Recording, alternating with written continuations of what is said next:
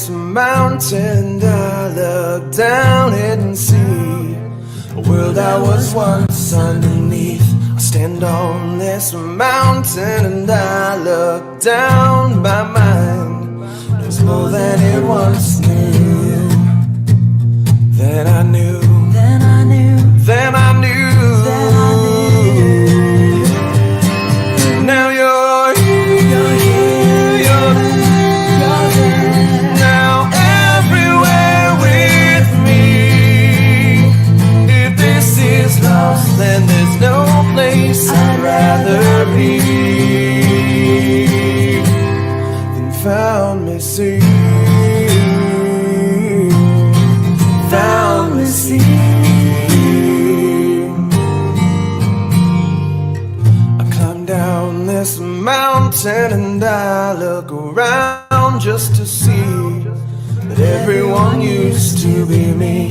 I climb down this mountain and I look around, my mind embracing more than the truth, than the truth, than the truth, than the truth, than the truth. Now you're here, you're here, you're there. Now everywhere with me. If this is lost, then there's no place I'd rather be. Found me, see. Found me, see.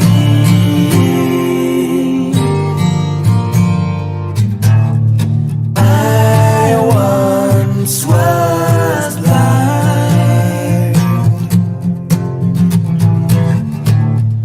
but now I see the beauty of the world before me. Now you're there. Now everywhere with me. If this is lost, then there's no place I'd rather be. Now you're here, you're there. Now everywhere with me. If this is lost, then there's no place I'd rather be than found me, see. Found me, see. Found me, see.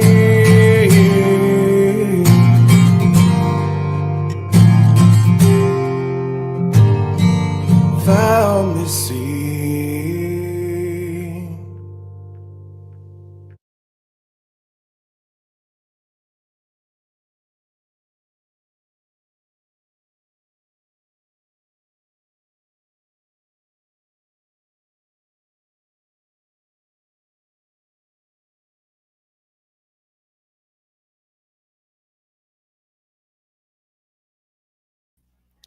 Hey, y'all.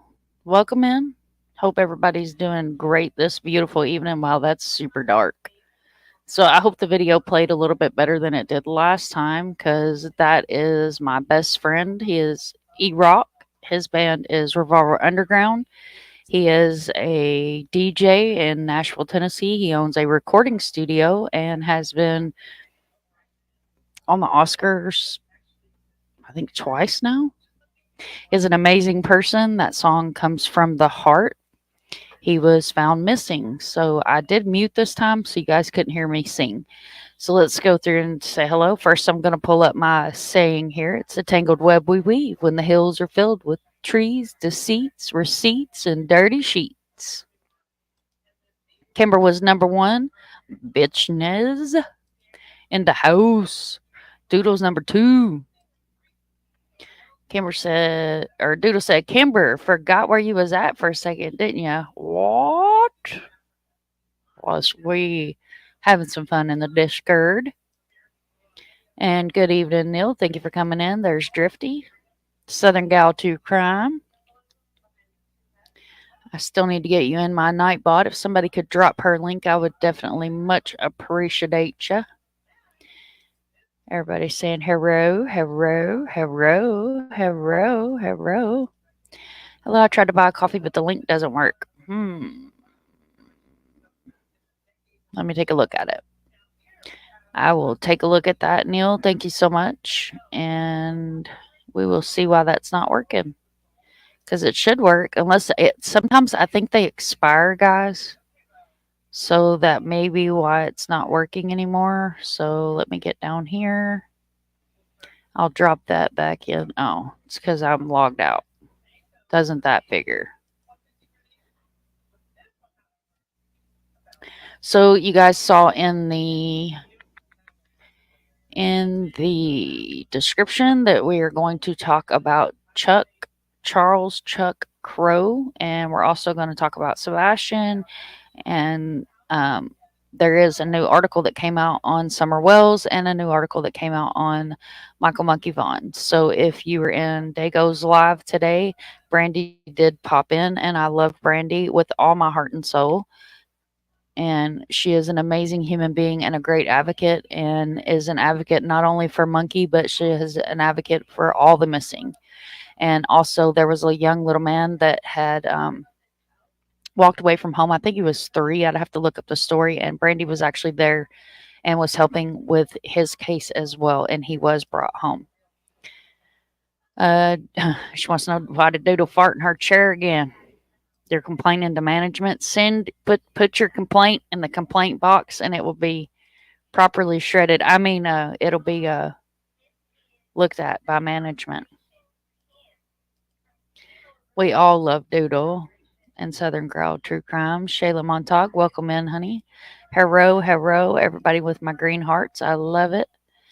Everybody saying hero, hero, hero. Please leave some DNA on that like button. And the reason I say leave some DNA on that like button, because it's your device. So your touch DNA will stay with your device. There's my beautiful Far. Thank you for coming in. There's my beautiful Nightbot, letting everybody know, believe in yourself. You're braver than you think, more talented than you know, and capable of more than you imagine, because we like to keep it positive around here. Thank you so much for sharing on your community page. I do appreciate that. I love you too, Kimber. There's where you guys can order a free safe kit and have your own child's DNA. Webwafer, welcome in, love. Guys, if you are not subbed up to the docket, what are you doing with your life? If one of my mods could drop his link, that would be amazing, because I need to get him in the Nightbot too. He has been covering Shabusiness, because we all know what Taylor Shabusiness was up to. Some bad business. That woman is something else. She is what nightmares are made of. I tell you what, when we were at CrimeCon, Mr. Monster, Mr. Sunshine, got to hear Joseph talk about Miss Taylor's business. And the other day he was telling somebody, he was like, I learned how to dismember a body and and it's because we were talking about business. Let me think. Let me knock on Mr. Noggin. Who could trick us into doing that? Could have been Satan. But we love Webweaver. She's one of Eric the Docket's amazing, beautiful mods. B. Williams, welcome in. Welcome in. Everybody's saying hero. Thank you so much. I love that song. Before he went on American Idol, he actually drugged me in my office and was like, "You got to listen to this song before I put it out." And I was like, "Oh my God, I love it. It's amazing." And he has a bunch of other really good songs too. But that one is a song that I hold very close to my heart, because I got to hear it before anybody in the public did. And if you go further back on my channel, I actually tell his story. And he was on the Montel show. He was his mother was her innocence was taken from her. She got pregnant, and she gave him up for adoption. He got adopted by a very loving family. And when he got older, she actually became the person in charge of the FBI's unit for internet crimes against children. And she was able to find him through resources that she had met and people that she had networked with in the FBI. She was able to find him, reached out to him. They actually wrote a book together. You can find it on Amazon. It's called I Called Him Jeremy. She farted in your chair again? Dude, y'all, if y'all can see her, probably not because she's so little. I got a wiener back here, and I'm sure she's graciously farted in my chair too. So, you like that? The dirty sheets? Yeah, buddy. I came up with that like a while back. I actually need to put it on a Mama Bear. Hey, baby. If somebody could drop her link as well, I would definitely appreciate that. That Buy My Coffee should work if you do want to donate to the Buy My Coffee. Anything that gets donated to the Buy My Coffee does get turned around and put in billboards because they are a great tool. True Crime, welcome in, honey. Thank you so much for being here. So once we get through, I like saying hi to everybody. I want everybody to know that you are welcome and loved, and I appreciate you being a part of this community. And we're going to go over a story today. So, as many of you guys know, I work with Simply Stranger on Twitter, and Simply Stranger is an amazing advocate. Thank you so much. No, you're awesome. And it's always appreciated, never expected. If you guys want to donate, I definitely appreciate the donations because at the time, I'm the only one working, and all those donations get put into billboards, and I do what I can, and I do my best to be able to do what I can for the missing, and I still do work 40 hours a week. That's why you guys don't see me live during the week a lot of times, because I am a space case when I get off work. So let's get into the, what does that say? If they keep picking at each other, are you going to pull over? We will pull this stream around, and nobody will get snacks. Nobody will get snacks or coffee.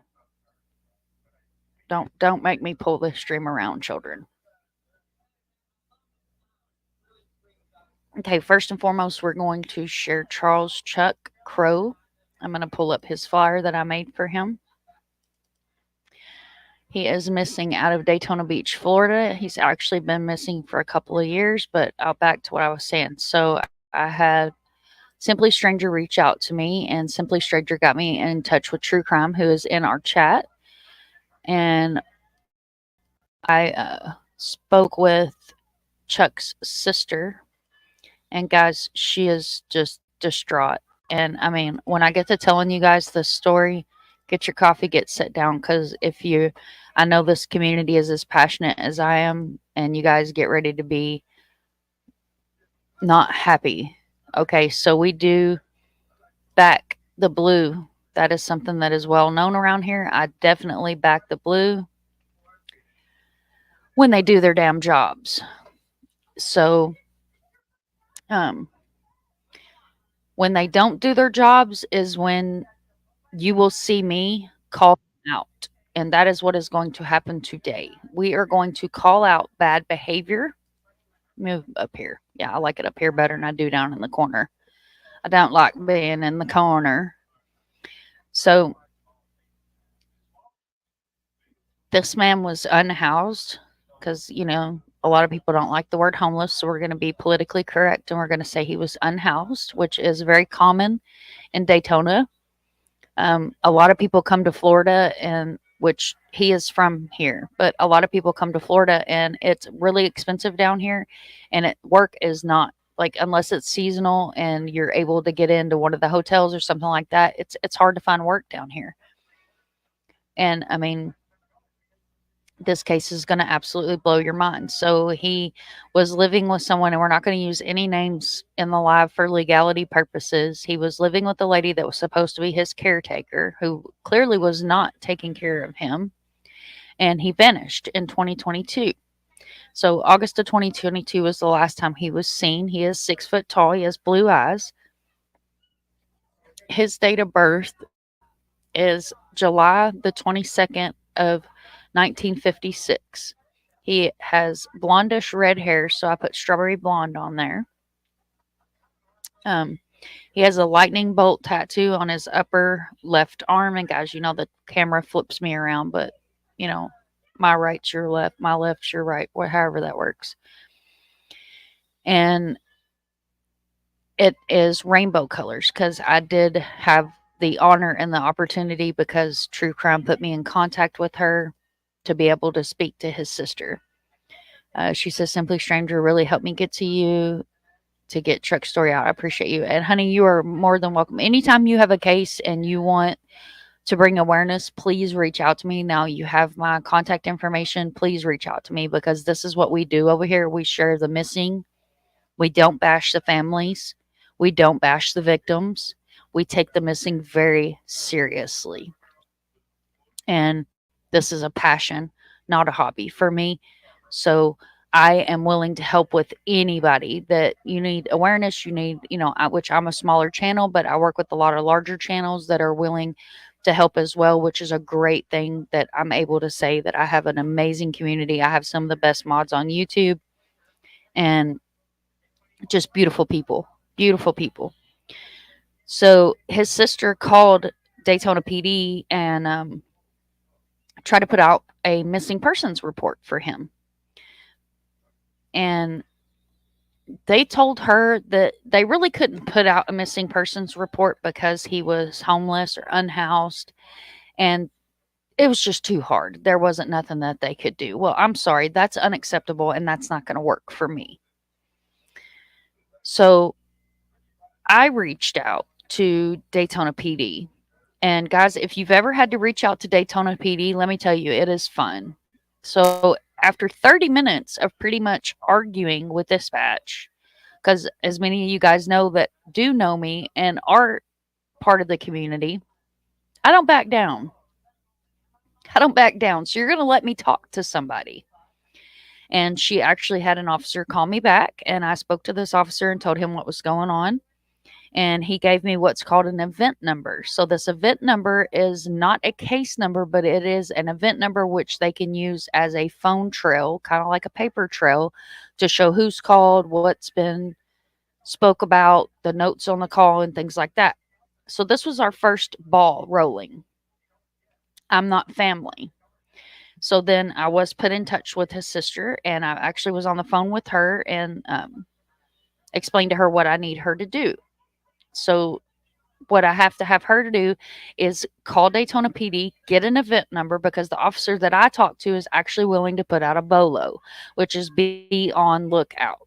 So we really want a missing persons report out there, but a BOLO is a good start to a movement and getting awareness out and getting his case out there, where it is sent out to police in Daytona Beach, and they're able to see, hey, if you see this person, he's missing.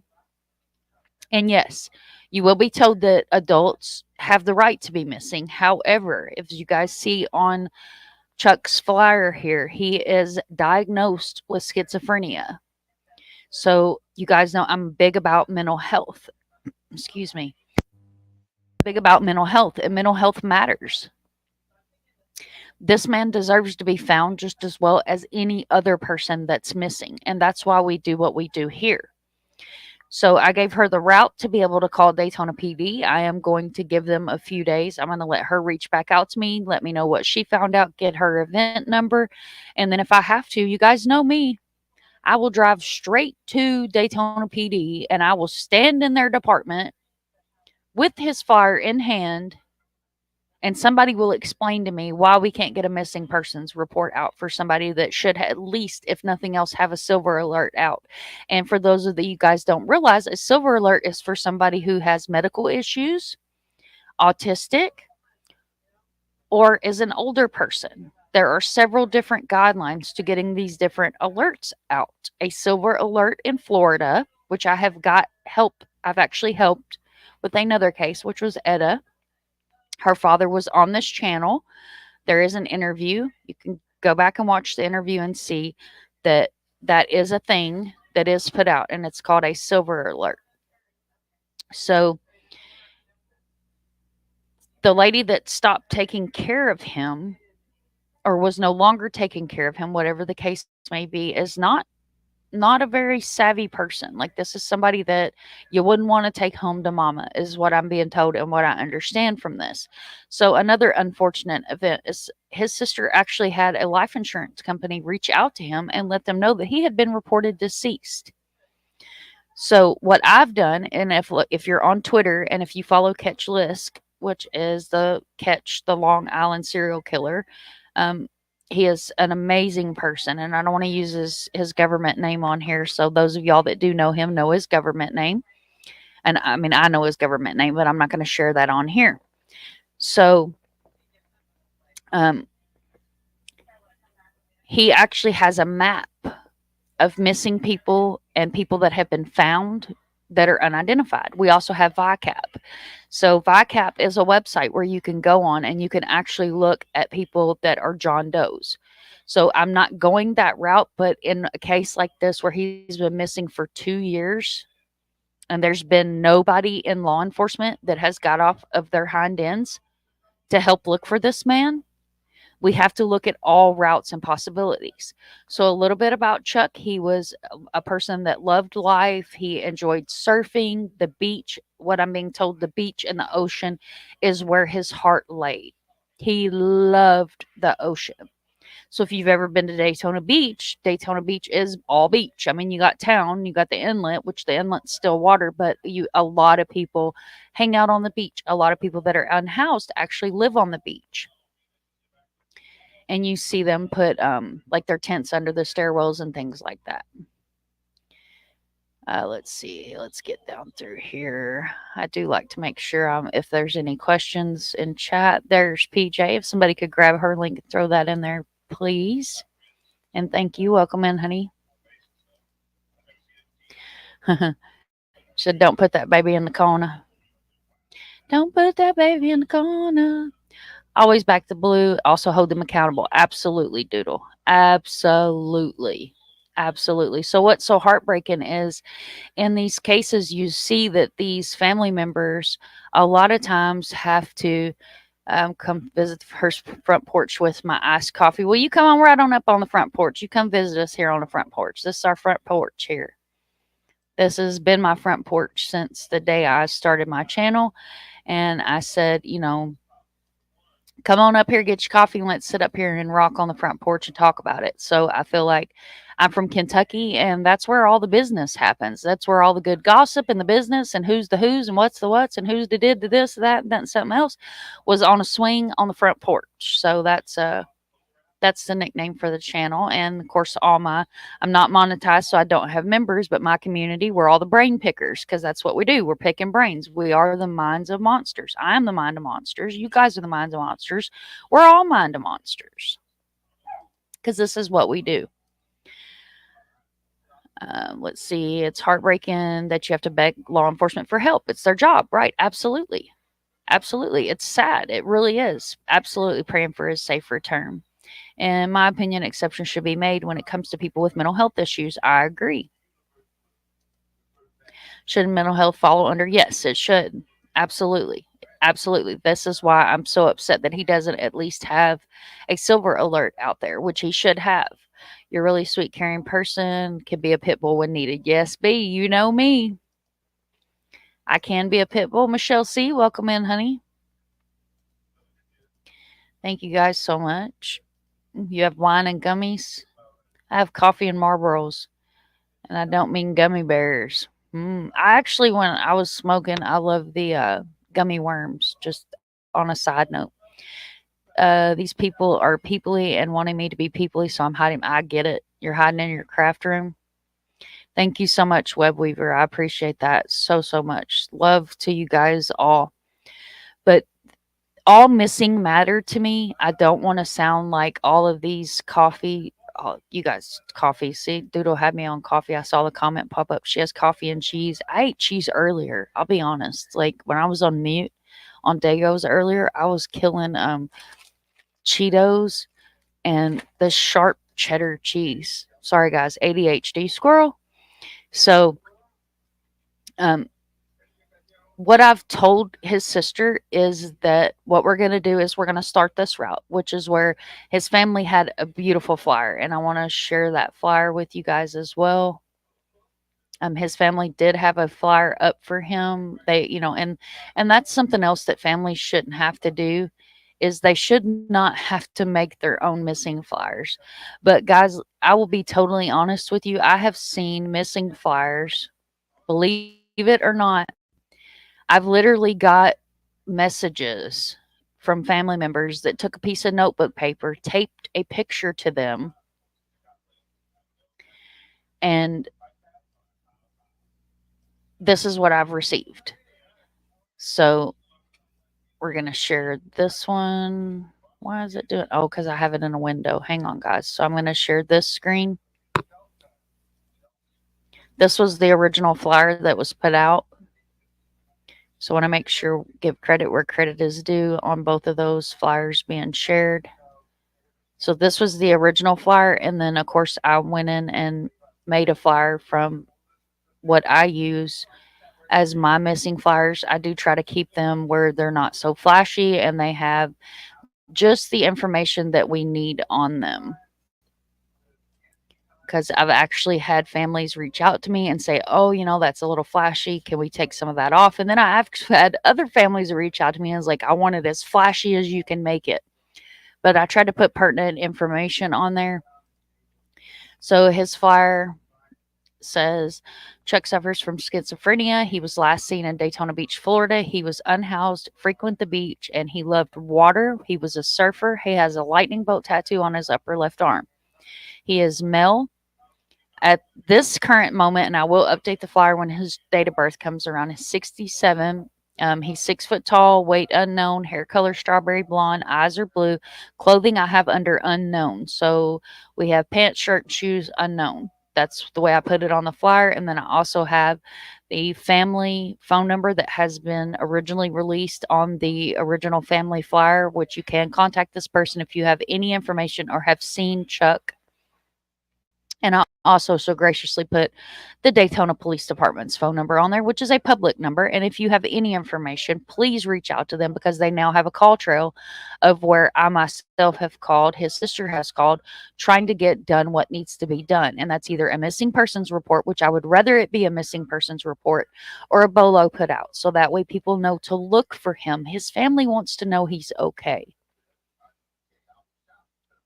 And that's what's important is when these people are missing, extra sharp. That's my stuff. Yes. You're cleaning and doing housework, listening and doing housework. Awesome.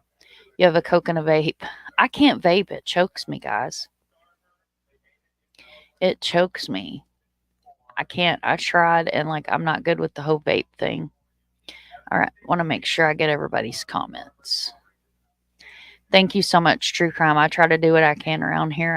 We're a very missing person based channel. We do decompression lives, which is normally what I do on the weekends is a decompression live. And Mini Monsters, my son, he actually reached out to me and was like, hey mom, are you going to do a decompression tonight? And I said, I normally do my decompressions on the weekends, but we're not going to do a decompression tonight because I have a case that I really feel like needs to be put out there. And then, of course, I will open up panel after I discuss the updates that I want to discuss. I'll open panel and then we'll have an open conversation. If you have any questions, please put them in the chat. Don't hesitate because this is what we do.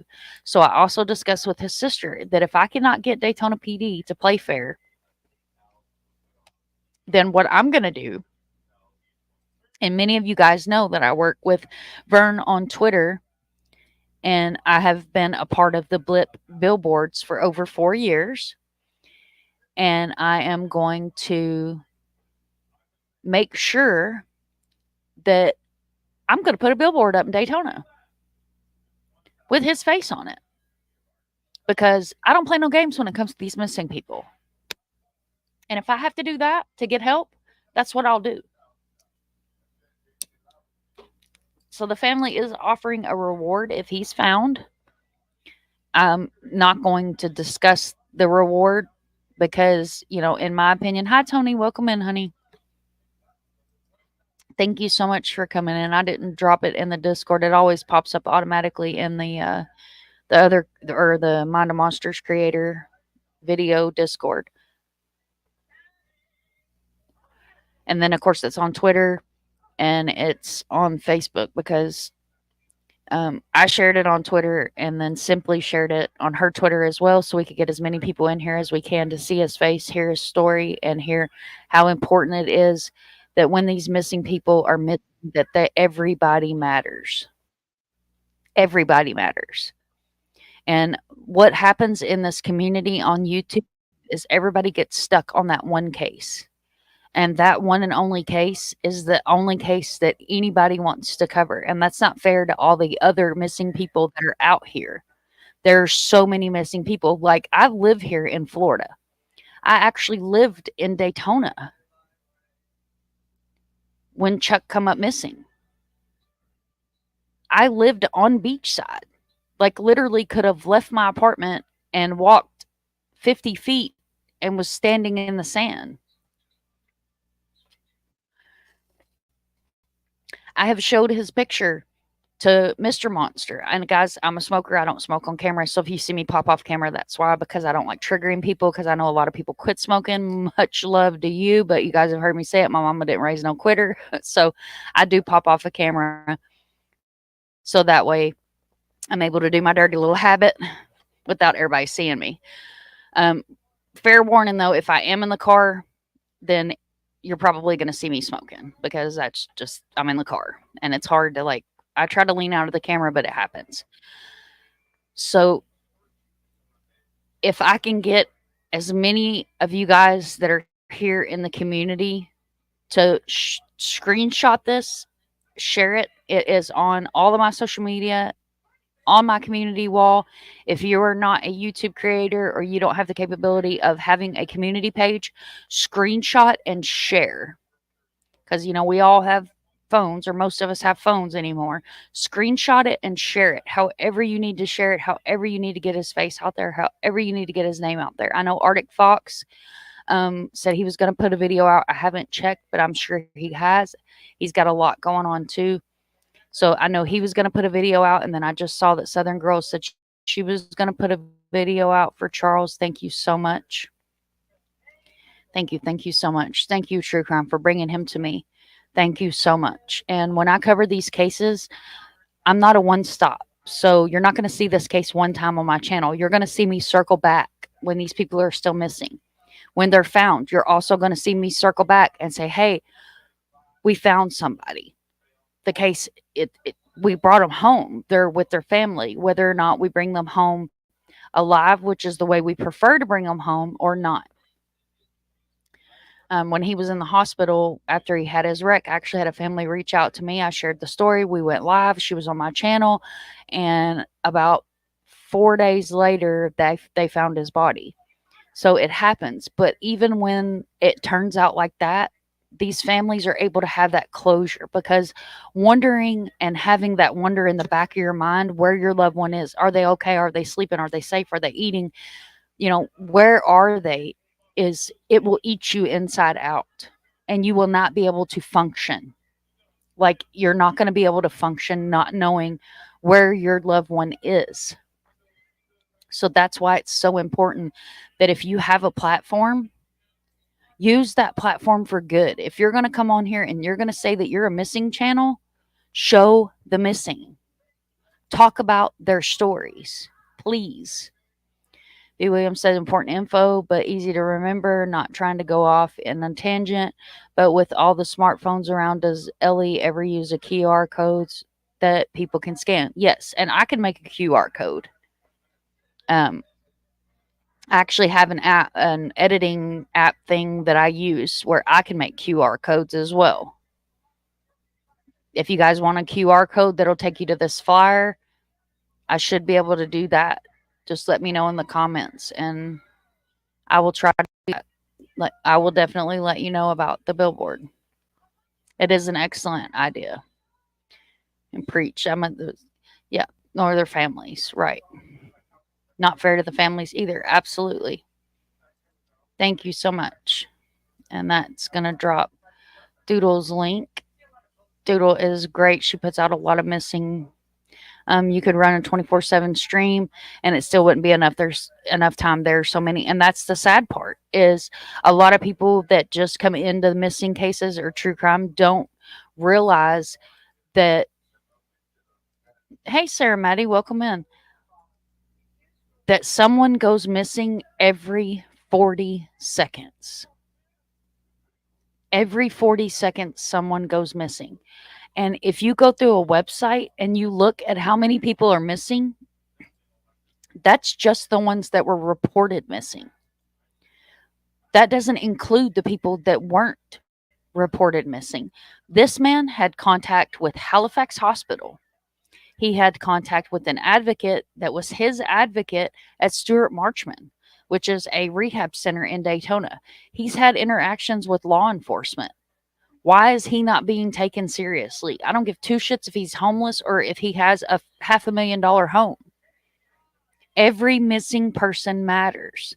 And that's why we are starting and showcasing tonight's show with his story. This was a man that loved life, loved the ocean.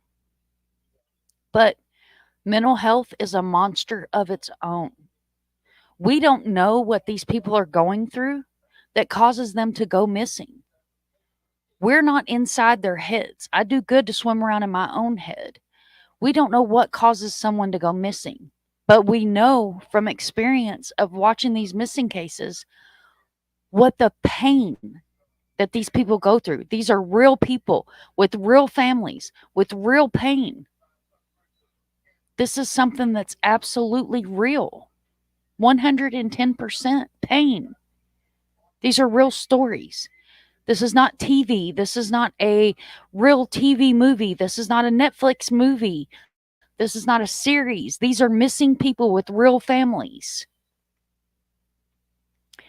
Everyone wave at Addie. She's my granddaughter. She's here. Hi, Addie. Thank you for hanging out with us. Thank you, Kimber. And if you want to drop your link, Kimber has earned her community page. I just reshared your ex post, and I will share his file on my community. But thank you, Web Weaver. You're awesome. Thank you so much. I will get a copy screenshot of the poster, and I will post it on my channel, my community page. Thank you, Mama Bear. Thank you so much. And his poster is in Discord under Missing Flyers as well.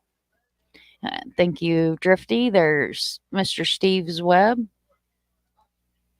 Put up all the flyers you sent me here in Washington. I'm going to print some more because people keep taking them down. Thanks for the...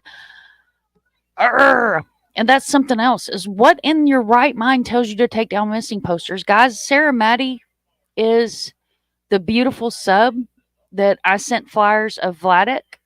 I've got one of his cards right here. This is Vladik Castle, missing out of Orlando. He was in the slide at the beginning, and I have flyers right here that are Vladik's flyers. I have actually been to his vigil. I've wrapped my arms around this man's family. I met Bethany at CrimeCon, and then again at the vigil. I have wrapped my arms around his mom and his dad. This is another one. This is a Marine. He is a Marine that is missing out of Orlando, Florida. This picture right here, this picture is from body cam footage where he interacted with an Orange County police officer. That's where this picture come from. And there's QR codes on his flyers as well. And then the little card that I just held up. These are business cards. So let me tell you what we do with these. And I'll get back to thanking Maddie, Sarah Maddie. So what it's called is the National Flyer Drop. Vern started this. It's called Taking It to the Streets, and that's putting up billboards or flyers. So Sarah actually went and posted flyers of Sebastian and of Vladik all over the place in Washington. When she posted those flyers, she did an amazing thing because she took time out of her life and her family to put these flyers up. And I understand if you can't print the flyers, if you can't send them out, I will send them to you. I sent them to her. And I actually sent her a channel cup as well, which I think I sent her one of the True Crime Junkie ones. But I have these channel cups that Drifty made. I had a whole box of these bad boys. And unlike, I don't sell merch over here. This is a Mind of Monsters channel cup, and it is a stainless steel drinking cup. I sent her one of these so she could put water, sweet tea, whatever she needed in it to go put those flyers out, because it means the world to me. But I'll tell you what I do, guys. I take these little cards and I stick them everywhere. The grocery store, Goodwill, anywhere that I can think of, I stick one of these cards. My wallet's full of them. Because you never know when somebody's going to see that missing person's face and it's going to trigger something. They're going to be like, hey, I saw that person. We went to search for Vladik. And I actually encountered a big group of unhoused people in Orlando on Alafaya Drive. And I have him on my phone. I have flyers in the car. Not these flyers. I had some other flyers that I had made early on. And I showed him and I was like, hey, have you seen him? And one of them had seen him.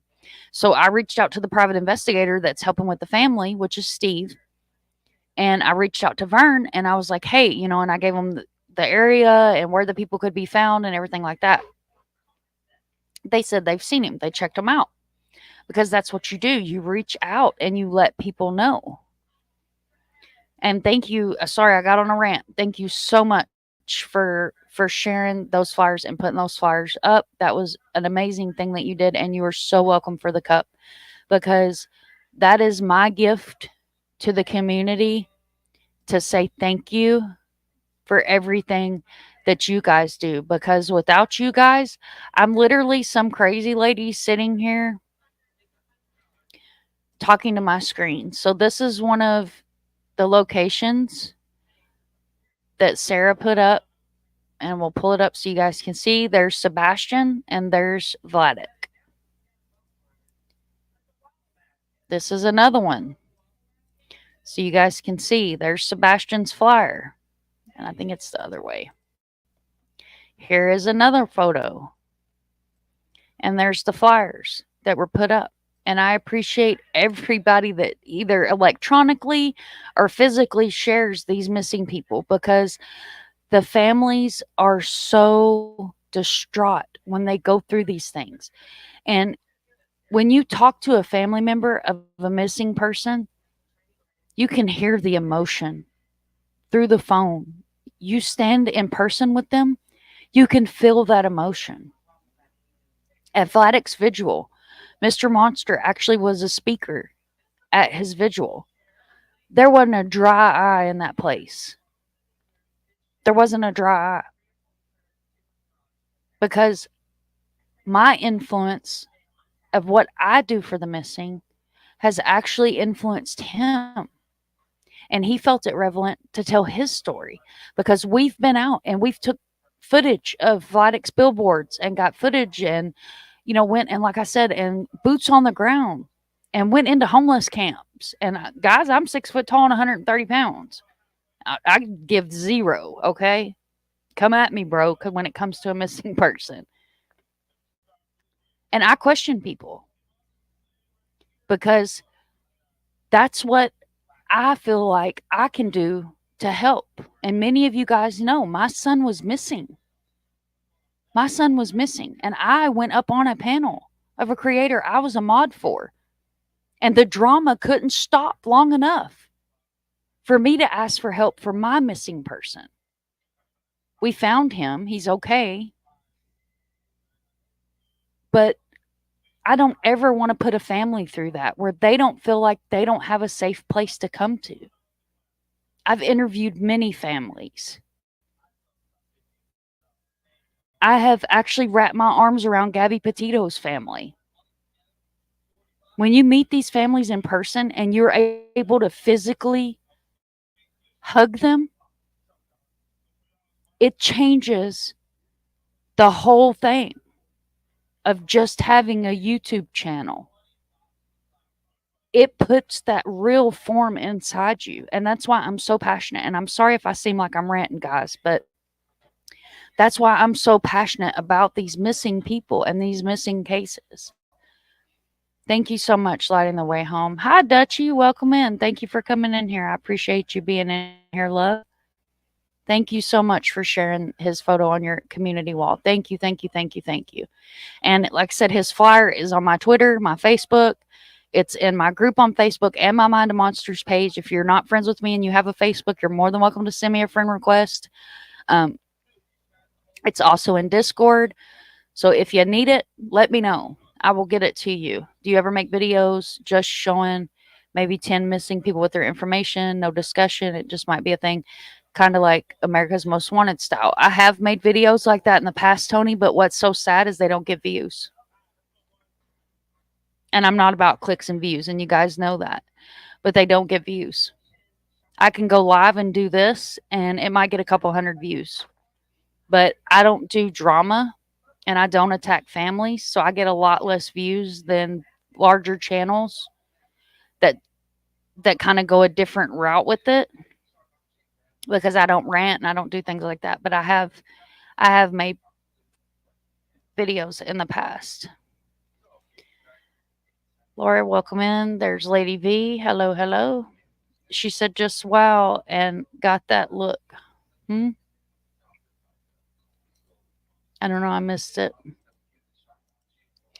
Kimber, I shared you on my community page earlier. I can't drop my link. Oh, I'm sorry, honey. I forget. Doodle can definitely drop it. You're so welcome. Simply Stranger, thank you so much for bringing his case to me. Thank you, thank you, thank you, thank you, thank you. I appreciate that. I really, really do. And, you know, another amazing advocate. If you're not on Twitter, or if you are on Twitter and you're not following Simply Stranger and True Crime, please follow them, because she puts out a phenomenal amount of information on all kinds of cases.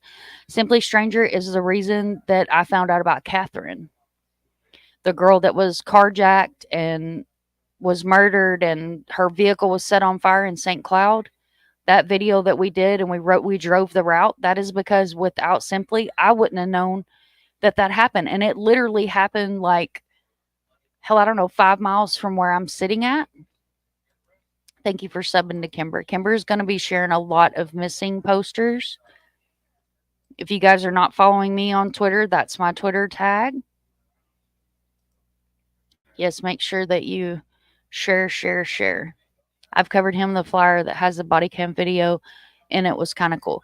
Yeah, his sister made that.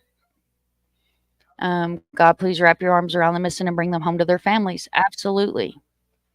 It is so upsetting that people would rip them down. I don't know. And what's so sad, Maddie, is we see that in a lot of these cases. Harmony Montgomery, who's missing out of Manchester. Her flyers were being ripped down. So many missing people's flyers get ripped down, get taken down. And I'm talking about flyers that are on light poles, not in businesses. Not like, oh, I have we have guidelines and, policies that we can't have stuff like that up. I'm talking about like in public places. The billboards, depending on where the billboard is at, you set the billboard for however much you want it to run for that day. And then it blips however many times for that day. You can set it up where there is a pull amount of money in the account, and it'll pull from that daily 5, 10, 15, 20, however much you want to set it for. It'll pull from that daily pull, or you can set it up directly to pull from your debit card at the end of the day. Yep, the Junkie Cup. Okay, I thought that's what it was the True Crime Junkie Cup. Thank you, Duchess. I appreciate that. And you're amazing as well. If you guys are not subbed up to Duchess, please make sure you sub up to Duchess as well. She does great work for the missing. Duchess has billboards up for Sebastian, and Cluminati is helping her with those billboards, as Duchess has some family stuff going on that she's taken care of as well.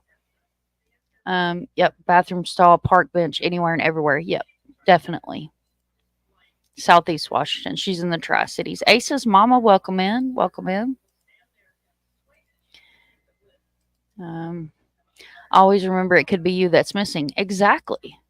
Exactly. And you guys, something I wanted to share with you guys is earlier, when we were on Dago, somebody brought up the United Cajun Navy. So I work with a girl that is a retired police officer out of New Orleans. And do you know that she told me that they never reach out to them because whenever they do reach out to them, they don't help come look for the missing? Do you know how sad that is? Do you know how sad that is? It absolutely broke my heart. I figured I'm close to Boise, Portland, Spokane, Seattle, kind of a hub here. I had to do something about Sebastian. It touches my heart. And I appreciate you, Sarah. I do. I appreciate you so much, honey, for reaching out to me. No, Vladik is still missing. He is still missing. No updates whatsoever, Web Reaver. He's in LC Valley. Do you know where? Okay, you guys are having a conversation. Everybody's saying her, hello, hello, hello, hello. That's true. My missing person Monday videos get the least views. Exactly. And I love that you do the missing person Monday videos. Also, if you guys are on social media, use hashtag missing poster Monday. And that is a trending hashtag on Mondays. You can grab one missing person that's close to your heart or 50 missing people. Copy and paste that on each flyer that you share. And then those of us that are part of the Missing Poster Monday, Lighting their way home, actually started that. A lot of law enforcement has adopted it. And they also share flyers so that we get that hashtag trending every Monday. And you'll just see an influx of flyers being shared. Yeah.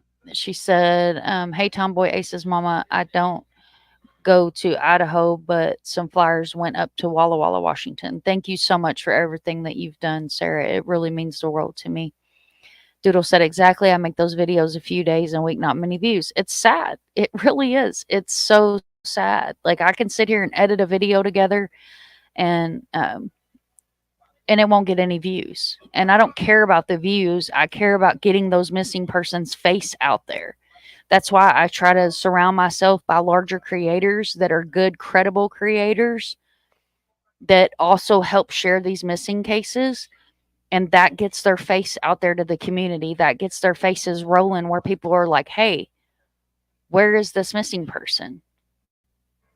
Why have I not seen this missing person? Thank you so much, Simply Stranger. You're awesome, honey. You're an amazing, amazing human being, and I appreciate everything that you bring here. What platform? Any platform. So Simply Strangers on Twitter, if you're looking for her platform. Meta Mom Christy, welcome in. Flies on the Cold Saw. Hello, love. Welcome, welcome in, welcome in. And go back through comments again, and then I'm going to pull Charles's flyer back up for those of y'all that are just coming in. Definitely replay crew. It's storming pretty bad here. I have to go, please, everyone. So you be careful, Doodlebug. You be careful. You be careful, girl. Saying hello to everybody. This is just letting everybody know this is an adult channel. Sarah Maddie says, Tomboy Richland, to be more specific. I used to work for the park, so they let me put them up. The glass cases will send pics soon. Thank you so much, honey. Salty, welcome in, love. There's Wisdom Speaks. Hello, hello, my dear. It's very sad. My little videos get 8 views. See? Flies on the coleslaw scene. I have seen electric company workers take the flyers off light poles. The law says it's a distraction, so I'm going in front of my local city council to ask why are missing flyers a distraction. Thank you so much, Flies on the coleslaw. I appreciate you. Sending prayers for all the missing. Salty, what are the kids doing? Part 2, election posters are a distraction. Exactly. What the hell's the difference in an election poster and a missing person that we're trying to do good and get their faces out there? Ace's mama says Wally the Gator's dad, Joe, had a heart attack a couple weeks ago. Oh my God. Are you serious? I may try to reach out to him. For those of you that don't know, Wally was a support emotional alligator, and it's a heartbreaking story. Where's a good place to get flyers online? My community wall, Twitter, the TBI website. Reach out. My email is in my description. Nightbot will drop my email. I'll get you flyers. I will get you flyers. But if you can go to like the law enforcement's website for those that have missing cases that have been risen and are out through law enforcement, then you can get flyers from their website. NCMEC is also another great website to get flyers from as well. Election posters or not. I agree. Thank you, Flies on the Coastlaw, for everything that you're doing. You're an amazing human. I don't do many videos, but I share your post on my YouTube. Thank you. Well, he dropped down off of us. He'll be back. They saying hi to Kimber. Wisdom, that's what I've been doing as well. I am creating, but I want to start doing more videos and learning. If you need any help, just reach out and I will be more than happy to help you do anything. Flies, that's a good question. Why are missing flyers a distraction? That's crazy because we put up billboards. These are billboards that are digital and they flip and they blip and they're lit up. So how the hell is a missing poster a distraction? That infuriates me. Sarah Boone is on her 8th attorney. She's still unhappy. That's going to be an interesting trial. I agree. I really wanted to go to her trial, but it's such a mess that I'm probably going to end up going to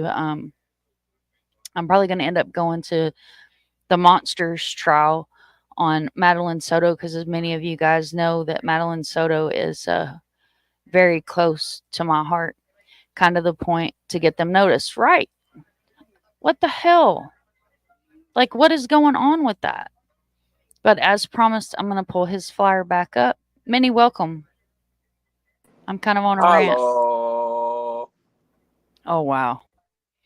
So I'm kind of on a rant, but welcome in. So this is Charles Chuck Crow. Again, his missing flyer can be found on my Twitter, my Facebook, my community wall, and in my Discord under missing flyers. Please share his name. Please share his face. He is missing out of Daytona Beach, Florida, and we have been unable at the current time to get Daytona police to actually do their job and put out a missing report for this man. He was unhoused or homeless, however you want to choose to say that. He is 6 foot tall. I have his weight as unknown because, again, his family hadn't seen him, so we really don't know how much he weighed at the time. He was last seen in the Daytona Beach area. We're going to start at Halifax, which is out by the NASCAR track, and work our way to the beach, which is over the International Speedway Bridge on beachside. So if you have seen him, the 2 phone numbers on the bottom, the top phone number does go to family. The bottom phone number, I took it upon myself to put Daytona PD's phone number on there. I am currently in contact with Daytona PD and his sister, thanks to Simply and thanks to True Crime for bringing him to my attention, bringing his case to my attention. So we are going to do everything we can here in this community to push, because that's what we do. We back the blue, but when the blue doesn't do their job, then we push, and we are loud, because I am loud and I am country and I will be heard because I don't back down and I don't give up. All right. You're so welcome, honey. I figured you would. Yeah. Yeah, that case is like hit my heart deep, guys.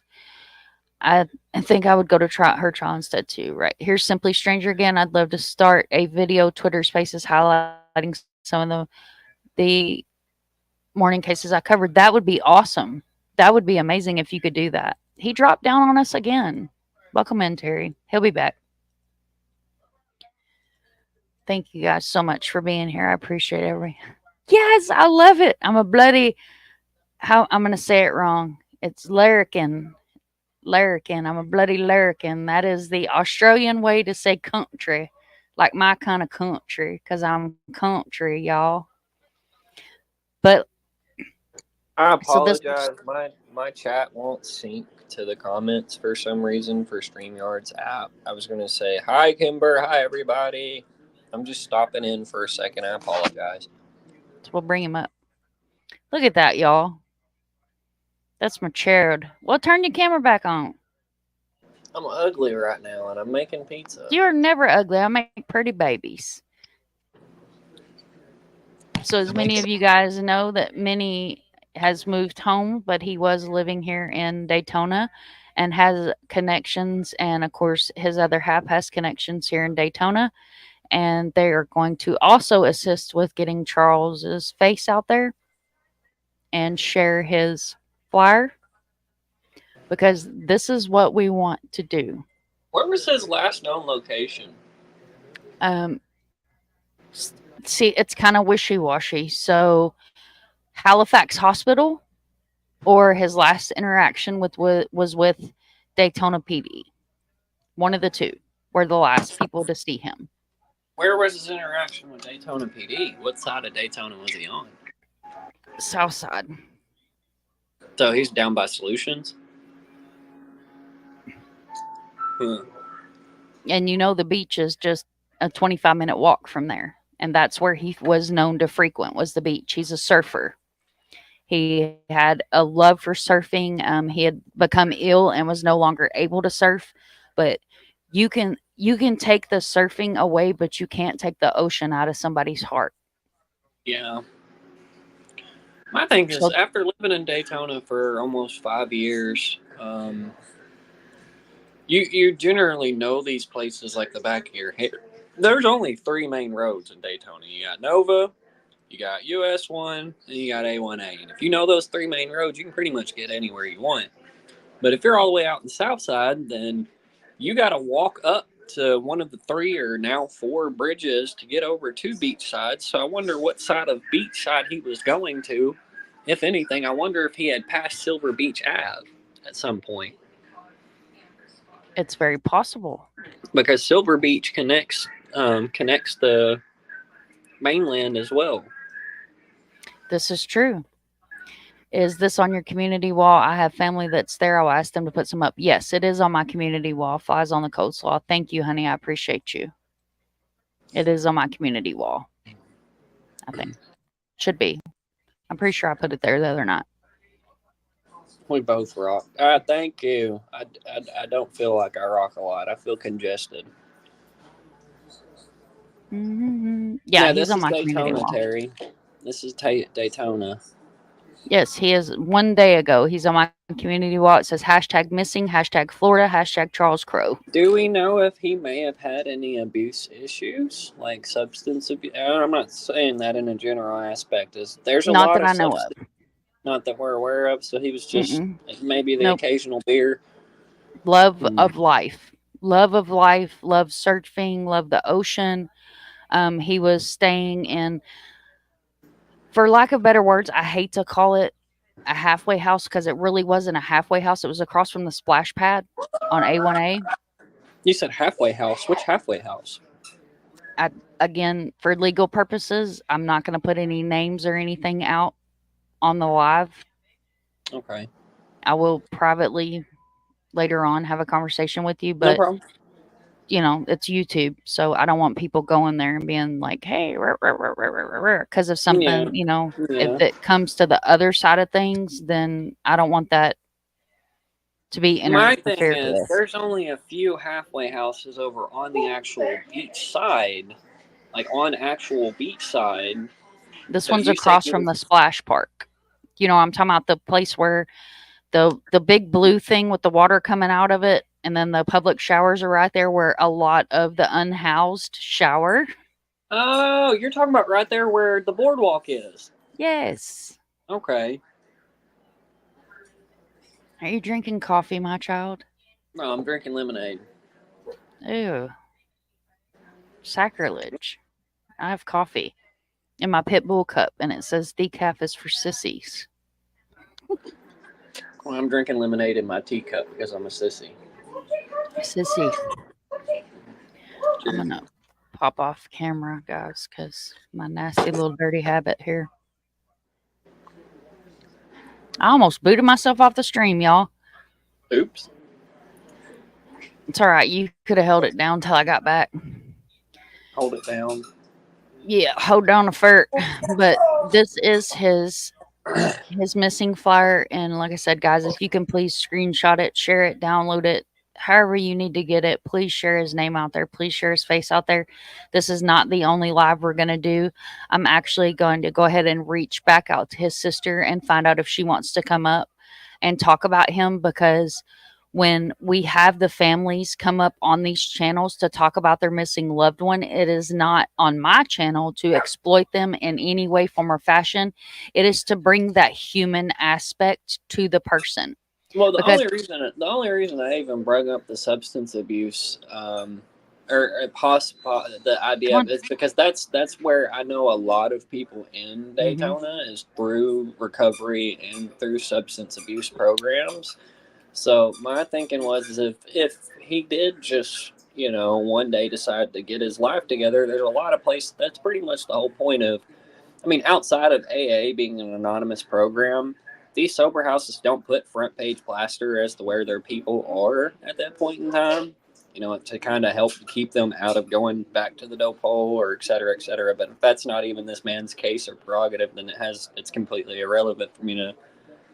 Terry, you can get it from my Twitter, my Facebook, my community wall. It's also in Discord. Or if you want me to, just let me know in the comments and I will email you a copy of it. This is my flyer that I made. So I have the original PDF download and I will send it to you. Simply Stranger said it makes a difference getting the family involved, making it real people, because like I said, I can sit up here. Thank you, Kimber. You're awesome. You rock. I can sit up here and I can tell you guys about him and I can tell you guys his story, which is what I do and I love to do, is talk about missing. But to hear from a family member, it brings that real aspect into it. Like I was saying earlier, these are real people with real families and real pain and real stories. And when you have that family member up there, it brings that human aspect to it. You get to hear the emotion in the family member's voice. You get to feel the emotion through their voice and hear what they're going through. She says he hasn't been seen since like 2022. Absolutely. Absolutely. And it's sad that it's been 2 years almost. That's what extortion looks like. And what, did you have Romeo up there? Yeah, he's trying to extort me for more treats. I'm sorry. That's my grandkitty, y'all. He's trying to extort me. Where's the bean? The bean is over there doing bean things. She's all the way over there. Is she with her mom? Yep, she's with Jen. So we just got done playing. I'm being extorted as I stand here and try to cook pizza. I'm sorry. I figured I'd show the comments section, the extortion. If you're wondering why I have a random meow in the background, it's because my cat's currently waiting for me to give him more treats. Did y'all get him more treats like Grandma sent? Yeah. Here's the thing. You started him back on his treats, and he has not stopped at all. Like, you unleashed a fucking demon. Excuse my French. Dear God. We're not monetized yet again, are we? No, we won't never be monetized. I don't know. I didn't want to say the expletive word. But no, ever since he started back on his treats, he has turned into a total fiend. Like a total fiend, dude. A treat fiend? Oh, God. You can't walk in the kitchen. You can't walk inside the kitchen without him being like... Are you cooking? You make my whole chat hungry when you do that. What? Do you know I still have people talk about your egg sandwich, sir? When did I make an egg sandwich? On the live where we were talking about Riley's updates. I might have made an egg sandwich. I don't remember making an egg sandwich. Oh, yeah. If Tony's still in here, he can tell you about it. Dude, I made some egg salad the other day, and that shit was amazing. What is this, a cold case you brought back out? I'm sorry to ask questions. Don't ever be sorry to ask questions. No, and sadly, this is not considered a cold case because Daytona police never would take a missing report for him because he was unhoused or homeless. And that's not fair. And they gave his sister, yes, they gave his sister the excuse that because he was unhoused, it would be pretty much too much trouble to put out a missing persons report for him. So when I Now, called we're and I spoke to Daytona. Daytona police, I pretty much got the same story, Unless and it's I something, fired back. unless it's something that makes Daytona money, they don't want to do anything with nothing. I don't care. I don't care. If they're going to do this, they're going to share it. If I have to go to their somebody that's office, had an officer pull over to do a wrecker scam on her, and no sooner than 5 seconds later, there was a wrecker right there. Now, I'm sorry, anytime you've ever been pulled over in your life, it usually takes about, what, an hour, 2 hours to get the wrecker out there? This motherfucker was there about 5 seconds later. No sooner than Jen sitting in the back of the cop car, the fucking wrecker was standing there because they get kickbacks off the shit. The thing about Daytona is if it don't make them money, they don't want to get up off their fat asses.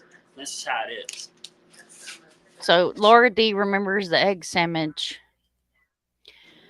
Oh, so God. Daytona police doesn't want to put out a missing report for him because he's unhoused and he could be anywhere. I don't care. This is where it goes back to every missing person matters. And when I first talked to the officer, he gave me pushback. And I told him, I said, let me explain something to you.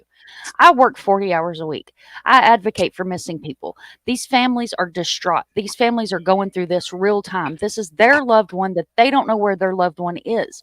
And I'm the person that reaches out to you guys because a lot of families don't know how to deal with the police, especially when they get pushback. They're like, oh, well, the police won't help. That doesn't work for me.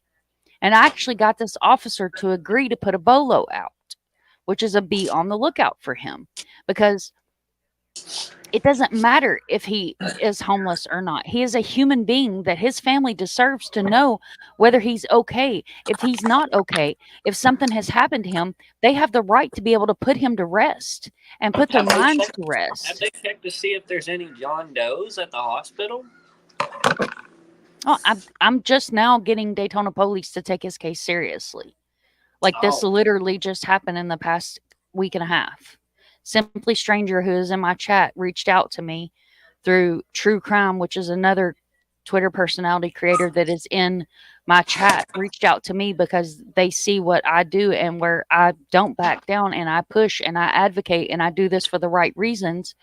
They reached out to me and said, hey, can you help? And, you know, they know me. Well, Simply knows me, and True Crime is getting to know me. And they know that I'm not going to stop until somebody listens to me. If I have to go to the police department myself and say, hey, do something, I'm not going to let this go. Sarah Maddie says, does anyone remember the man that went missing for a week, then called his wife from the other side of the country, not knowing how he got there? The truth is stranger than fiction. That is crazy. I don't remember that.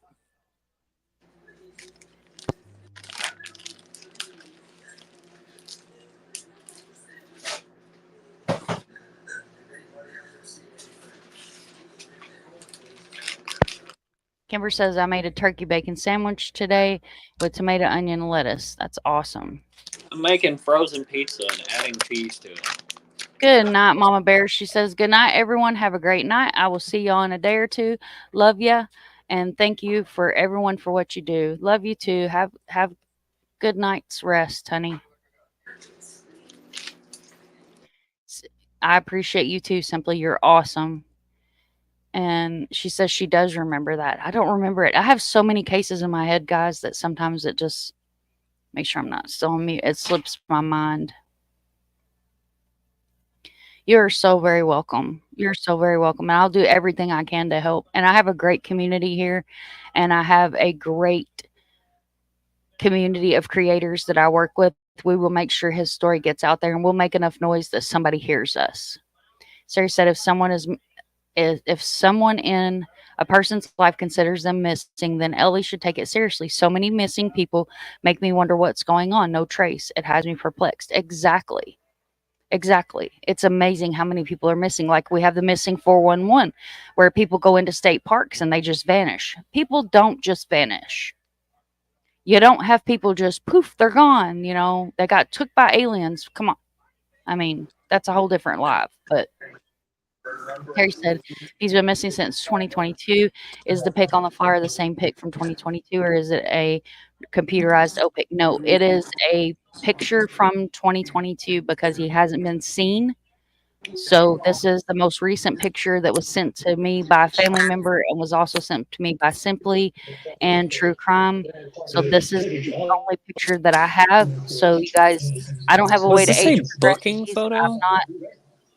I'm not law enforcement, so I don't have I don't have that. Is We can make is noise this a if we have to, right? Absolutely. Thank you, Simply, for everything you do. I just know that the photo got sent to me. State parks are wild for missing people. Absolutely. is this a 110%. booking photo from 2022, or is this an It could updated be. photo from the family? It could be. I still need to pull his police report up. I have the link to pull it up, his report, because, we have the sunshine law. So all that's public information. I need to pull that up, which I have other people that are working in the background too that help me with stuff. So I've got several different things in the works that are going on in the background as well as in the front of things. B says, I really worry about missing people in Florida. There's been some really bad hurricane weather over the past couple of years. Yeah, we've had 2 hurricanes that have hit the Daytona area. Simply says, oh my gosh, this man was arrested for being homeless over and over again. Exactly, he was. He was arrested over and over again, almost to the point where when his sister, when I talked to her on the phone, it was harassment. He was literally harassed by the Daytona police. And when we lived there in Daytona, you pulled his background, see, just constantly harassed. And We see, have in to make Daytona, it's a crime to be right. homeless. It's no different. But ever, I think, what was it, back in 2021, Yep. 2022, they started pushing all the homeless out of center Daytona and out towards like the county areas and in southern Daytona. Like they have giant signs up now to where it says it's the no panhandlers No law or panhandle. some Mhm. no panhandling bullshit. Well, Which there's a hell, sign on Ridgewood that it's a right beside the stop sign there by the speedway, and it says "Feed the squirrels, don't feed the homeless." I about yeah, blew my they gasket when I saw well, that we sign. also we have that same sign. If you go to Mardi Gras in Yeah. Daytona Beach, and this isn't slander or anything, it's right there up on the counter. You can look at it clear as day. I'm not lying. I'm not dying. LA may have took it down. I don't know, but I remember when I worked there, we literally had a sign that said, "Don't feed the homeless, feed the squirrels." And yeah, as fucked up as it is, that's kind of like Daytona. In a nutshell, the only people that care about people in Daytona are people in Daytona. The law enforcement there, the government structure there, it's only there to benefit financially. I was honestly There's two blessed. sides of beachside, right? You got the side of beachside where all your normal people live, and then you got your money, and that's the other side of beachside. Right. I was actually honestly blessed, and everything happens for a reason, whatever higher power you look at. And the officer that I spoke to, I gave him his name and his date of birth and stuff, and he looked him up and he said he's had a lot of run-ins with us for being homeless, and she just backed that up that it's trespassing, unlawful camping, and that's what I was saying was a lot of the homeless people are unhoused. They actually put their tents on the beach. But Like the under thing have is, the resorts that have the stairwells, and they put their tents underneath of them to kind of help from the sea breeze coming in, and they'll harass them. But the thing is like a lot of people that live in Daytona and know Daytona well is like even some of the shelters can get you in more trouble than it is just being outside on your own. You know what I'm saying? There's drugs, there's guns, there's all kinds of fucked up shit inside of those shelters where people Right. that are just taking advantage of the situation and not doing better with their lives take advantage of those situations. So for when it comes to things like 67-year-old men, for example, they don't want to deal with that shit. They'd much rather sleep under a fucking palm tree. They know at least then they have a fighting chance to be fucking safe. Excuse Right. all the fuckings, but Yeah, kind of keep that on a sorry. minimal level, please. I apologize. Talking about missing people, so Don't I want apologize, but what into I'm saying is, especially I could see in the mindset of an older man or an older gentleman is like I would much rather if I ever ended up in that type of situation again, I'm gonna feel better on my own than I am gonna feel better at a shelter around a bunch of people I don't know, or put me in a dangerous situation, or put me in a situation where I know there's going to be drugs or something extreme to that extent. I know I'm safer by myself. right. You know, It's because those kind extremely of, sad. and it's not even, I guess there's a big gray line across that as well too, is to where a lot of these facilities, they don't not all of them, but only some of them get government backing, and a lot of them are self-owned and self-operating. And different businesses in the areas like Publix and stuff, they will bring and drop off bread to these different places, and it's everywhere. It's any halfway house, homeless shelter there in Daytona, but a lot of them aren't government backed. I'd have to look a little bit further into it, but I think there's only one or two actual homeless facilities there. One of them being the what is it? What is that place? The church's name? They're everywhere. What is their name? The Salvation Army. Those are one of the facilities that do get government kickbacks as well there in Daytona. I actually stayed there, so this I know. I worked for them for a little bit.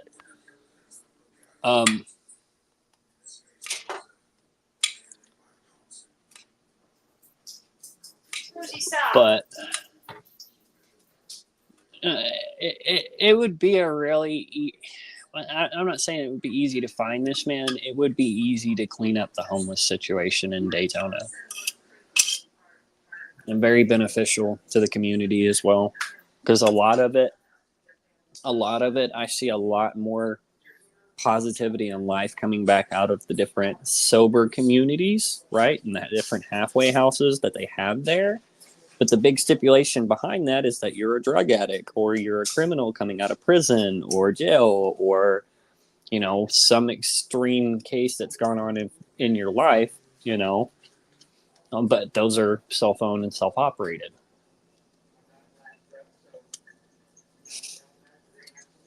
You still there? Hello? Where'd you go?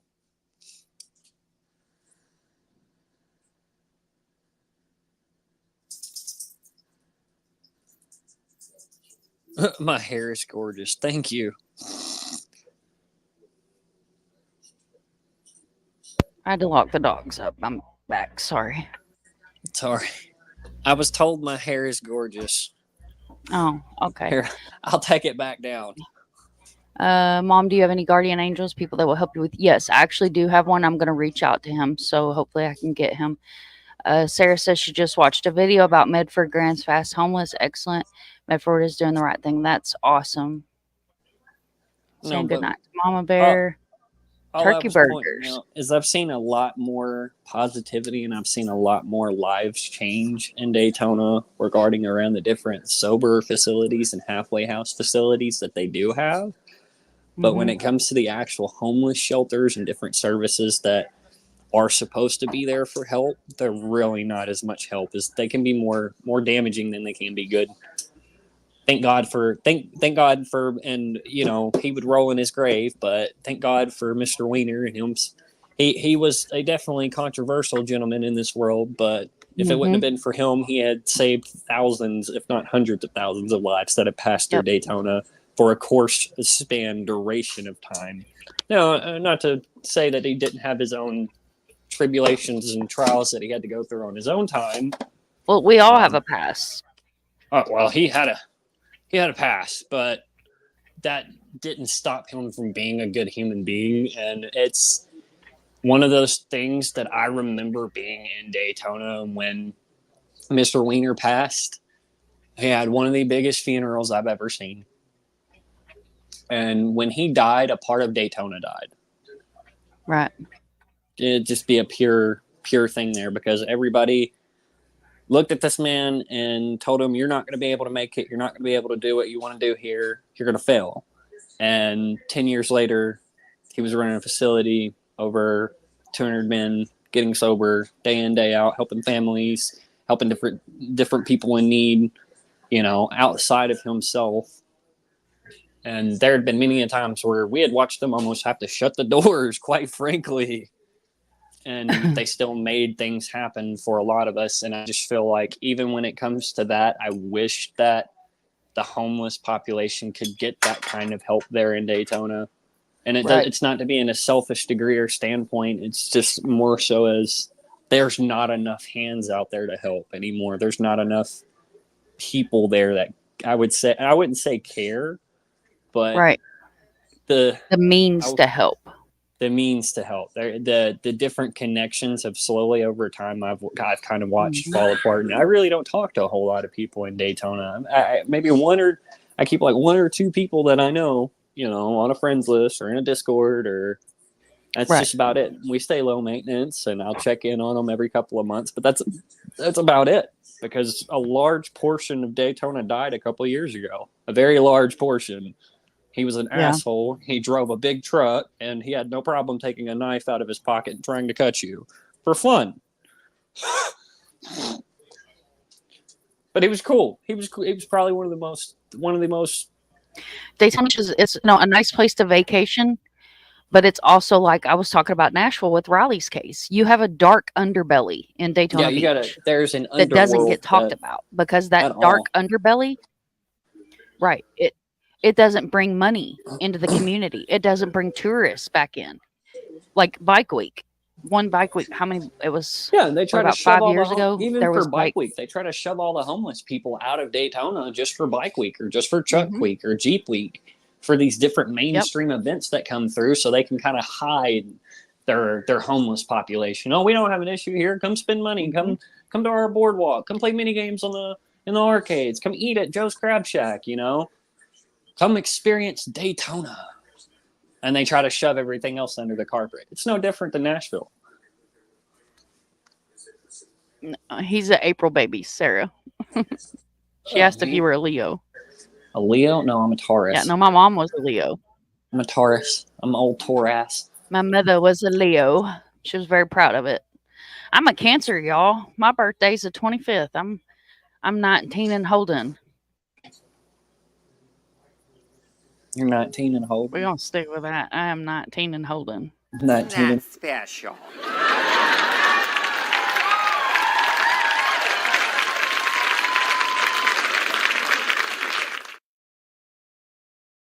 Recently, when I started my journey, you know what I mean? Yep. I get it. And I appreciate you, and I appreciate you coming up and being here tonight to talk about Chuck's story. And we're also going to talk about a couple other stories, because as I said in the beginning of the live, I always like to circle back. You guys will not see me go live every day and just stuck on one missing case, because there's so many missing out there that they all matter. And we're going to talk about all the missing people and all the missing cases. And that's what we do. That's what we do. Lady V says she's a Taurus. Southern gal's a Taurus. Taurus Metamom gang. is a Gemini. Gang. Well, happy belated birthday, love. Terry Martin said, I know I'm late and wonder if you could talk to me afterwards and discuss a couple of ways that I can help with you if you get into Yeah, absolutely. Absolutely. When did you set up a TikTok? You didn't even tell me this. You have a TikTok? I've had a TikTok. You didn't tell me you had a TikTok. I see it on the Nightbot. What? I forget to even upload to it. So I don't think I've uploaded to it in a while. Like, I don't even remember the last time I uploaded to it. Sarah says, my daughter is a Taurus. My other is a Leo. Is my mama. I was wondering because of Minnie's mane. Oh, the mane? Yeah, I look like a lion. Some people say I look like Jesus. Same, there are too many cases to stay on one. Exactly. Minnie is behind. I'll show you guys a picture of the other one. My youngest son. They both have beautiful locks. Frozen the other one pizza. calls his luscious locks. Luscious locks. Oh, you mean my brothers? Tater. Tater is his name on here. I miss Tater. I do. I miss Tater too. He doesn't like me. Huh? He does not like me. Oh, I thought you said he does not look like you. No, he does not like me. But we won't talk I was about gonna that say he because does not look like you either. no, I'm the So better this is looking one. another son. Share a photo of him so you guys can see my boys. I'm very proud of my boys. I'm the beautiful one. He's the one that So that's my tater, my redhead he'll with his luscious literally locks. bulldoze you, and me, I'm fragile and petite. He's like a damn tank. That's what I was telling Kimber the other night. I was like, "You're built like me, and he's built like Don't the donor." underestimate me though. I move like a tank. Kimber says, "Minnie, Bryce, come see he a your big old teddy mom bear. more when she is love. You would know she has a TikTok, right? When she's live, you know she has a TikTok. Yeah, he's my tater. Oh I yeah. love my Well, boys. I'm a mama boy. I mean, I have girls too, but my boys I are try not to, mine, like from my belly. Kimber. I try not to get up here and like it's not that I don't enjoy being a part of the channel and being a co-host, and I kind of try to help a little bit in the background too when mom has tech issues. It's just I try not to like I don't like being up here too much because I mean outside of missing cases there's some stuff there's a lot of disturbing stuff that you've covered in the last couple of years. Some of it Yeah, my stomach can't quite take, and then on top of that, he can't handle the girl that melted into the couch, like or a that's a lot of my lot. dismemberment cases and stuff like Yeah, that. like So that's just like I don't know. I grew up on gore.com, but even then it's like some of the stuff you've talked about over here on the channel has not been as bad. I remember. Do you remember the video you got striked for with the bomb? And yeah, apparently you yeah, can't post. You can't post somebody blowing themselves up on YouTube. They will or no, strike not your channel. yeah, but they didn't. It wasn't that he blew himself up. It was some guy that blew himself up into somebody else. Was kind. I was like, Well, you know, it kind of went everywhere, but they well, frowned no. upon that. Outside of that, you have worked really hard for your channel. You know I what I'm have. saying? You have worked really hard, and just the fact that I get to be up here on panel sometimes, and even just being able to talk about cases or support the channel, that means a lot more than me than actually just jumping up here on live and on panel. But I did tell you I'd start joining more often, and that's it. I am here. You know. Yes, he is like a tank. So Minnie is my height. He's about what 6'1", 6'2". No, Bryce is since the last I seen him. I'm talking about you. Oh, me, I'm 6. I'm 6 foot. He is every bit of 6 foot 2. I'm sure if anything, probably 6'3" now. He hasn't stopped He's growing. 6'4". He's up there. He's giant. creeping. He's huge, That and man he is weighs about 3 times as much as us. Thank you only for following me on TikTok. I'll try to remember to upload stuff on TikTok, you guys. As you should be, beautiful people learn from their beautiful moms. Thank you. That's so sweet, Terry. You're awesome. but it's Kimber not that I says, don't. Minnie, I get it. It's not that I don't enjoy coming up here and being on here as much. It's just I would feel out of place, and I would feel, a part of me wouldn't sit right if I was up here every night. I don't because go I've live watched- every night. Well, what I'm saying is every opportunity. It's nice to be able to just pop in. You know. Yeah, I love it. I love it when you come up. Kimber says, Minnie, your mom brags about you all the time. Good night, Web Weaver. Thank you so much for coming in with us. Thank you so much. I know Eric was live earlier with Shabusiness and her crazy ass self. There's a dismemberment case. Taylor Shabusiness. The docket has been running her interrogation footage. That lady is crazy. But thank you, love, for being here. Have a good night. So I want to bring a couple of updates while we're chit-chatting, and then we'll get into just hangout chat part of this. But I do want to share this article because, as many of you guys know, this is a case that I hold very close to my heart, and many will also tell you that this is a case I hold very close to my heart. Actually, earlier today, and I misspoke. I said Can-Am because I guess I've got the freaking motorcycles on the mind, but it's Cam Way that puts missing people on their semi, and Brandy Neal was in Dago's chat today, so it was really nice to be able to see her in chat. And the reason I shared that information with Clue was to be able to possibly get Katie in contact with the Camway Homeward Bound program to see if we can get Sebastian's face on a semi truck like Brandy was able to do for Michael Monkey Vaughan. So it says, after nearly 3 years, the case of missing Michael Vaughan is being forwarded to the Fayette County prosecutor. And there's his beautiful little face, guys. And I will drop his description and information in chat real quick. Actually, Nightbot will do it for us. There's his beautiful face. Share his face, share his name, share his flyers. It says this was March the 1st, 2024, Fruitland, Idaho. The case of missing Michael Vaughan of Fruitland has been going on for almost 3 years now, and now the case is being handed over to the Fayette County Prosecutor's Office. According to the KBOI Fruitland Police Chief, J.D. Huff has forwarded the case to the prosecutor for the second time, saying they believe there is enough evidence to show that Vaughan's body was once buried in the property of Sarah and Stacy Wandra. After about a year ago, Fruitland police said in a press conference after the search that they had discovered evidence that Michael's remains were likely buried in the backyard at one point have since been moved to an unknown location.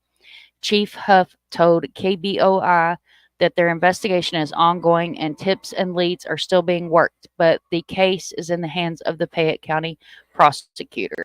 So it's kind of a short article, but I'm going to drop that in chat as well. So if you guys want to share that article out, you can share that as well. But I felt like it was important to circle back to Monkey's case and show that Fruitland is still working tirelessly to bring Monkey home to his mama, who deserves to know where her son is. And this is why it's so important that when you take these families into your heart and into your soul, you remember them and we share their faces to make sure that they're not forgotten.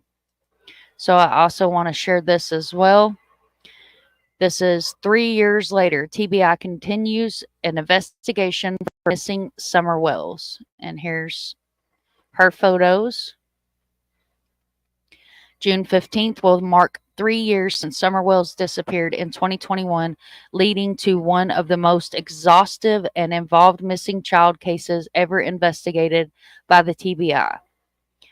Never forgotten. Today is Summer Wells' 8th birthday. Not today, but when this Twitter post was put out by the TBI. So she has been missing since June the 15th, 2021. Although we still have no answers, we've been seeking. Agents continue to investigate the circumstances surrounding her disappearance. Call 1-800-TBI-FIND with credible information. Her date of birth was February 4th, 2016. She's been missing since June the 15th of 2021. And there is her age progression photo that Nick Mick put out. Though there are no new details to share in her case, the TBI reiterated their continued work on her case with the FBI and Hawkins County Sheriff's Office to chase every lead, ask every question, and search every place we can to find Summer. Summers remains the subject of an ongoing Amber Alert at approximately 6:30 p.m. on June the 15th, 2021.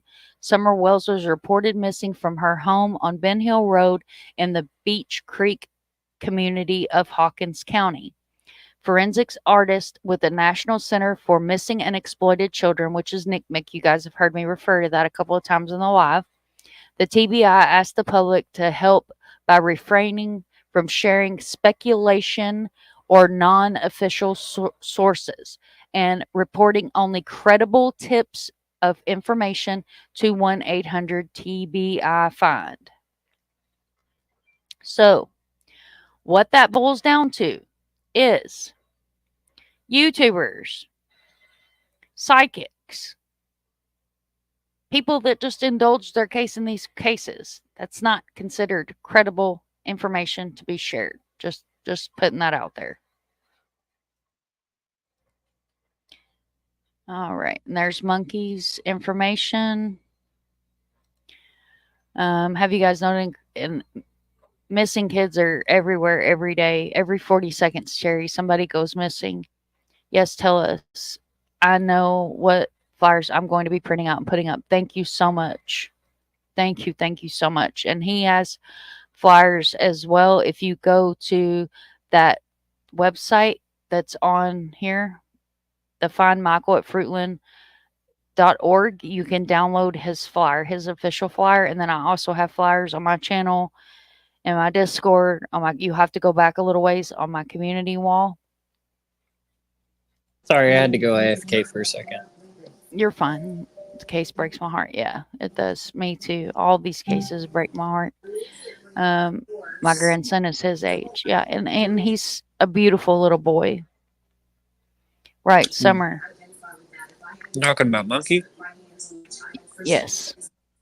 Yeah, that's and right many before. will tell you guys that Monkey's case was the case that I got too close to.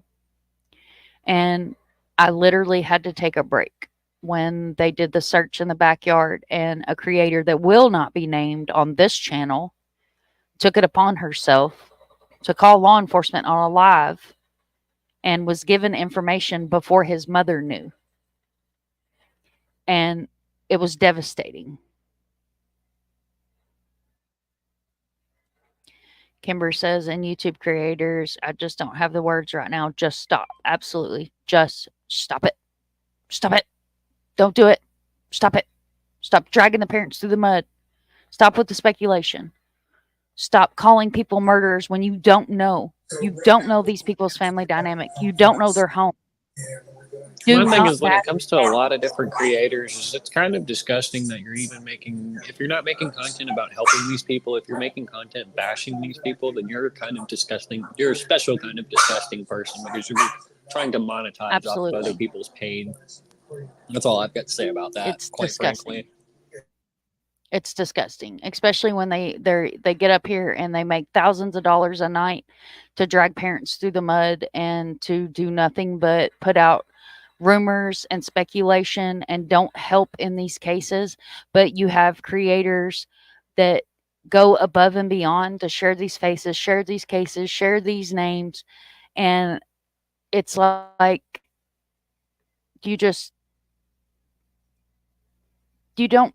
get the attention or the views because it doesn't include what I call the meat and potatoes. It doesn't include the drama, and I refuse to do the drama. And like Simply Stranger says, it ruins cases and lives, and it's heartbreaking. It is 100% shameful. It's disgusting. It is absolutely disgusting. It makes me nauseous to my stomach. Do you know how many channels I have unsubscribed to? Do you know how many people's chats I don't go in anymore? Because you have creators that crowdfund for themselves. Do you know how disgusting it is to respect someone and then go into a live and sit there and listen to that person talk 9 kinds of shit about a family? Do you know how heartbreaking it is that a mother and a father are already going through, and a stepfather are already going through the worst pain imaginable, and their loved one is missing, and their dirty laundry from 20 years ago is being put out? That missing person's personal drama is being put out for consumption of the public, which should never be put out for consumption of the public. It's disgusting. It is absolutely disgusting.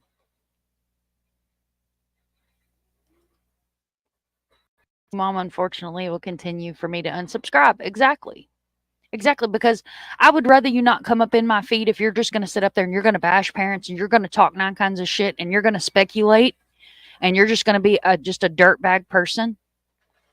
Get out of my community.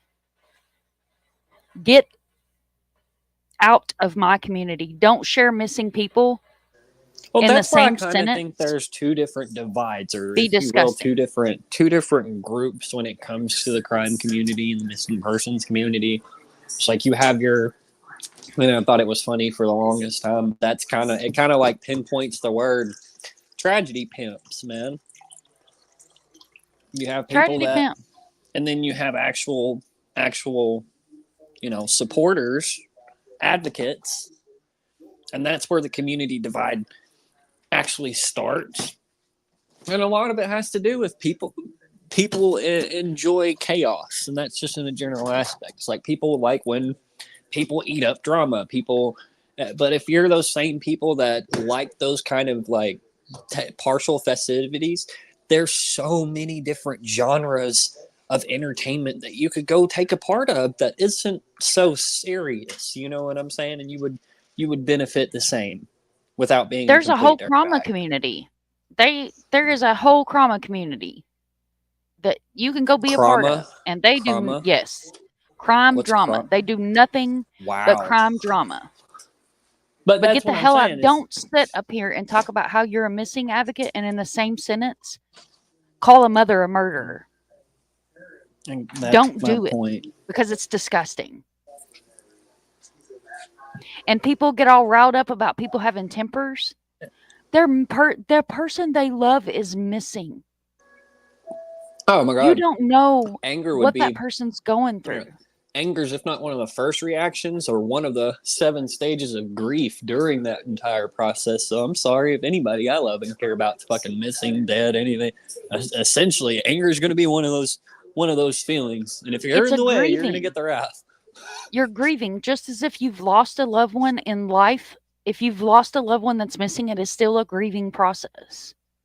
So on your screen, guys, you see NCMEC's website. I'm going to post this in chat.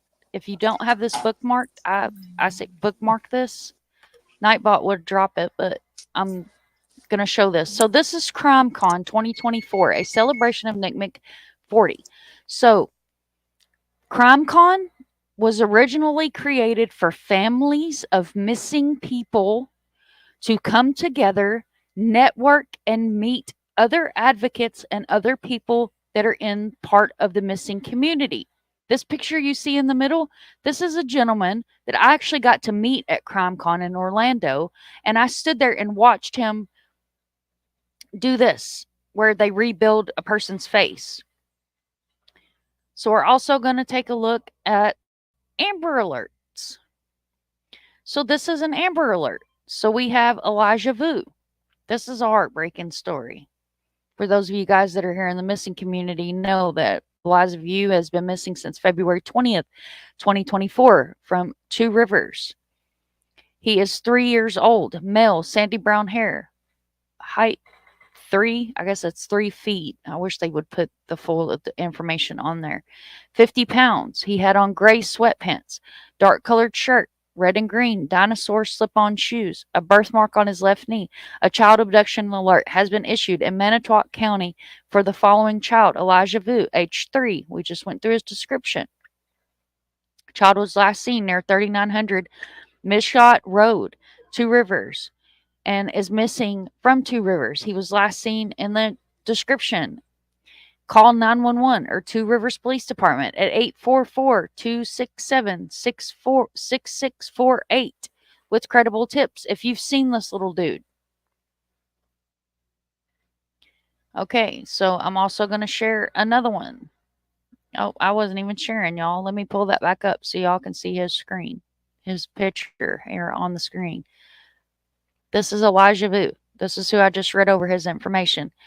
His missing flyers can also be found on Twitter, Facebook, or the NCMEC website that I just dropped into chat.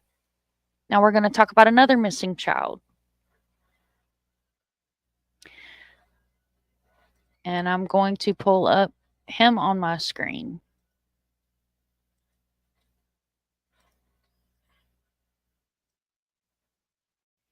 This is Sebastian Rogers. He's been missing since February 26, 2024 from Hendersonville, Tennessee. He is 15 years old. He is male. His race is white. He has brown hair, brown eyes. He is about 5'5". He weighs 120 pounds. Last seen wearing a black shirt with a design on the front of it.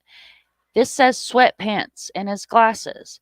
He was wearing a pair of like running pants with a white stripe going down the side of them. His description, if somebody in chat wants to hit exclamation mark and a green heart, it will drop his description.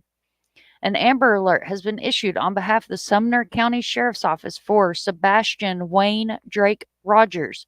Sebastian is 15-year-old, white male, 5'5", 120 pounds, with brown hair and brown eyes. Sebastian was last seen on February 26, 2024, in the area of Stafford Court in Hendersonville, Tennessee. Sebastian was last seen, and then we just corrected that, so I'm not going to read it because it's incorrect. Sebastian has a medical condition that may impair his ability to return safely without assistance. If you have seen Sebastian or have information regarding his whereabouts, please contact the Sumner County Emergency Communications Center at 615-451-3838 or the TBI at 1-800-TBI-FIND or 911. Do not hesitate. If you see this child, please share that information with law enforcement. Do not call a YouTuber. Do not call a YouTuber. Do not email a YouTuber. If you have a tip or you have information that you feel like is important, do not email a YouTuber. Please send it to the TBI. Maddie says, Amen. yep, some kind of weird serotonin dopamine release. These people are in a weird... Right, it's disgusting. That's the Nick Mick website. Thank you so much. Be kind and don't throw stones. Exactly. It is amazing when they rebuild a face. Like, I was awed and amazed, and I stood there and I was like, reconstruction of a human face was so amazing and just really, really amazing to watch. Thank you, guys. There's his description. It dropped. And there, she did it. And then there's where Kimber dropped it. No, don't email YouTubers. If you have a tip or you have information that you think is viable to bring this child home, do not email a YouTuber. I understand feeling relevant. And I understand needing to feel relevant. But when you put out misinformation, you're harming a case. You are not helping a case. You are harming a case. Just like tonight, the story that we just shared. Charles Chuck Crow. I have more information than what I shared on this live tonight. I have more information, but the pertinent information is this man was missing from Daytona Beach, and law enforcement will not help find him without pushing them. The details are for his family to know. The details are for the people that are actually working with the family to know. Those details should not be put out for public consumption. The important facts are on these flyers. The important facts are shared publicly. And that is where it needs to stay. Is the information that has been shared and okayed to share publicly by a family member that is directly involved with the person that is missing. Ex-wives that are vindictive and doing stuff for their own reasons should not be brought on panels because it's not relevant to the case.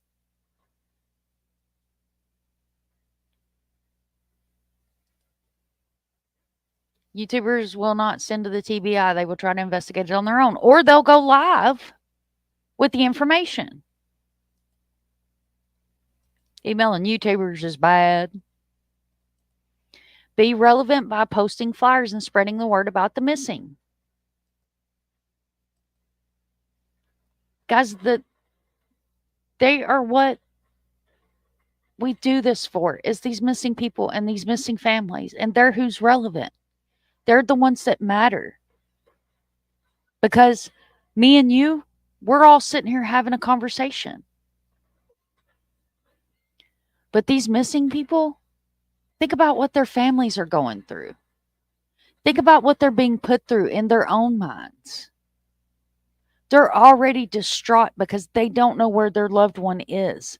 They don't need people on social media taking their deepest, darkest secrets and sharing it all over social media. It's not relevant. It's not anybody's business. Right. If you see something, say something, tell law enforcement. Beautiful point. Thank you so much. That is a great point. If you see something, say something to law enforcement. Because one thing we don't do around here is we don't make people look like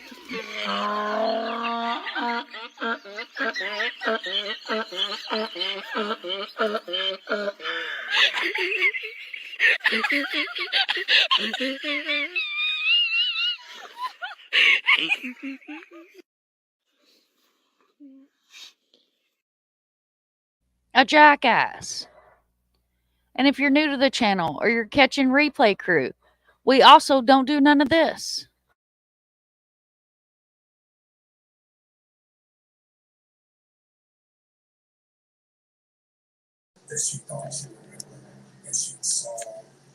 Can we name the donkey Fred?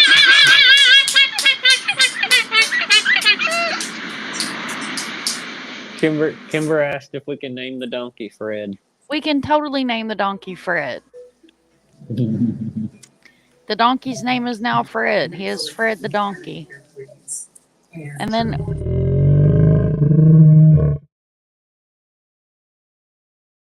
over here. Yeah, I don't put up with trolls over here. I don't do trolls, and I am not an investigator. And Minnie is not an investigator. And anybody that is on my panel, unless they are, it is in my title. Like when I had Cheryl Mac McCollum, a credible investigator on my panel. She was an investigator. She is an absolute investigator. True Crime Web, Mr. Steve, is retired with credentials. If that is someone that has credentials that shows that they are a credentialed investigator, then I will make sure I tell you that person is an investigator. If not,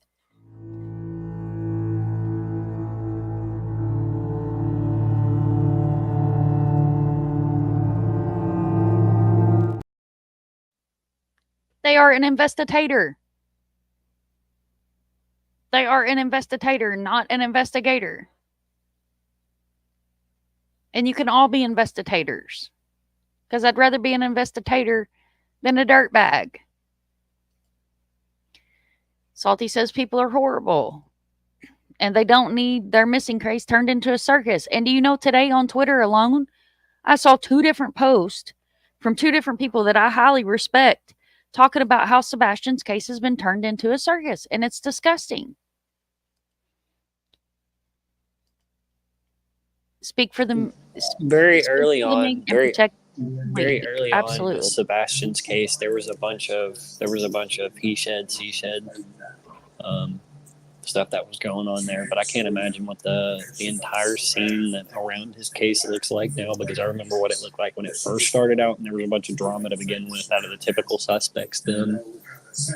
It's disgusting. It's absolutely disgusting. Look, there has been a cease and desist that has been sent out to at least 2 creators that I will speak on, which Cluminati got one, and this woman has put up 22 blip boards for Sebastian. Her and Cletus, her fiance, put up 22 billboards for Sebastian. 22 billboards. And then Jonathan, JLR, got one from the grandmother. Why would you not want your missing loved one's story told? Why would you try to stop people from helping? I don't understand that. Realtors need to have flyers in hand and put them up when they're ready. And that's a good point. Sarah says that was a perfect comic relief. You're good. The drama llama. The drama llama. Good night, Simply. Thank you so much for coming in, honey. I know I kind of got on a little bit of a rant here. I apologize, but thank you for being here. I'm just really passionate about this, so thank you so much for coming in. I appreciate you.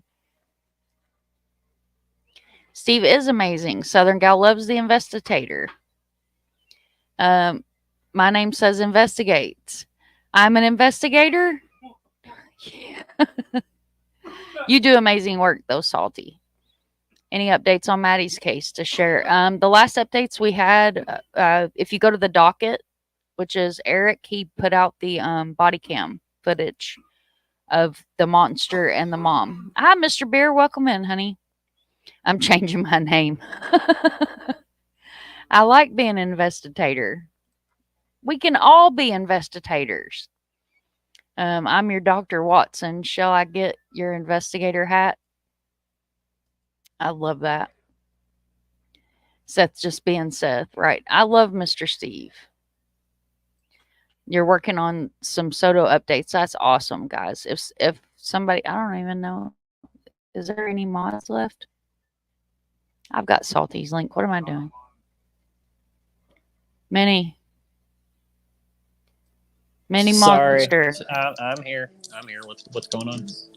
The Bionic Man has summoned you to Fortnite. I'm summoning him to Grand Theft Auto 5 because I'm currently in the middle of a. I'm sniping right now. Oh god. 4-1. You Let's have go. been summoned. Ask him real quick if he has Grand Theft Auto 5 because that's what I've been playing for the last couple of days. The last time I went on a road trip, so use Google Maps. She got our asses lost in Idaho. I'm no good with Google Maps. I'm telling you, I tried to drive Google Maps the night that we did the Caleb Herrick's case.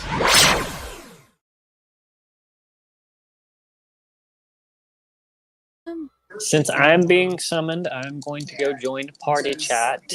Thank you, Sarah, for all the nice comments. Thank you, Kimba, for the conversation. And thank you, everybody else that was here tonight. You were just in Long Island. You. Thank you, Minnie, for coming up. Love you a lot. Oh, no. All right. I love you. Love you guys. Love you too. Bye. Thank you for gracing us with your luscious locks.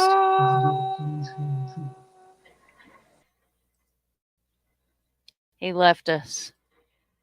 I'll turn my camera back on now that I'm done smoking. But please, guys, share out that photo. Share out their photos, their names, their stories. Let's get some movement in Chuck's case. I'm asked from the bottom of my heart, any creators that will share his case, I appreciate you so much. You love it. I love a deep map dive. You're still here. Okay, thank you for... I forgot I had my posty note up on the side with everybody's links in it. Mr. Bear said I'm in to come in at the beginning of the show, but had to take a call from my sister. Well, hi, honey. Thank you for coming back, honey. Bye, Sarah. Thank you so much. Oh, you were saying bye to Minnie. Okay. Everything was going fine, and she took a wrong turn, but we asked those construction workers, you're crazy. I'm not ending the live yet, honey. He was going to play the game because they're gamers. Thank you, Southern Gal. I appreciate you. He's still here. He's going to lurk in the bushes. So what I'll do is I will drop the link and I will open up panel. And anybody that wants to come up on the front porch and sit and talk, we can do that. If you guys want to just chit chat, ask any questions or anything. Cafe Arkle Project, that's Mini Monster. Yeah, I'm not into the live yet. Did the link not post? Yeah, I posted. So there's the StreamYard. If anybody wants to come up, here's Kimber. Welcome. Love you, Minnie, you turd. I know he's lurking. Drop the link in Discord. Yeah, he's okay. Thank you, Sarah. Please, you can stay and hang out with us. Let me drop Salty the link in Discord. I have to shut everything down because otherwise it runs super slow, and I'm hardwired in tonight, so I hope that the audio. Yeah, when Salty comes in through chat, she gets a echo, but when she comes in through Discord, she doesn't. Me and Minnie tested the new mic before. It's in Discord, love. Before the the live, it actually works really well, but it was picking up like everything in the background. And I have one of these little fancy things, one of these little fancy guys, but it's really awkward in front of my face, to be honest. Do you I have didn't what lock do you it. have it on? Do you have it on like a stand? You just What? pulled it down. That Oh, thing I you just have. pulled. I wish I could turn it without screwing It's everything okay. up. No. I have like this. It's like arms, so it Uh-huh. has a ring light on it, and then I have Uh-huh. this clamp to it, my little Oh, mic guy. okay. And then I Okay. have another one that it's really cool. I actually found it at Goodwill. And then I have So this that's to thing. keep the noise from the mic, right? Yeah, it like blocks out the background noise. So, Welcome, Terry. but the mic does sound good. Yeah, it sounds great. He was really Okay, so he where was did you really get it? excited about it. What, my mic? Yes, ma'am. Girl, do you know I picked it up at the dollar store? Really? Mm-hmm. And it Girl, you has know I'm all about some phenomenal dollar sound. store. You know I'm all about some dollar store. Look, it's all fancy. And it lights up different colors. And it's all fancy. Oh, that is a fancy microphone. It's all I'm fancy. gonna have to get me one of them. I like it. I like it a lot. And I'm friends with the manager down there. So I got it for 50% off because she rocks my socks off. 50% off. I did. Oh Salty, my I put the link in word. Discord, honey, if you can still hear me. Southern Gal says, hello, Kimber. You're welcome to come up too, Southern Gal, if you want to. Hello, Southern. Hi, Cafe. Oh, she has the I same. know that. I'm sorry. Where's Salty? Where the hell did she go? Supposed to be coming up. Salty. Isn't that nice, y'all? I love my Dollar General. Look at that. And it's I love little the Dollar too. General too. It's nice. It's small, and I'm going to put it on my little stand that I've got over here, and it's going to be it's all fancy schmancy. Fancy schmancy. Mm-hmm. Oh, fancy. What's up, Terry? I have been doing advertising and marketing for years, and so what I was thinking is one of the things is you take flyers to like all chambers of commerce meetings, because you're going to have business owners that are there plus the chamber, and they can put, instead of walking to all the different they may all be in one, they meet in the morning, so hand those out. Thoughts? Yeah, my father-in-law is actually on the board in Orlando. Oh, cool. Okay, so then they're doing it. Yeah, I have lots of connections. Oh, yes, you do. He says, yes, that mic is great, but it picks up a lot of background audio. Yeah, like if the dog had farted, you would have heard it through the mic. Hey, Cafe, I'd like to come and sit and talk on the porch sometime, but IDK anything about StreamYard. I do need. Hang on. Minnie, can you still hear me? The Bionic Man said he does not have his headphones on. He can hear you, but he can't talk to you. Sorry, I was reeling. Okay. Yeah, through the controller. Yeah. So this is kind of an interesting fact. They're both playing on a PlayStation 4. Minnie's also in our chat, but he doesn't have his headphones plugged up because, as many of you guys know, I was going to get footage of the billboards today. However, Mr. Monster spent extra much too time. I just realized who Minnie was in chat. Oh, yeah, that's Minnie. That's his other name. I made him change his name because it was not that friendly. I'm sure. He's like, okay. So what were you going to say? I'm sorry, Mom. I didn't mean to interrupt you. No, you're fine. You were talking about Minnie and the headphones. Dropped off. Oh, so if you're playing on a PlayStation 4, you don't have to have headphones on to hear somebody that you're playing with. Just FYI.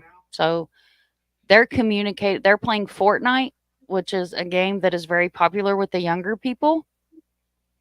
And they can communicate without his headphones, which he did just put his headphones on. But he didn't have his headphones on, and Minnie was talking to him through the controller on the PlayStation. So just for FYI purposes, for a current missing case. Mr. Bear said, "Hey, Cafe, I'd love to come up and sit and talk on the front porch sometime, but I DK anything about StreamYard. Do I need a mic or camera or just talk on the phone?" So if your phone has a camera on it, you're not required. Still good. Kimber. You're not required. Hot mic moment with your gummies over there. I just chewed one. Kimber, right. So if you're on your phone, you can click the StreamYard link, and it's going to ask you like to allow your mic and your camera. And if you come in back chat, I'll throw up this, which a lot of people call it a peen screen. I don't, because that's just weird. But I'll either throw this one up when I come in chat. No, because I know it's you. Oh, okay. I was just checking. Yeah, but like somebody that doesn't, like the night we had the clown up here, and I made him show me his face. Oh yeah, and he was like, "Oh, some people don't show their faces." Well, see, this is what's going to happen. You're going to show me your face in backstage where nobody else can see it, or you're not coming up here because I don't give two shits. I don't want to pull you up here and have another incident that I had during the Kylie Rodney case. You know what? That clown dude, he was pretty cool, and he obviously knows some stuff about some stuff. Well, you know, as far as graphics. Cafe said, "Well, it's not that it's not friendly. People either love my main name or I get a complete weirdo that goes talking about crazy stuff for rants." Yeah, well, we're not going to say your other name on here. Some people may not appreciate it. What's up, Salty? Hey, not a whole lot. I got kids to be. Kimber thinks I had like 20 kids. I really had 5. I didn't have 5. I mean, I was babysitting 5. That is the equivalent of 20 when you're old as I am. That's what she said. That's what she said. She's like, that's the equivalent of 20 kids, Salty, at our age. It is, like Salty. You know that for 7 years. Actually, StreamYard's super easy to use. So you just click the link, and then you can just come on up. And anybody's welcome to come up and sit and chat, and we'll talk about whatever you guys want to talk about. Generally, I try to do this at the end of the lives. Whenever I do a live like this, kind of get the subject out there, get the missing people out there, and then we just kind of sit. And normally our Saturdays are decompression lives. But yeah, you're welcome to come up, Mr. Bear. I'd appreciate that. I told Salty at our age, 5 kids was the equivalent to 20. That's what I just said. 5 kids? Oh, no, that's too many kids. Yeah. The last time the baby had all the girls over here, we had a house full of girls. Let me tell you what. One come up and they said, "I can't swing," and the other one was holding the other one's swing, and Salty goes, "Why were you holding their swing?" I'm like, "Oh my gosh, poor Salty." I talk to these kids. I talk to them. They think I'm a trip, but I got these kids down. As soon as I got them all in bed, look, I got them all in bed, and it got quiet. I come outside. It's because in Florida it does not get dark till 8 o'clock, right now, and so I'm like, I ain't putting these kids to bed before dark. That's ridiculous. And plus, they be waking up early and shit. Nah. So they all go to bed. It's dark. They all had snack, cleaned up, all this stuff. They're in bed. It's all quiet. So I come out here and sit down, and I hear noise, and I go in there, and my son and his girlfriend had just come in. I'm like, dude, I just had this house quiet. Y'all come interrupting these babies trying to go to sleep. They're y'all now. Deal with them. I was on the phone with her at 7 o'clock. I said, "Put them to bed."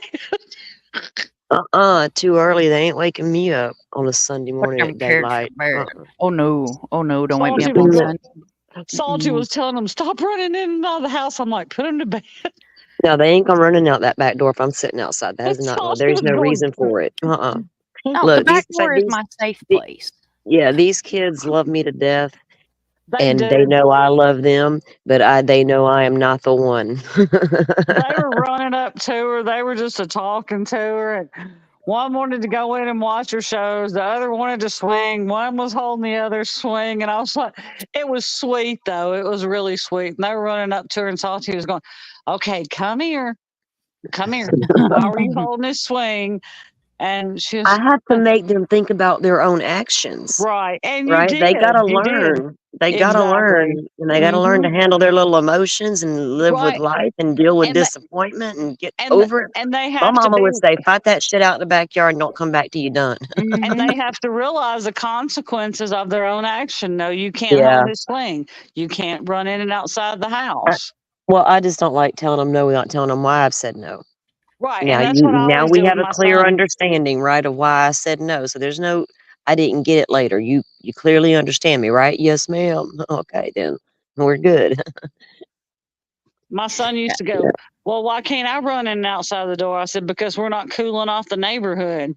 Oh yeah, that's. Well, That I was my heard that my favorite whole saying. life.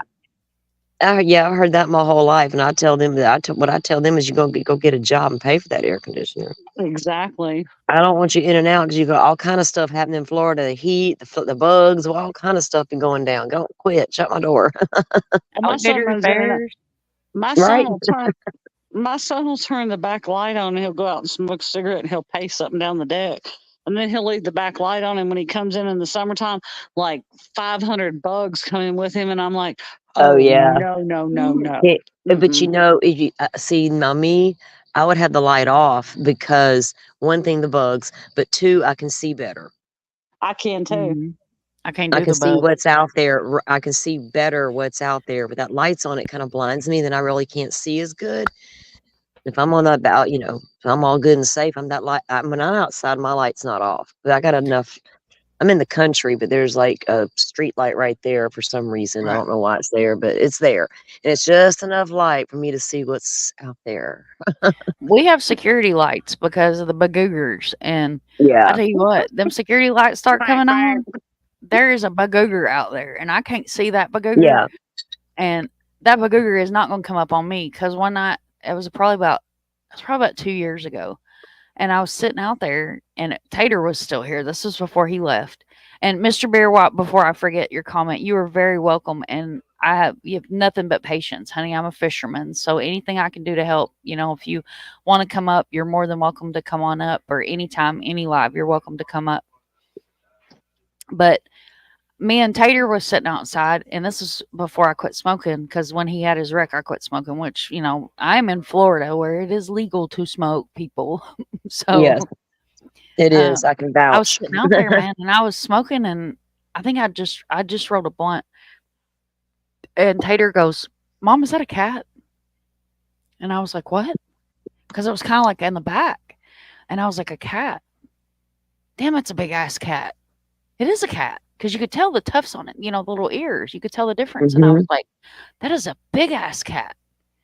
And it kept getting closer and closer and closer. And then it hit me. I'm in Florida. Oh, shit, it's a panther. It's a panther, mama.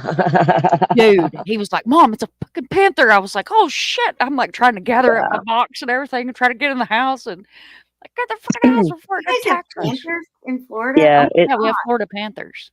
Florida Panthers are a thing here, and it's they were once extinct, but they have made a pretty good comeback in most parts of Florida. We have one out here behind us in the woods that because they possess a pretty good area, and there's one back here. But for it's weird because where I'm at, there's like me and one neighbor. I mean, I have others, but they're far away, right? And we have these 3 fields around us, and they got these 2 different poles, one in my yard and one in hers. They both have a light on them. So both of those cast enough light between the 2 yards. You don't really need anything else, but we do have them at the pole barn. But just beyond her house is total darkness. I can't see anything across that back field all the way up to those woods. And once those woods start, they go on for a long, long, long way. I get you. They come right up out of the woods on you. And well, luckily, my property here is fenced in, and I can pretty much see them well before they get here. But I've heard things on the other side of her house, and I couldn't see. I saw the 2 deer in her yard. I saw them jump the broken fence and go into the darkness. And then I heard some strange noises, and I was like, "Holy shit!" Mm-mm. I told my dad what I heard. He's like, "Girl, don't go out there." I was like, "I'm not, Daddy. You raised me. I know better." Hell no. I don't mess I ain't around. Let doing me it. tell you what. And this is what they look like. I mean, I there thought it is. panthers were black. No, not all They panthers are black. not all. Most of the Florida state panther like is black, right? And I think the one that and you'll see these way more than you will the black ones. And they're very cat like. The thing I heard that night, I'm pretty sure was that because there's a couple of trees on the other side of her house in the dark with some bushes around it, like perfect for hiding. So I think whatever got the deer had stalked them all the way to there and was watching them from that little patch of woods. And when they Oh, jumped the fence and went out into the darkness, whatever that was grabbed one of those deer. You could hear it clawing and pulling. It was weird sounds, and I was like, oh. there you go. They're beautiful animals. Y'all just know my last words would be, "Here, kitty, kitty." Mine's would be, oh shit. Yeah, me No, too. I'd be like, "Here, kitty, kitty." What's the difference? I'd be like, I got between- mad respect for you, Bubba. These are your woods. What's the difference between a cougar and one of these panthers? Different kind of kitty cat. Different, yeah, different type because it's like with lions and tigers, and we have panthers. We have we have a lot of coyotes out here too. I've got a pack of coyotes right back here. I can sit out here at night and hear them running. It's so cool. I love to hear those coyotes running for some reason, and you can always tell when the puppies are Yeah, out. we have That's another coyotes that thing. don't care. See, there's a We beautiful have a black coyote that panther. doesn't give a shit. Oh He will yeah, come straight up in the yard. He likes to come up on this side of the yard. And being yeah. from Kentucky, trigger warning for anybody that doesn't eat meat, but where I'm from, they are overpopulated. The coyotes are. So we have a season that is Yeah. coyote hunting season, and people sell their pelts. And when I go coyote hunting, you will find me on the top of the truck because I'm not the one. And I've walked through the woods one time hunting for them. But coyotes dig dens, like caves underground. And you fall in a den, you're done. You're not coming back out. I mean, if you Yeah. do make it back out, kudos to you. But I was sitting out here one night, and I think he was at work still. This was before his wreck. And the boys were already gone. Tater had done moved to Arizona. And I was sitting out there, and I looked, and I was like, is that the dog? Can't be the dog. And I turned around, looked in the sliding glass door, and he was looking at the sliding glass door. And I was like, well, it's not the dog. And then I got a better look at him as he was coming closer to me. I said, that's a freaking coyote. And then one night we got home. I don't even remember. I think we were in town. And we got home. I got out of my car, and it smelled like rotten meat. I mean, like straight up, like nasty, rotten, just trash. And I was like, you smell that? And Mr. Monster was like, ooh, I do smell that. What is that? I said, it's a coyote. Yeah, Well, how do they you know what a stink. coyote smells like? Because I've hunted them before. And no, you don't eat coyote meat. Coyotes are, I just missed No. the comment. I'll go back down to it. Mr. Bear said, that's scary. I had to run in with a mountain lion in Texas 40 feet away. Glad I recognized and got out of there. Exactly. The wildlife, you Yeah. have to respect the No. wildlife. No, you don't Mhm. eat coyote. You don't eat coyote.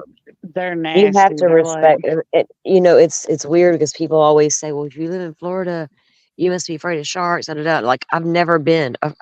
I'm aware they're out there. We don't get great whites. We do. They're way the fuck out there. We get the hammerheads and all that.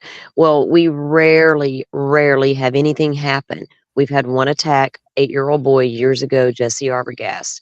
And he was poor from little guy, Tennessee. Jesse he was from lost his Tennessee. little arm. Yeah, it was a long, big ordeal. Bless his little heart.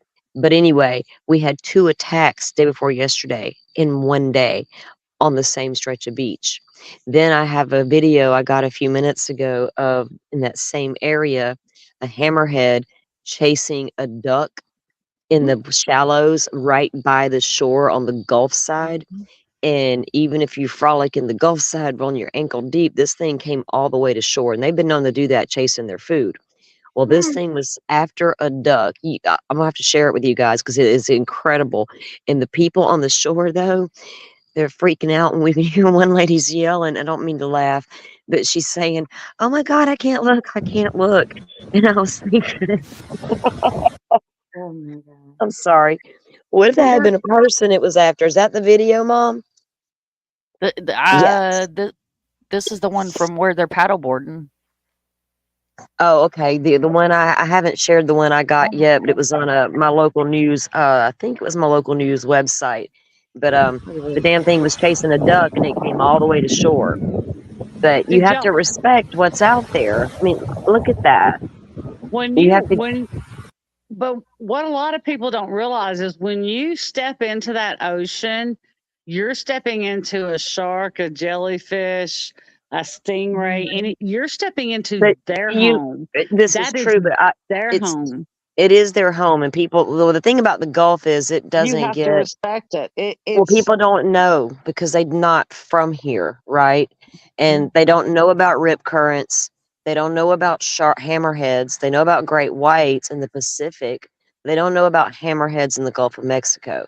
I don't think it's really talked about a lot because there's not a lot of attacks. It's really rare, and it's you don't really see that many on shore. Now, being I don't know how old I am, y'all. Tomorrow's my birthday, and I keep forgetting how old I am. I think I'm 57 tomorrow. So 57 tomorrow. She's 57, bossy. yeah, 57. Yeah, 57 you're years. Yeah, I can be excused, right? But 57 years of being here, I'm telling you, we don't get these attacks, right? So I don't know what's going on with these sharks all of a sudden.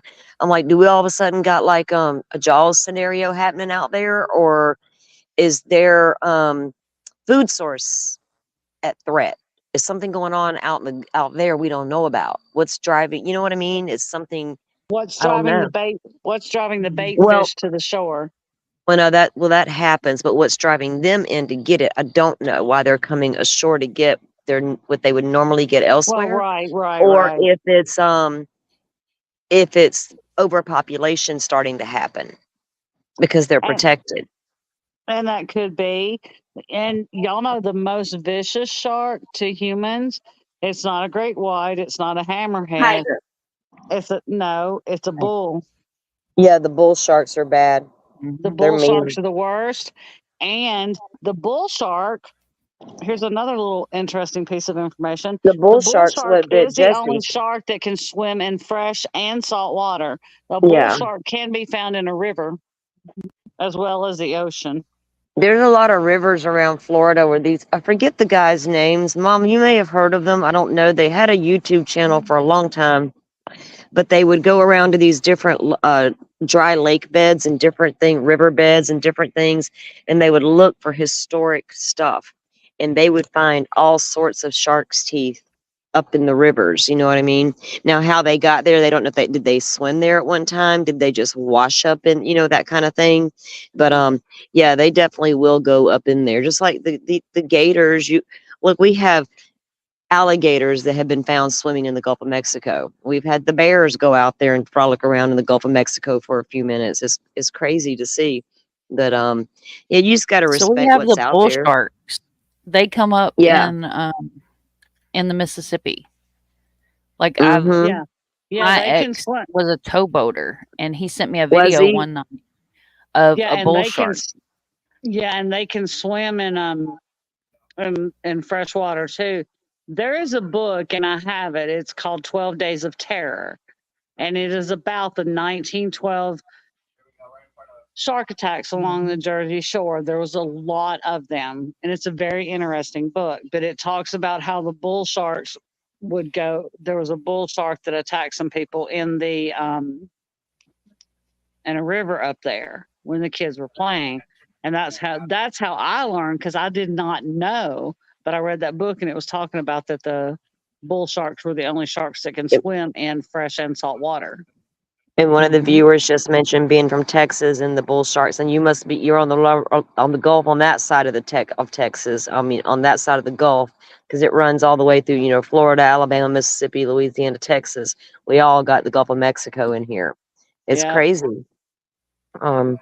Yeah, you just got to respect the wildlife, man. I do. I respect the ocean and the wildlife. I go on the rivers now, and there's gators up there, but I'm not messing with them. I ain't trying to mess with their home. There's wild hogs on some of them banks. I'm not getting out of the boat. Me and my sister did that one time. We found a really cool, it had rained a lot. So the river went way up and there was no point going out there. But when it finally got back down where you could get out there, we found this really cool stream that came out of the woods and opened up, and it was beautiful. It was crystal clear. So we went up there to take a look, and we both got out of the boat. And I started laughing at her because the minute we got out, she sunk, and she's short.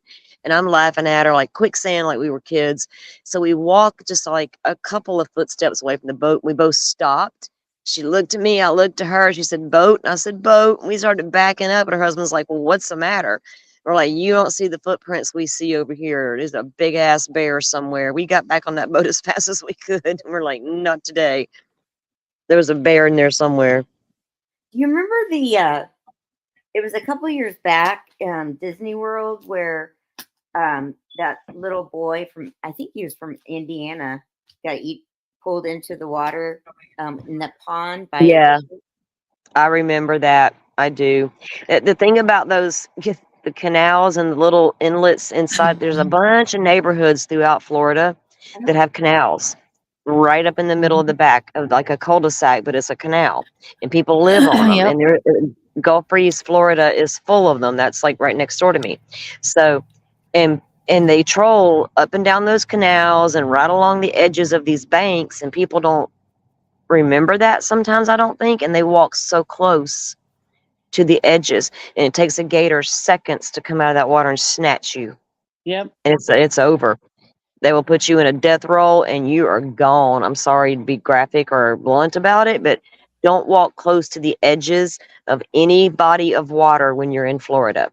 I lived down there for a couple of years. You guys remember when we were going over, it's on Dago's show, and we were going over Caleb Harris's that one day, and I know he's in Texas, but that small bridge, and then there's that water right underneath it, it almost looks like it's somewhat of a canal. And Dago said maybe it was a gator. Do you guys think it could be a gator? And it's entirely possible. But it's possible. It's like, wow. Well, I remember I was in that stream. I heard the same thing you did. And yeah, it's possible. It's definitely possible. Yeah, I don't know how close he actually got down there. I really don't know that area, or because I know it's close to the Gulf as well. But that don't mean anything. You still have gators right there. I mean, I'm where I'm at. I can be on the river in 10 minutes, 15 minutes, full of gators, or I can be at the Gulf of Mexico in 20 with all them sharks. It's just up to me. So, yeah, I don't know. I'm not even safe no matter where I go in the freaking water right now. But Mr. Pierre, you don't have to say where, but are you close to Caleb? I lived Mr. Pierre is one of our Texans. Oh yeah, he is. That's right. I lived in St. Are you close to Caleb's case? Me? St. Pete? No, she's talking to the dangerous.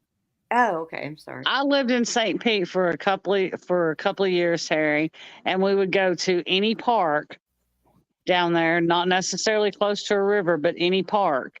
And all the parks that had like ponds in them, it said no swimming, possibly alligators present. All the parks, if they have ponds, whether they be close to anything, it says no swimming, possibly alligators present.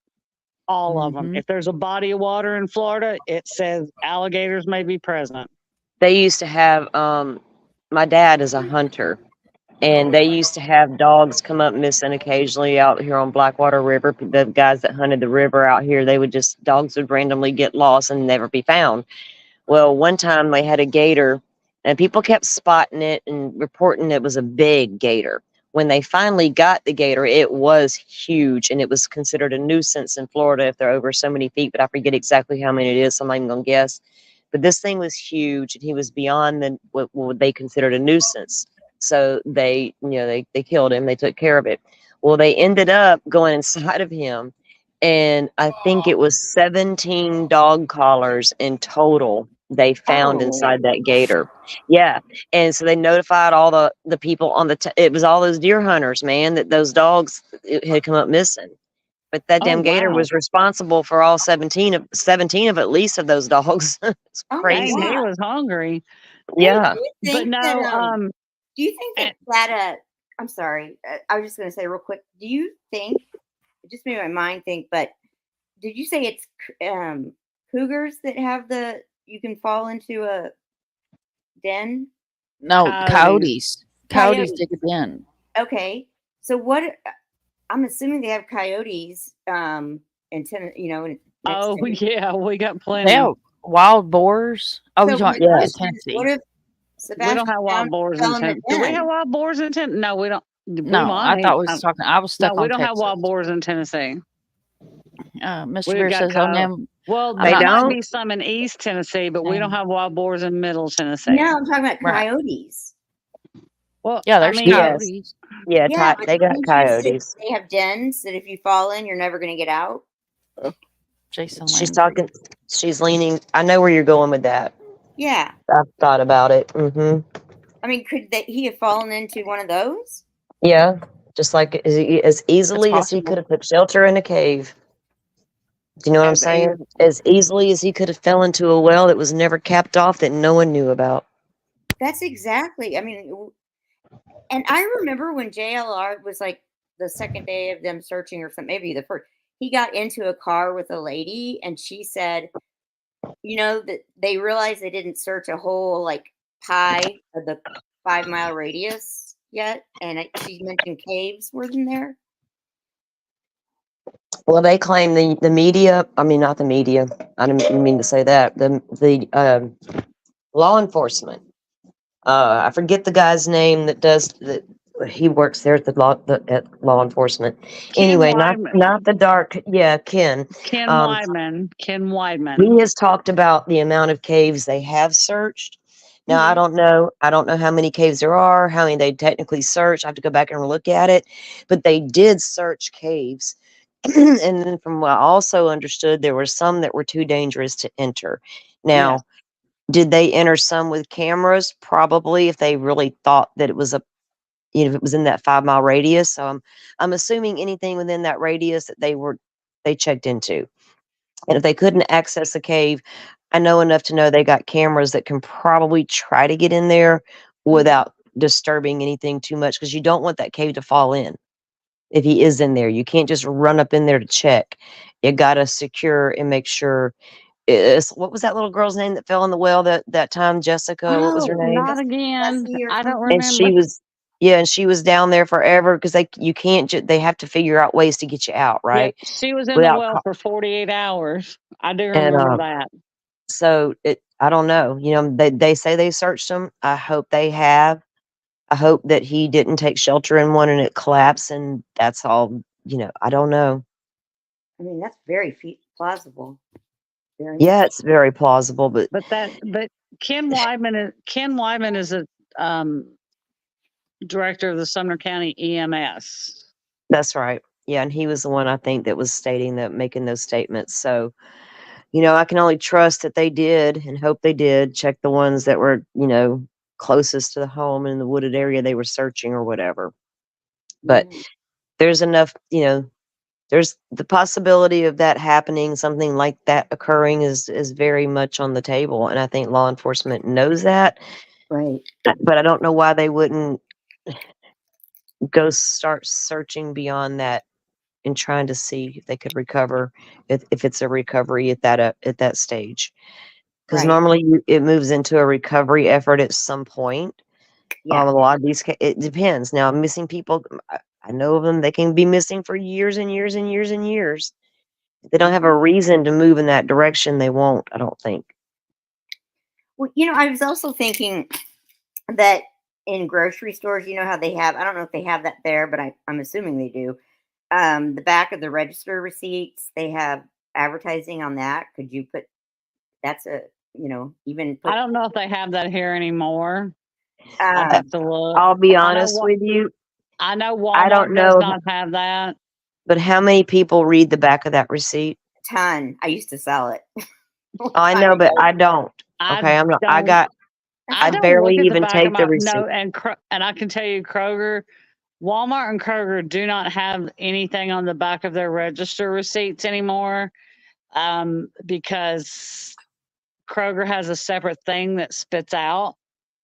And I do not, and I think that before you did that, Kroger and both Walmart would probably make you have the parents' permission before Sure. you did that. You would probably have to talk to the parents because there's a whole lot of stuff that you cannot do without law enforcement or parents' permission. You would have Well, to ask mom about that because there Well, are it some would be legalities to this. There's a whole lot of stuff that you can't just do, you know, for the yeah, but missing without you discussing. couldn't. The thing about it is, it would have to be an organized effort because you're not going to be able to walk Right. into a Walmart and say, "Put this on the back of your thing," and right. I think that's understood. But the thing is, you don't even. A lot of places don't even give you a receipt if you opt out of a receipt. So I think we need to move. If Well, it the were other thing I me, had with the same company that does yeah, that, they also do, when you're pushing the cart, and if you see on the back of like where the seat is, yeah, where you, things like that you're gonna be tangible in your hand right there, like that receipt in your hand, gone, if you even get one, right? right. It really depends on if I'm gonna want that receipt or not.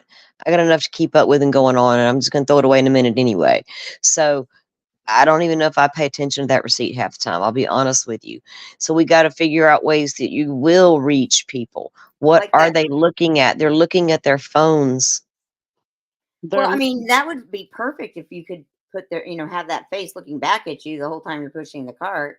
Well, but they're looking at yeah, their phones just like and the billboards reach people because they're looking at the billboards when they're driving down the road.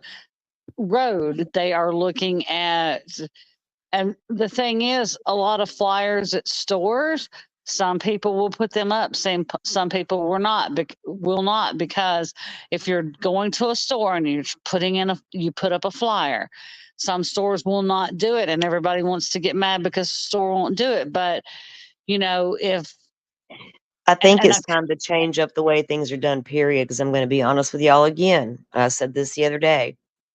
When I'm going into that store, if I'm in a hurry, which 9 times out of 10, I need to get in and just get what I got to do and get out. I don't like to people in them stores long.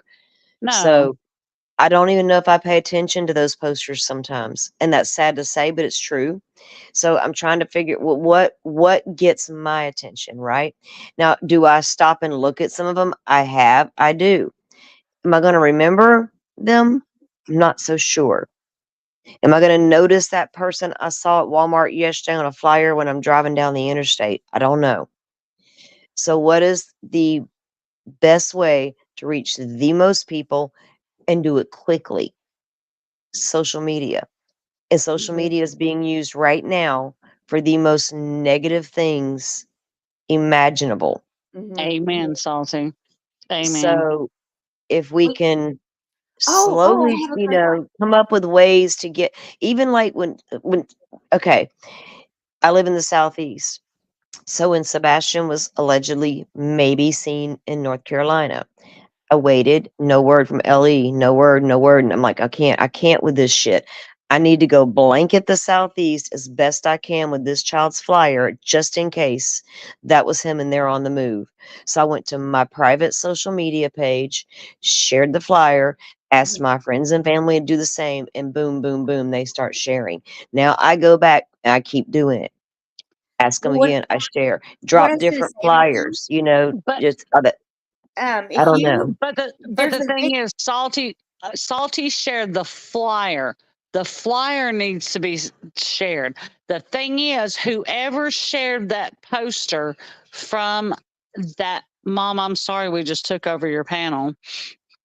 The flyer needed to be shared, but the thing is, the flyer, if somebody says they saw a sighting, the flyer needs to be shared. Do not, if somebody takes a picture and posts it on social media and says, I saw Sebastian at a rest area, and they've got that picture posted, do not post that child's picture all no. over social media, because it might not be Sebastian and that is somebody else's child. Do not post somebody else's child, and they should have went straight to the TBI, and that should have never been posted on social media at all. So That you is don't think that they wrong. should put his name like on any type of, okay, for instance, digital real estate is really big right now where basically you buy domains and then Yep, okay, so you know and you build a yep. website for a client and then they pay you, it could be a restaurant, whatever, and they pay you to keep it up run their social media on your domain, content is key. That would be something that you could put in there, couldn't you? But if you're saying not to put the picture, I don't know. No, I'm no. saying She's not to saying, put the hang on, picture. hang on. Okay, hang Let on. me say it. She, Don't go put a ahead. picture of another child. She's saying don't picture put of it. Yeah. Sebastian, but not a picture. Okay. If somebody says I saw a child at a rest stop and somebody posted on social media, don't put that picture out. By all means, put the picture of Sebastian out. Yeah, on all of these business websites, you would have Right. that as content. Right. That is content. But And if what somebody the way to go get ahead. that done, hun, is to really, honestly, the only way to get stuff like that done is to go locally. Right. Reach out to people in your community that already try to do this sort of thing, and see if there has to be a focus, right? A organization, something trying to reach out to these people in these companies to get them to do these things, right? And I think that's where some focus needs to go. Okay. Don't be reactive, be proactive, Exactly. and and sharing the official flyer is what Kimber meant. Like that sighting in North Carolina picture, that's not what I was sharing everywhere and trying to get everybody to share. I shared the actual flyer and said possible sightings, in case this is what, and I never said anything beyond that, because the people in my life on my Facebook, they know nothing about my true crime stuff. So my lives don't intermingle like that. So all they know is I'm sharing a flyer of a missing child from Tennessee. And we need to all share that because we all care about the kids. So my family and friends began to share it. And I knew I've got friends here, I got friends in Alabama, I got friends all over the Southeast. Mhm. If I can get enough people to share it, it's going to go around the Southeast, right? That was the intent. And I think Vern, Mom, you can attest to this, has done to try to do the same thing with Twitter and other media posts he's done to target a demographical area. So on Right? Twitter, We you want it can nationwide. Go ahead and promote. explain it, Mom. You can do it way better. So on Twitter, when you post something on Twitter, you can promote that post. So you can use that post as a target towards a certain targeted area. And then Twitter sends Vern reports showing him how many impressions, because Twitter is a little bit different than Facebook because it's a different kind of social media platform. Right. So just like the blips go by impressions, Twitter goes by impressions. So I'll pull my Twitter up in a minute and I'll show you guys what I mean, because it doesn't matter if 10,000 people see your Twitter post and 50 people heart it. Those 10,000 people are people that were impressed, not necessarily like, I'm impressed by your actions. Their Right. impression, they saw it, it visualized. They weren't just scrolling through their feed. They stopped long enough for the algorithm of Twitter to say this was viewed. So what Vern has done is he's targeting different flyer. One of them's he's done for Sebastian, and then I'll have to check my messages on the other one. He's got a couple of them, and one of them's for Vladik, I know for sure. And then there's another case that he has promoted those Twitter posts, just like on YouTube now, which just happened in the last week. When we upload a video, after it gets approved through YouTube, it doesn't have any copyright, it doesn't have any of that mess on it. You can promote a YouTube video without being monetized by YouTube, and you can pay Google Ads to push your video out further, and it helps build your subscribers and all that kind of stuff. So there's ways to promote those things. And this Mr. Bear is a Texan. I want to talk about Caleb for a minute. And the reason I'm going to bring this up is not only because I like to circle back to these cases, but I'm going to show a exact Hey, Mom, I'll be example. right back. Okay, babe. Just post me a link in a minute. Hang on. Okay. I'm going to show a example of what happens with Facebook post. So this says community outreach, missing person Caleb Harris update. This was put out on June the 4th of 2024. In regard to the ongoing investigation into the mysterious disappearance of Texas A&M Corpus Christi student Caleb Harris, detectives with the Corpus Christi Police Department are aware of some recent activity on Harris's cell phone. that has caught the attention of concerned individuals following this case online and through social media. Although the activity may give the impression that Caleb has reactivated his cell phone, detectives are supremely confident that this is not the case, but instead it was simply the result of one of many investigative techniques currently being employed by forensic computer examiners, Corpus Christi Police Department's detectives, along with the state federal partners, continue to aggressively investigate Caleb's disappearance. If you have any information in the disappearance of Caleb Harris, please contact Corpus Christi Police Department at 361-862-2840. You can also submit an anonymous tip at Crime Stoppers 888 TIPS, which is 888-874-8777. The tip line number set up by the Harris family is 361-826-2951. I'm going to reiterate this. Do not send tips to Tacky Tony. Those three numbers that I just put out are where any tips for Caleb Harris should go to, or call 911. Do not send tips to Tacky Tony or a YouTuber. This is what was shared on Facebook. A phone was found. The back is pretty cracked up. It's hard to see the sand in front, blah, blah, blah, blah. This is what I found on Facebook. This is how the rumor got started that we're seeing in chats that Caleb's phone was found. Nowhere in this woman's post it says this is Caleb's phone. But yet today, I saw with my own two eyes, Caleb's phone has been found. It has not been put out by law enforcement that this boy's phone has been found. And then Mr. Bear brought up another case. I want to share this one with you guys as well, because any input that we get from the community, I like to make sure that they know that I'm listening. I'm going to follow this page, Live Action. This is missing person Jason Landry. He's also missing out of Texas. So this was from CrimeCon. June the 5th, we just got back from our first ever CrimeCon. It was a busy weekend meeting with podcasters, other families, missing persons, media, and true crime and missing persons community. Here's the video looking at the weekend. Thank you for our team members and those who made it happen. And then they tagged a bunch of people.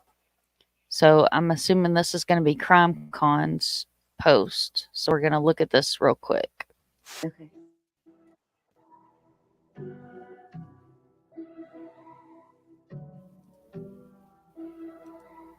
Dare to imagine, dare to believe in a true love that gave us a brand new beginning. No room for a king, no celebration and no ceremony. In that little town, no nobody will think. This is the story of the coming glory. Can you hear the prayers that people pray? Can you see the skies begin to break? When heaven and earth were face to face, oh, how the world forever changed. For God is with us. God is with us.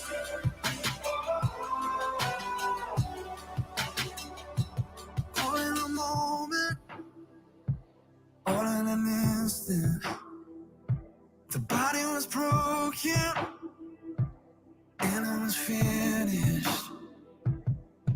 So let us begin the celebration and the ceremony. There's silence on earth, but the heavens are roaring, telling the story of the coming glory. Can you feel your heart begin to race?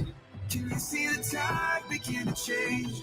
With all of our futures rearranged, the world will never be the same. For God is with us. God is with us. For God is with us. God is with us. For God is with us. Dare to imagine, Dare to believe in the true love that gave us a reason for leaving. Can you feel the hope that's rushing in? Can you hear the song that's echoing? Join with the choir as we sing. This is where love truly begins. Oh, God is with us. God is with us. God is with us.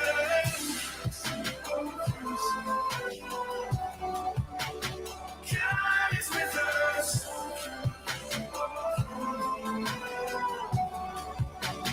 God is with us.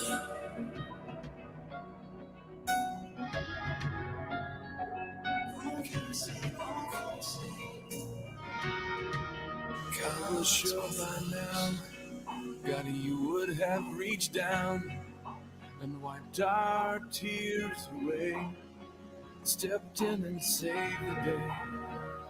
But once again, I say amen, and it's still raining. But as the thunder rolls, I barely hear you whisper through the rain, I'm with you. And as your mercy falls, I'll raise my hands and praise the God who gives and takes away. And I'll praise you in this storm, and I will lift my hands, for you are who you are, no matter where I am. And every tear I've cried, you hold in your hand. You never left my side, and though my heart is torn, I will praise you in the storm.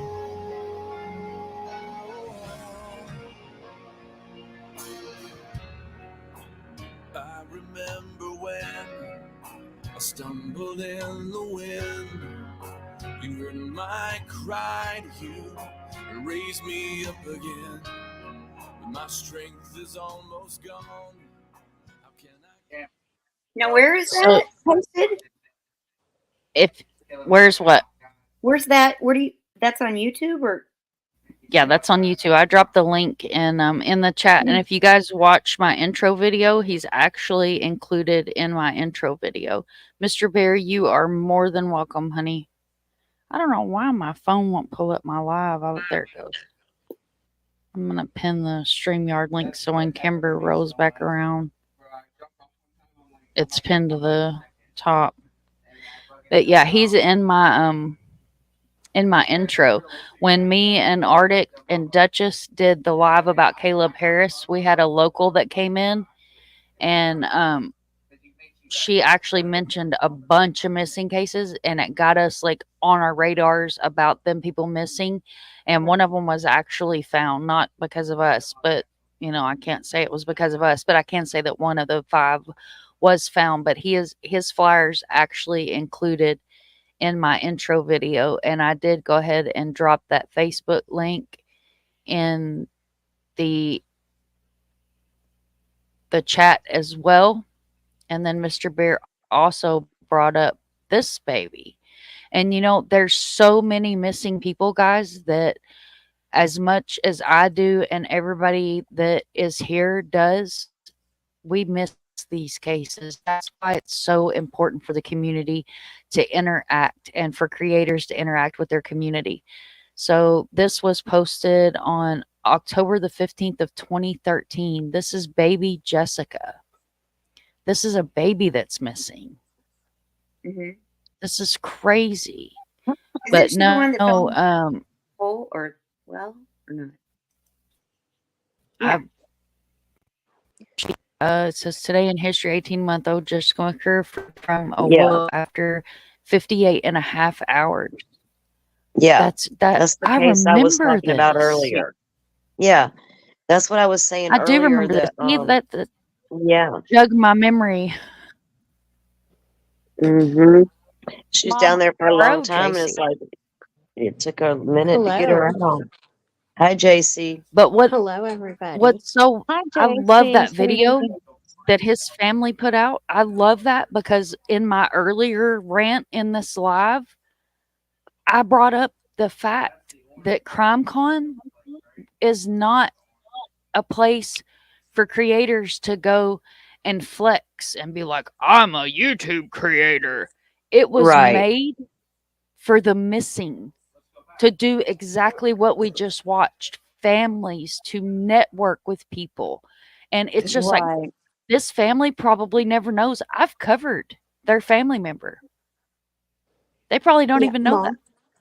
Mom. No, because these other bigger, badder, whatever they claim badder, and I don't mean that in a good way, YouTube channels, you know, they get out there and they cover the drama and the bullshit and, you know, but Mom, I'm going to mention a case to you and I know you'll remember it.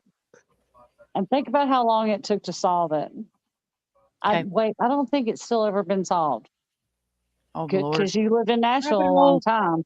And it was probably before you lived in Nashville, but Marsha Trimble. Do you remember that case?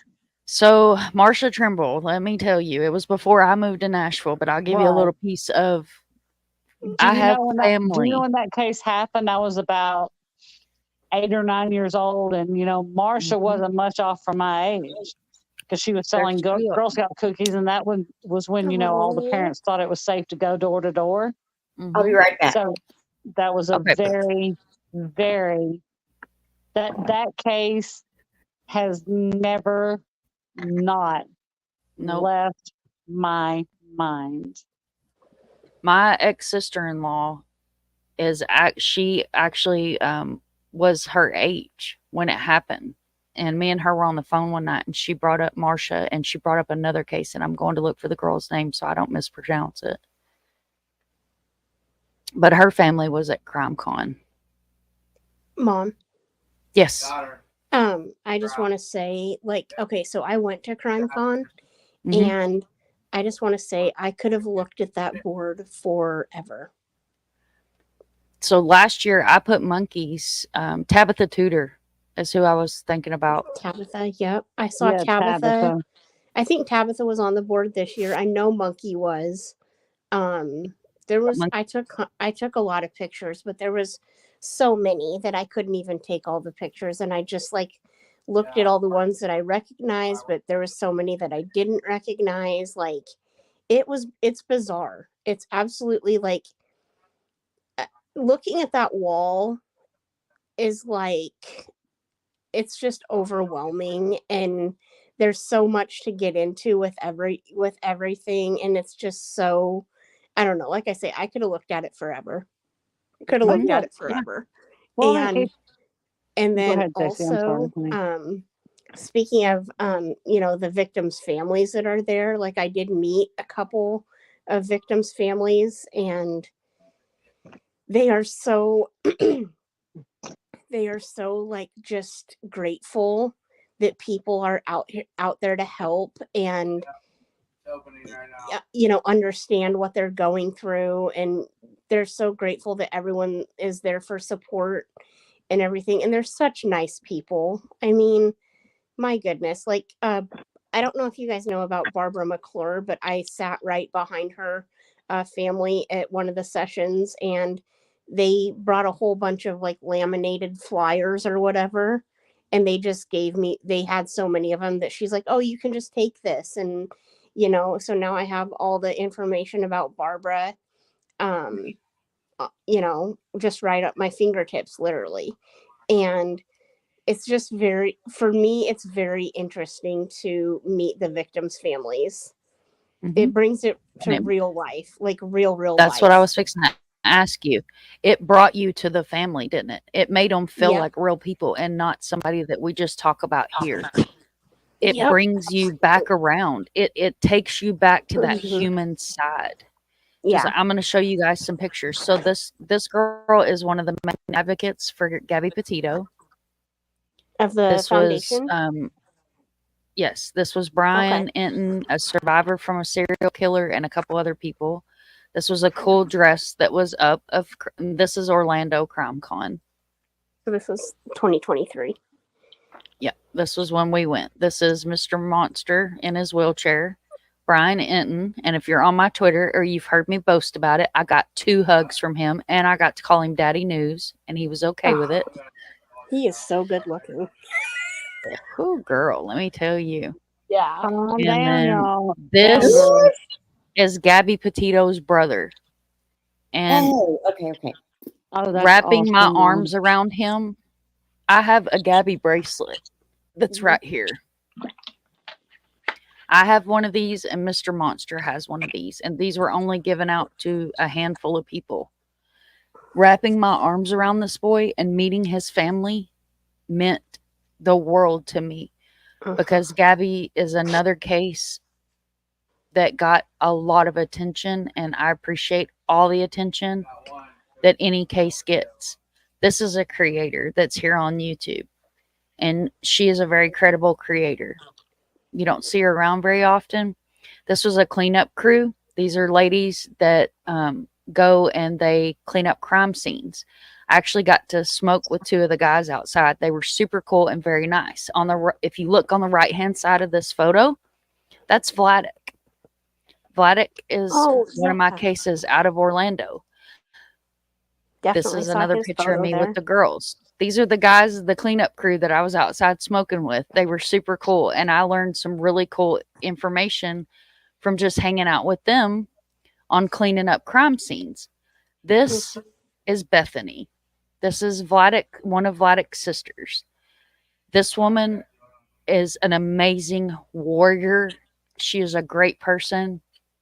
This is who I talk about when I said we went to the vigil and I met her at CrimeCon. And to be able to meet her, I bet we hugged 50 times while I was standing there. And both of us were crying because we have communicated so much online and through text message that actually being able to wrap my arms around her, and I mean, just kept hugging me and kept hugging me and kept hugging me. I mean, we hugged for 20 minutes. I got to meet Whitney, who runs the Voices for the Voices for the Voiceless. She is a foundation that is not completely nonprofit. When you go to these things and you're doing it for the right reasons, it brings those persons back around to being a human, to being someone.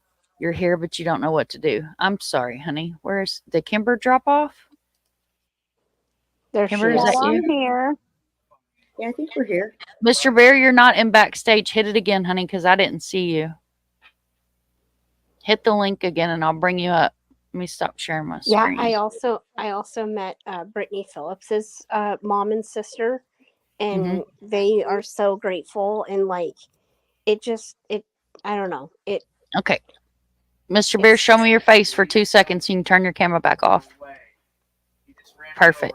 You're good. You can turn it off, honey, or leave it on. It's your choice. Like I say, I don't really have words, but it just brings it to real life, and and you find out that they're just normal people. You know what I mean? Like it's like the creators that I met. I always I'm like, oh my gosh, like I listen to you every day on YouTube. You know, I see a lot of your videos. You're practically famous to me, and to meet them in real life, they're like Annie and Danielle and John and those guys. Like they're real people. They're so normal. So normal. Yeah. Who did you meet, JC? What? Who did you meet, honey? I met the only meet and greet that I did was John Quinones. I love him. Oh my God, I love him. With baby Holly, but he's super cool. But I talked to Aaron Quinn and Denise Huskins personally. At the bar. I just randomly turned around and they were there. And then I spoke with John Lorden and Danielle Hallen on Friday. And then Rachel Shannon and Annie Elise on Sunday. Oh, nice. Cool. Yeah. And then I obviously went to the sessions and stuff. I went to Paul Hole's. I mean, I've seen people around too. I went and talked to like True Crime Garage. Did you say you went and Oh, saw they're Paul awesome. Holes? I'm Yeah. sorry. Very cool. Did he do like a presentation? Did you sit in on it? No, I didn't get to do Oh, that okay. because I was in another session. That'd be super cool. That's cool. But I spoke to a lot of podcasters. I listened to Josh Mankiewicz session. I listened to Paul Hull's session, Aaron and Denise's session, Chelsea Kobo's session, and Chris Hansen's session, and then Glenn Kirshner. I actually spoke to Glenn. He's a great guy. On Who Killed Robert Vaughan. Oh. And it was a lot of fun, wasn't it? Yeah, it is. It is so cool to be able to network and actually meet these people. And like Brian Enton, the picture that you guys seen of him on stage, like I literally stalked this man. Like I'm the first to say it. I stalked him. I was like, I will see him at his table. Yeah. And like we would walk around and we would talk to people and then I'd circle back and he finally was standing there and I was like, hey, I'm Mind the Monsters. And you know, I'm tiny, but on Twitter I have a big voice and I'm very known on Twitter. And he was like, hey girl. And I was like, oh my God. And I got 2 big hugs from him. And it was so amazing to talk to him. And then I met Cheryl McCollum. And me and her stood there and talked and like we really hit it off. And then after CrimeCon, you know, I had her on the channel and I interviewed her and she is such an interesting person. And to hear all of her background and everything was amazing. Ryan Brenner, welcome in. Sarah's still hanging out here with us. I didn't get to see her or Nancy Grace just because I was a day late. So hopefully next time. She's a busy lady. Yeah. And I don't like to bother people when they're busy. Like I know, you know, that's part of the reason I didn't go see who was it that was always busy? Derek and Stephanie. Derek Lavasser and Stephanie Harlow, they were always busy. And the only one I didn't get to see was Sherilyn Dale. She wasn't at her desk when I did walk by her, she was busy, but I did get to talk to Nancy's executive assistant though. That's awesome. Yeah. And she's a nice lady as well. So I'm assuming Nancy, and I know Nancy is just as nice because she signed books for 4.5 hours and never turned anyone away at her meet and greet. So she's awesome. She really is. I mean, she comes across as harsh to people, but she's passionate and, you know, and I have to say that you guys see Mom. You guys see Mom. Usually when I'm up here live, I'm Mom. But earlier, I was on my soapbox because when you do this and you have that passion, it's not. It doesn't come from a disrespectful standpoint. It comes from not to be violent, but I want to choke you till your eyes pop out till you listen, kind of thing. Amen, sister. The way people do this, you know. Yeah. Amen. I don't care what anyone says about Nancy. Like, I know she's over the top, like can come across as over the top, but you kind of have to be to do what she Nancy does. Grace is Nancy Grace. She's been over the top for as long as I mean, from the 80s, as far back as I can remember watching this lady. And I've been watching her for 20 something years, probably close to 30, you know, many years. And she's not, you know, she's just who she is, and it is what it is. Another thing, I don't care what anyone says about her. The lady is smart, super smart. And she's not stupid. Yeah, she's not. I hear people just say, "Oh my God, she's so stupid," and I'm like, honey, no. she's very smart. I'm like, no, she's not. Like, they're stupid when they say things they don't agree with. Right. If she was if they're covering a story or saying things that align with their thinking, then she's great. And it's that way with a lot of people. And That's really all that needs to be said because that's the perfect example right there. As long as they're saying things they can agree with, it's cool. But if not, oh, there she goes again. So it's, you know. Well, and JC, you have to remember some of these people calling her stupid. Nancy Grace used to be a prosecuting attorney. I know. Mhm. And, you know, these people that are calling her stupid have no law degree, have never been a prosecuting attorney. And I'm like, okay, she's Right. stupid, but you don't have a law degree. Why are you Right. calling her stupid? Right. May I say something real quick if you ladies don't mind? I don't want to No, interrupt you Yeah, you. go go right ahead. No, you're ahead. fine. Jump in. As Nancy would say, this isn't high tea Right? Tell us to Uh, at shut Windsor. up, man. Oh, well, thank you so much. This is the first time I've ever joined a panel or been on StreamYard. I want to thank all of you ladies, especially you, Mom. Just real quick, I just wanted to say I hear all the names that you guys are saying out. I recognize a lot. Brian Inton, Annie Elise, Paul Holes. One thing I'd like to thank for Mom actually is, and no offense, I hope you don't take this the wrong way. I just found you, and maybe may not be the most popular, but you know, we need everybody, right? And we need everybody's voices, and that's why I'm really glad to be here and keep persisting to be here because I think you ladies are doing a great job, and you guys are real talk, no nonsense, Oh yeah. no BS. And I just want to say real quick, I appreciate that, and thank you so much for letting me come on and have Oh, some real yeah. talk with Oh my y'all, God. be Thank you for on the Thank porch you for with you being here. guys. You've So, been here since Caleb or Caleb. I got Caleb on the mind, y'all. Riley's case, and I Riley, appreciate you always coming back. I really do. I know that chat was crazy that night. I've never had 7,000 people in a chat before, but I appreciate you, you know, giving us a chance over here and coming back. And thank you. Thank you so much. And oh, Yeah. thank you. anytime Yes. you have a case, just reach out to me and I'll be more than happy to get that person's name out there and share their Oh, faces you and share their do. names. And, you know, it's a Oh, passion. yes, So thank ma'am. you for being a part of the community. Oh, yes, ma'am. Thank you. You know, there's a lot of people out there. They'll talk, you know, a lot about popular cases but you're the only one I've seen that really will listen to the community and go after things, and I appreciate it. So that's why I'm here. And I think I think we ladies, we can all agree that, you know, with social media and popular things, it just seems people drive that way, they go that way, the real gets lost, right? It And does. I'm just saying I appreciate that, and I appreciate y'all talking about everybody else. We're not hey, and we can still talk about all the popular ones. We need to talk about everybody who's missing, and I understand that. I'm not trying to say don't talk about Riley, don't talk about Madeline. No, we need Yeah. to. But I Yeah. just appreciate the real talk. You know, y'all stick with the facts, and it's not BS around here. And anyway, I'll be quiet and let y'all continue. But I just want You to say are thank you for fine. asking. You Yeah, and thank you for coming up. And I appreciate the community because, guys, without having this community and without having you guys that come here and listen and watch and replay crew, I would literally be some crazy woman sitting here in my hey y'all hat by myself.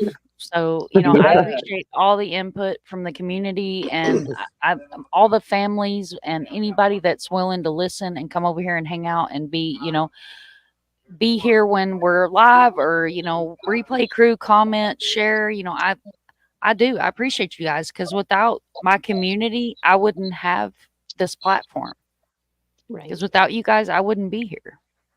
I Yeah. wouldn't be. I do have one more question for y'all, and then I promise I'll shut up and listen to Oh, everything y'all have to say. I promise. What was the case for each of you that maybe got you involved in missing persons, or maybe it's just true crime? It doesn't matter, but I'm just curious. I could say mine, but I'm curious about y'all's. What got y'all's involved? What was that person, or maybe that time that moved y'all that y'all were like, you know what, I really want to get involved and help out and get the word out. so I have Oh, go always ahead, Mom. been a crime fanatic. When I was in elementary school, I finally got old enough to be able to go to the big girl library. And the very first big girl book that I checked out in the 5th grade was Known American Serial Killers. And you have to keep in mind that my mama was very Southern Baptist, played the piano at church, the whole 9 yards. So I bring I this was book gonna say, home. what did your Mhm. mom think of that? And I'm like, Mom, I got a book from the big girl, because they let us go to the big kids section of the library today. And she's thinking, oh, well, that's great. Did you get something on the pyramids? Because as a child and even now today, I was obsessed with the Egyptian pyramids. And I said, no, Mom. I said, it's America's serial killers. She literally walked over, got the house phone off the wall, called the preacher, drug my hind into church. Oh my God.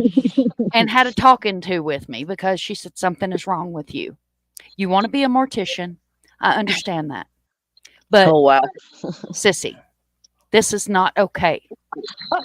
So I've always been obsessed with true crime. Like it's a real crime. It's just been a passion of mine since I was old enough to think for myself. My very first case, I was actually a manager at the Plaza Resort and Spa. My very first case for YouTube. I was a manager at the Plaza Resort and Spa, and the girl that actually was Aisha Degree's neighbor, which is a missing case. That's one that I need to circle back around to. I knew who she was. I knew that she was a neighbor of Aisha whenever she went missing. And she tapped me on my shoulder because, the bad kids, we all smoke outside in our little smoking corner. She come out there and she tapped me on the shoulder and she said, hey, didn't you live in Tennessee for a long time? And I said, yeah. I said, I've raised my kids in Tennessee. Yeah, absolutely. What's up? And she was like, there's a little girl missing in Tennessee. Her name is Summer Wells. And I was like, Summer Wells. So I looked up the case and I spent 8 hours of my day with an earbud in, my phone in my back pocket, listening to YouTubers and news reports and all these things about Summer Wells. And I actually went into a channel that I do not support and will not drop the name of the channel. And I was on that channel and I was watching and I was like, wow, I was like, people do this on YouTube? Why the hell didn't I know this during COVID? Here I'm binge watching ID, and there's lives going on where you can comment. Yeah, oh my God. I didn't know you could go live on YouTube until like a while ago. So I went into this channel, and I have a very up personality, and a lady had went on panel and she was talking about how people from Tennessee are just barefoot and pregnant, and that's just they're just all rednecks and blah blah blah blah blah blah. And I was in the chat and I was like, and keep in mind now, my real name, my government name was on my YouTube. And I went in and I changed my name real quick. And I went up on that government name would get you every time. Every time, girl.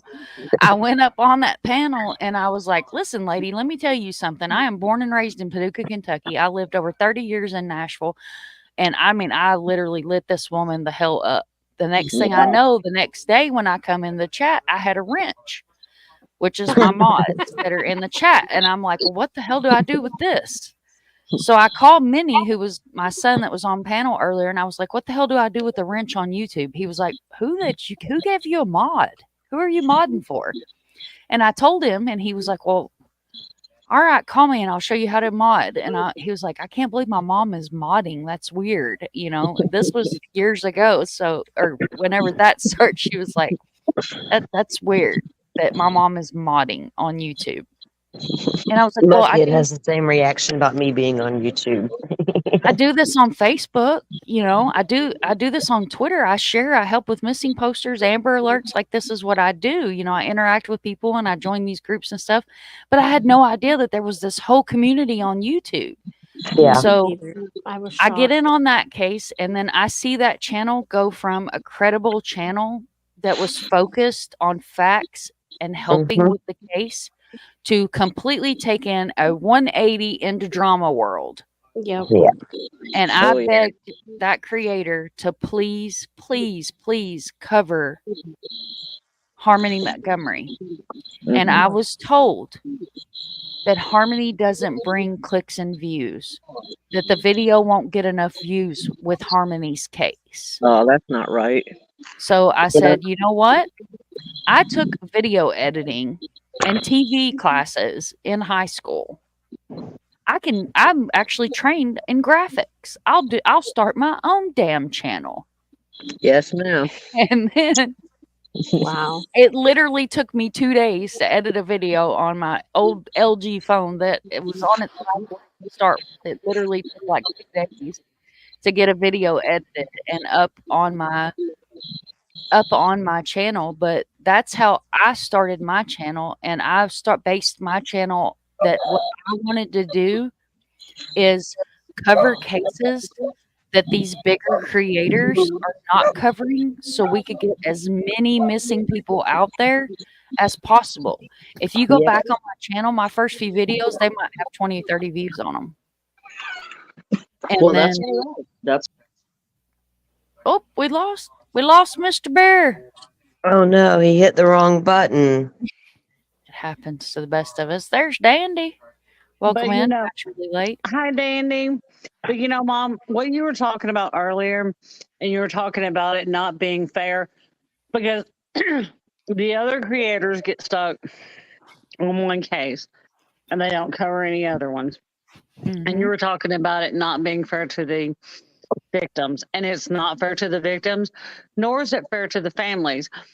Because who are we as creators to say that one other missing person is more important than the next missing person? Because we're not that person. I can't say that this missing person is more important than this missing person. Right. And just because this more drama surrounding this one, that doesn't, just because more drama surrounding this missing person doesn't make them more important. So I'm not going to Absolutely get not. involved in all that crap. I just want this missing person found, and I want this missing person over here found as much as I want any other missing person found. Well, the Yep. thing is, they're all it's even. They're all the same. As creators, I don't create true crime. Somebody else does. A criminal creates the true crime. Thank you. When a person goes missing, I wasn't responsible for that. But what I am responsible for as a creator is bringing you the facts as best I can, honestly as I can, and as fairly as I can, and as objectively as I can. I'm like, Mom, I can't really pinpoint one thing that got me into true crime because I've always been interested in crime stuff, right? Even as a young, even when I was young, and I always followed it. I can tell you about cases, 30 years ago. I can tell you about all kinds of missing kids cases that are bizarre, missing people, crimes, and all kind of stuff. And I've always done the true crime. Well, a couple years ago, I got into working with some NFT groups, which held me on Twitter, had me on Discord, and a lot of different things. And then, I started realizing there was true crime on the YouTube. So I started going and listening. And when Idaho 4 was happening, it was really starting to get really big, right? So then when you start listening to that case because I knew about it from the time it occurred. So I didn't come in the middle or come into whatever YouTube was offering. I knew about it beforehand. And then I've seen everything that happened since then. I've seen everything happen with Sebastian Rogers' case. And a lot of it was created by people. Yeah. It wasn't actual none of it was really based on any facts, right? All created by people. And so it just depends on how you present stuff. And so I started YouTube channel, and I had a TikTok. I still do. I have it for one reason. It's evolved, but I started that account so I could put out documents on Idaho 4 for people to read for themselves and understand for themselves instead of having somebody else to interpret and tell them what it said. If they never view the document for themselves, they're not going to go, oh, well, what they just told me don't really make any sense, right? Or that made actual sense, whatever. So I just kind of like want to put it out there. But I'm with Mom, you just got to be responsible for yourself. Being the YouTube police is exhausting work, and I'm not cut out for it. I am, but I don't want to be. But I'd rather bring true crime, factually based as we can, and talk about real true crime and missing person cases. And there was a local girl that went missing 11 years ago, and she's never been found. And I can't get her out of my mind ever. And It's just those families like you and like JC was saying, how going to CrimeCon and seeing these families and seeing this boards in the missing wall with all the people, Unbelievable. it personalizes it again. It brings the people back to the forefront Mm-hmm. and gives them it humanizes them, you know what I mean, in a way that it's hard to get across sometimes because they get lost in these cases, even in the criminal cases that come. Victims get lost, and I'm kind of tired of seeing that across the board. So that's Mm-hmm. one thing I want to do in my channel is we help, just promote victim advocacy as well as, of course, constitutional rights for everybody, innocent until whatever, but also don't lose sight of the victims. That's so important, and it happens all day. Yes. And the other What thing, What about you, Kimber? What's your story? How did you get involved? What brought YouTube, me to true yeah, crime was when Sebastian went missing. I'd go through YouTube and through Facebook, and I just looked every day because I just wanted to hear an update. I just wanted to hear that he was found because the day he went missing, my best friend in New York has a child, and he's very close to my heart because I've gone to see her several times. I've met Jake, and um, he is on the low end of the spectrum. He is nonverbal. So, him going missing is something, him eloping or something like that is something that she worries about every day of her life. mm-hmm. Yes. She has safety plans in place, but it's something that she still worries about every day of her life because unlike Sebastian, he knows his name and he can speak it and tell where he needs to be, and all of that. Jake, he does not unfortunately have that ability. So he would be in very extreme danger if he went missing. So this touched my heart so much. And don't get me wrong, Summer did too, because I followed that case. But I didn't know this whole YouTube crime world was out here, to help me follow cases and help me understand things. So Sebastian was what brought me here. But when I Yeah. came here and I saw all of the Sebastian stuff, and it's just turned into something so horrible. And the ones that are reporting the factual information, and then I see people that aren't, and I'm just It's astonished. just sad. It's Yeah. sad. Yeah. And it needs to get back to reporting about Sebastian. If there's nothing new to report, there's no need in staying on a panel Right. trashing one parent or the other. It's not helping find Sebastian. It's not going to help. Hallelujah. It's not going to help find Sebastian. So let's get back to finding him. And law enforcement isn't going to tell us everything. They'll come out when they have some new news. So if there's no new news from them, then everybody's just going to have to face that fact. That's right. Yeah. And no matter how angry you get and scream it on the internet and tell them that they need to come out and say something, they're not going to do it. Right. well, So you can't. Because then people are going to be mad that they came out and said nothing. Like, Yeah. If they come out and do a presser, they're going to be like, well, they didn't tell us anything. Well, but what are they hiding? What are they hiding? So yeah, it's best just don't say anything. they're damned if they do and damned if they You know don't. what, Kimber? That I really want to start a channel of my own, but I need somebody to help me in the beginning. If anybody wants to volunteer, that'd be great. But I think that the more people we have that are covering cases, because there's so many, I don't think you can have too many. I think we need to have more out Well- there that cover other, Well, Terry, here's the problem. And I was talking I've about backed this. away. at I've backed away CrimeCon. from a lot of the drama because I'm sick of it. I'm sick Thank to you. death of it. I'm sick of it. And we have to find a common ground. There has to be a common ground, you know, Yes. and there. Hold on, I need to track my mind back. I need to track my mind back because I'm going to say something. And I need to track my mind the other way. Whew. Okay. So anyway, it has to be about Sebastian. Nothing else. All the other noise from everybody, and I mean everybody, has to be shut off. It doesn't matter who it's from. It has to be shut off. And I don't care who it's from. It has to be shut off and it has to get back to Sebastian. That's where it has to be. It Yes. can't be from anyone and it has to be shut off. Well, And there's a lot of people out there willing to consume it right now, and I'm going to let them. There's nothing. I mean, I can scream it and shout it, and I don't know if anybody's going to hear it. So I'm going to do the best I can to weekly, right now, bring true crime back to true crime.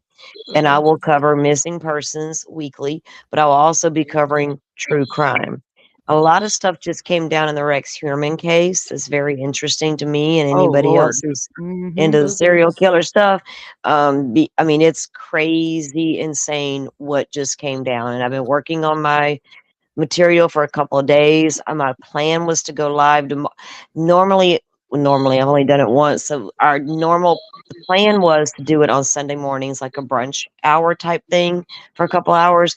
But tomorrow got to go to my daughter's for my little granddaughter's little birthday party.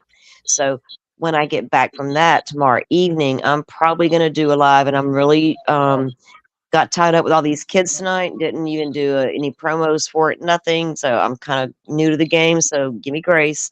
But It'll be dinner yeah, with Tim and yeah. it'll be I dinner don't with know what Timber it's and gonna be. Salty. It's gonna. I'm gonna tomorrow when I do go live, and I may have to push. I might, depending on how I feel tomorrow and how if I want to set it and let people know about it to try to get the word out. I might do it for Monday. I'm not going to be concerned about what other people are doing and who's going No. live and where and when, because I can't. I'd have to search the entire YouTube board to figure that out. You know what I mean? It's not about that for me. I'm just going to go do what I do. And those who Do want to what you hear do. about Rex Norman and the updates will come listen. And if you come for anything else, there's plenty of channels if you want that. I get bored and want to know what's going on. I know where to go get it, but Yeah. I can't live in it personally. That's not what I came here for. I came for true crime. So that's what I'm and going to do. We're gonna be doing true crime, and it may be Sunday morning iced coffee and brunch with us, or it could be Monday night dinner, or it could be Tuesday night nightcap, or Kimber and Salty have no schedule. We might just pop them and go, "Hey, we're going live." Yeah, Right, I don't know. I Salty? kind of We don't eventually know. I will because I hate clocks and calendars. It's just it's a whole other show. But Yeah. yeah, clocks and calendars, like I try not to do them because I'll be like, don't tell me what to do because I'm not going to do it. So Organize chaos, girl. don't tell Organize me it's chaos. time to do something. Dang it, I don't want to right now. No, for real though, I do want to get them scheduled better. The only reason why I won't be doing it tomorrow morning is I do have something to go do that normally I wouldn't be doing. So It's our little corner of organized chaos. But no, yeah. I did want to say one thing, and Salty and I have discussed this.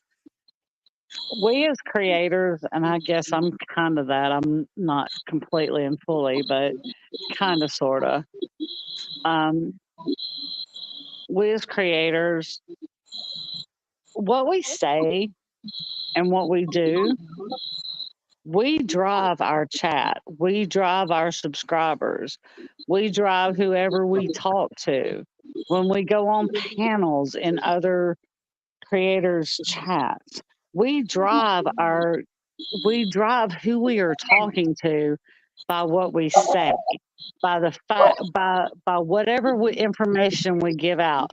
We drive whoever we are talking to. So if you're giving out misinformation or you're saying, oh, this and that. You're driving hate. You can choose to drive hate. You can choose to drive But yeah, see that you can choose if to you, drive true it's crime. You can choose to drive down the middle. You can choose to, drive true information. You can choose to drive all of that, but you are affecting your community. If you tell everybody on this community that normal people are safe, because serial killers are not safe and they look like normal people. So you can't tell people that normal is safe. You can't tell people that everyone on this that everyone that you bring on your platform is safe, on your panel. but when you're cultivating a community, and I use the term cultivating a community because I came from the Web3 world before I came over here full time in true crime. I'm not going to be cultivating a community where we sit in this misery of drama because that's not what I am about. And there's no place for it in true crime. Now, will there be times theories will get discussed and characters in these cases will be discussed? Probably, but it still depends on you and how you do it, right? And you still got to do it fairly and objectively. And you got to have some integrity at some point, and you can't scream at mainstream media for this and that if you're not going to be any better or do any better. So I'm always going to try to do better as a person, period. So I don't see a reason to bring anything fake to these true crime stories. I didn't go investigate them. I don't know the people personally. I only know what I can dig up, the facts as I know them, and then present them to the community. If that's what I'm doing, I don't really have to concern myself with drama and stuff, right? So, and people are going to go consume what they want, and I literally, and some people just consume highlights. They just want the juice. yeah, exactly, and it's right, and you I can't. see what you're saying. I'm just agreeing with you. I see Yeah, what you're yeah, saying. exactly, and I can't use up all my energy fighting that because who's listening? The people that you want to reach that you're hoping are listening, I doubt they're listening. So I don't understand the objective reason behind, you know what I mean? It's pointless to me. If I come present you a true crime story, the drama is going to be within that crime or whatever, not within the people that come out and run their mouths on YouTube. Because I promise you, I've been around this game long enough to know when you got players in any of these cases willing to come out and run their mouth like that, you better red flag them immediately. Yes. May I take a second? I want to say thank you to all you ladies sharing your stories for how you got involved and where you're headed and what you're thinking about. And if you don't mind, I'd like to tell you how I got involved. I was only an 8-year-old kid. We had a little girl go missing in 1990 here in Texas, Heidi Seaman. And I just felt bad as a kid. This is raw emotion. I'm not a creator. I'm not a promoter. I don't have anything to do with YouTube. I'm an audience member, just happy to join you this evening and hear how you ladies really feel. And I think you guys really have a platform to set up something different for I'm not looking all for the highlights. I just think about, this child that went missing when I was 8 years old, and I felt raw emotion. I couldn't help her. I didn't know what to do. I was a little kid. And of Yeah. course, you with life, right? You go on with life. Your parents tell you, well, that happens. Kids go missing, you know? That's why you need to stay close to us. That's why you need to listen to us, Mm-hmm. And I'm just a raw audience member and went on with my life and did my thing, but always cared about these people. I'm like, where are they? What happened to them? These kids, and then now adults, and now I'm an adult. I'm in my 40s, and I'm like, I Yeah, still can't help them. I still can't find them, and it exactly. bothers me. And I'm retired now, and I had a good career, and I'm glad I'm retired. But now I want to find something to do with my time. and I'm glad it's. It's not. I'm not glad it's with missing people, but I'm glad that I feel good about putting my time to a good place. Does that maybe I should Mm-hmm. work that better? No, that makes It makes perfect totally sense. sense. Yes, it Yeah. does. Look, Yeah. it needs all the advocacy. The space needs people like you, the advocacy that's there, coming from that, what you felt, right? As a young person, Yeah, because that's where it's we coming get it. from. That it's Yeah. almost like I couldn't. It wasn't my little sister, thank God, but Right. still, it's felt like that, and I held that with me my whole life, and I didn't even understand Hmm. that until I got retired, and I went, well, what do you want to do with yourself now? And I thought, Yeah. I want to help them. That would, Don't and blame so you I at don't all. know how, and I try how. So that's what I've been doing, and I'm just a raw audience member. I'm not a creator. I don't have any platform. I don't have a channel. I'm not anybody, but I love what you ladies are doing, and it's so good to hear your true stories and your comments and what you want to do. And I support you. And what do we do, right? But I think you guys Hmm. are on the right path. To keep it real and keep it true, and let's really come together and find a platform to find these guys. And we don't need to care about all the. I know we Yeah. need likes. I know we do because we need to get, the more you get, the more you go. It's such a, isn't it a weird thing, right? It's a weird kind of thing. It really is, and it's hard when you need to know more and want to know more because you feel like that could help more, and then when you don't know Mhm. nothing, and for me it becomes a fine line after a while because I have followed so many cases. After a while, I find myself getting irritated with law enforcement, and I don't mean to be, right? Right. I don't mean it, but I also understand that this is 2024, and I understand this phone I'm holding in my hand and the reach that social media is having on these different cases, and the amount of Mhm. people that are holding devices and can see images and interact and scroll and all the things. And I feel like there's a lot we can do, even like with you wanting to be an advocate, and what can I do, even like sharing on your other social media. Like I always tell people, share across all your platforms, your Mhm. Instagram, your Twitter, your Facebook, if you Facebook. whatever you have, your TikToks. Share the posters, share the flyers, share them locally, ask your friends to share all the things, and that's a start, right? And then as we Absolutely. go, maybe we can come up with ways to really make differences, because there are people out there every day making a difference. Yep. As Every Well, share anytime, matters. I did any talk to I did talk to Danielle about, like I understand, some cases get more attention than others.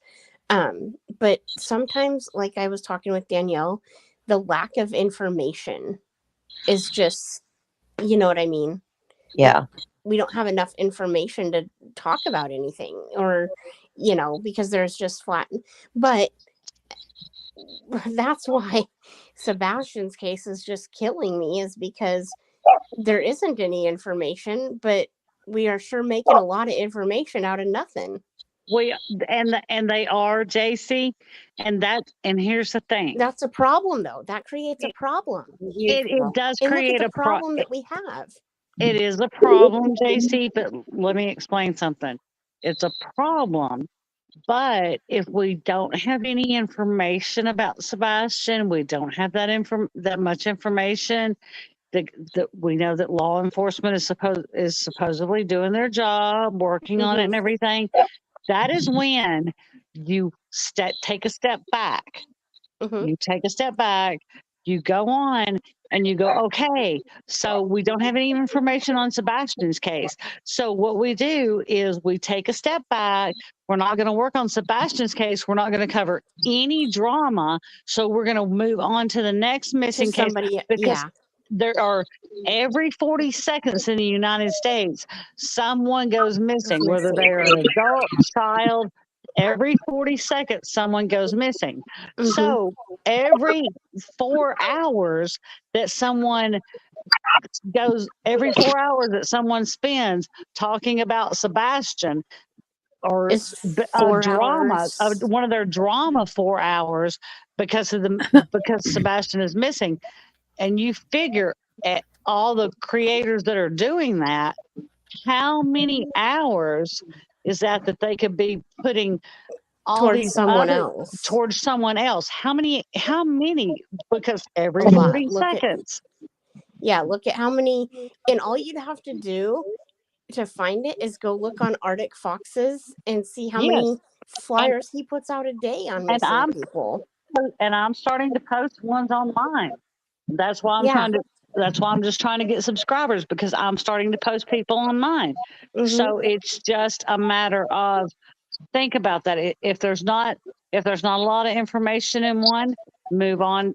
And one missing case, move on to the next. But you can always have go to have back. a lot of information to spread the word. Right, and you can go back to that first one. You can recover it, and and you can still keep their name out there that they're still missing, and then if there's new information in the case, go back to it and cover it for a minute or two.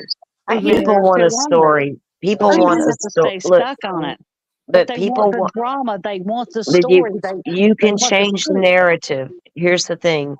People want a story. So give them a little bit of story on the missing person.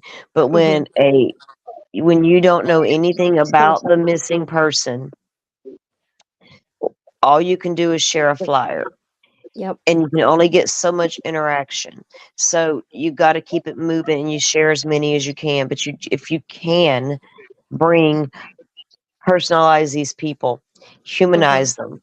And that is being lost in the other stuff. And I'm sorry, but 2,000 people consuming the drama, to me, that is a small portion of the public that has no clue any of this is going on. I guarantee you, I know a bunch of people right now who have no idea what's going on in this case, except for the outside that flyer I shared on Facebook. Well, it's just like Minnie when he was on panel earlier. I was brought up Sebastian, and he's not a true crime creator, guys. He's from the gamer community, and even he said at the beginning of this case, all the drama, I can imagine where it is now. That is so sad for somebody that's not a part of the true crime community, other than coming up on this panel and what he did to go look for Riley for me. That was the first time he'd ever been on my panel. He's my tech guy. He does all my stuff in the background. But for him to not be here every day, not know this case, other than being on the phone with me and me being like, oh, they're just where I'm just rapid firing at him because I'm so frustrated with all the drama and the bullshit, pardon my French, that gets wrapped around these cases. It's disgusting. It's absolutely disgusting for adult human beings to sit on a platform and do the things that some of these people do. And I'm going to tell y'all something, since I'm from Tennessee. And I'm only about, because I live in Springfield, Mom, so you know how far I am from Hendersonville. Right. And I'm going to tell y'all a little something. There might be a few folks from around here, talking some shit. But I'm going to tell y'all what. It's Mini Monster. Yeah, I'm back. I got frustrated. We summoned him. But I am not. I'm about, like I said, I'm about 20 minutes from there. But I can tell y'all, other than a few people, there is not the fucking public outrage between here and Hendersonville. There's no people from this town or Hendersonville outside their fucking house with torches like these people on YouTube want to be, that aren't even from this fucking state. It's not happening. It's not happening here. No. So, and it's not happening from their neighbors. So I want y'all to think about that. Their neighbors do not hate them, or they would be ready to, they would be fucking, their house would be there. And I'm going to tell y'all something. They have been away from their home. Think about this. They have been away from their home. I'm So going if to they need have to been drop away them, from their guys. home. Right. and their home is not vandalized. A home has not been vandalized. It has not been having murderer, kidnapper, nothing on It there. hasn't been It broken has not been. into. It has not been broken into. It hasn't been has not set had. on fire. And Chris said that they have neighbors watching their home while they're away. Now let me ask y'all something. If your neighbors hated you that bad and had accused you of hitting your son with hitting your washing Pressure washer. thank you, or locking your stepson in a garage and making him sleep out there and yelling at him and you hearing him say this and this, do you think they would be washing their home while they were away? Look, No, the ma'am. first rule of thumb is don't believe any live caller to a YouTube channel claiming to know or be a neighbor of the suspect in something. Or a cousin. Because y'all And know you won't hear that on me from me. I can't because I need you. I gotta vet you. I gotta know who the hell you are, where you got that information. You got to prove it to me because I can't put that out there like that. That's And silly. that's why. we don't even. Me and Salty don't even have a call-in number. And I that's have why, one, but I ain't never used it. That's You why. want me to hang up and call in, Mom? That's why, like, I might have my opinion about, Chris and Katie, but also I'm talking to people that are actually from there, and therefore I'm having an open mind. Like, well, JC, honey, I can tell you there's not. I'm gonna tell you. Since I live here, I know that the news. If there was a torch party at their house, or if their house had been vandalized or anything, and it was in the news it would be on the reports, news. it would be on the news because them bitches would have it. You know how the news is. So Yeah, and like, so and therefore, like, I have to also take into consideration what is actually happening. You know what I mean? And let me tell y'all something else. If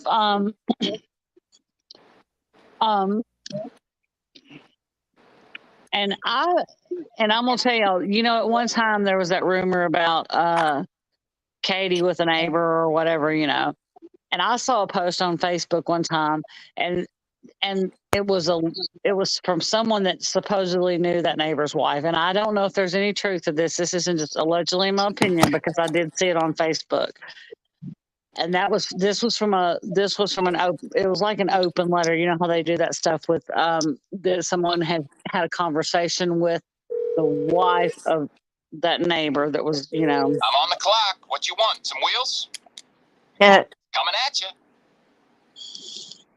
And she said, she told him, she said that her children had been harassed, they had been harassed, and this claim was like, but her kids had been harassed at school. Someone had actually come up and asked her kids about it. And that's just ridiculous. It's not fair. Nothing that has happened is fair. But well, y'all are gonna realize, and I don't know how long a lot of y'all been around YouTube. There's gonna be a lot of things on YouTube you're not gonna agree with, and it's up to us what we consume, right? And when it gets too much, or when you simply don't agree with what's being done or said anymore, you have a choice to tune it in or tune it out. There's really not a lot. I can voice my opinion on all of it. I can fight the good fight, whatever. But it's not going to make a difference to a lot of people. But I can control what I do. I can control what I consume. And so if it's not for me, it's not for me. And right now, that case is not for me because it drains my energy. And I swear to God, at the end of the day, when I have a headache and I don't feel good, just want to go to bed and I don't understand why, it hits me. Because what have I done all day? I've sat in all of this, whatever this was, all day. And I can't do that every day. I don't agree with a lot of what's gone down from the families, but they're not the first families to act bizarre or do strange things or do absolute astonishing things in a case. And I know that it will happen again in the future. So sometimes it's like being a police officer or an investigator. You are going to see a lot of things in your lifetime you got to compartmentalize, right? And you got to figure out what you put up with and don't, what you consume and don't, and where you want to go with things. So that a lot of that is personal responsibility at times as well. And I know that I'm not going to come out here and battle that train, because that's not what my intentions are. If I want it to be, it will be, but that's not what my intentions are right now.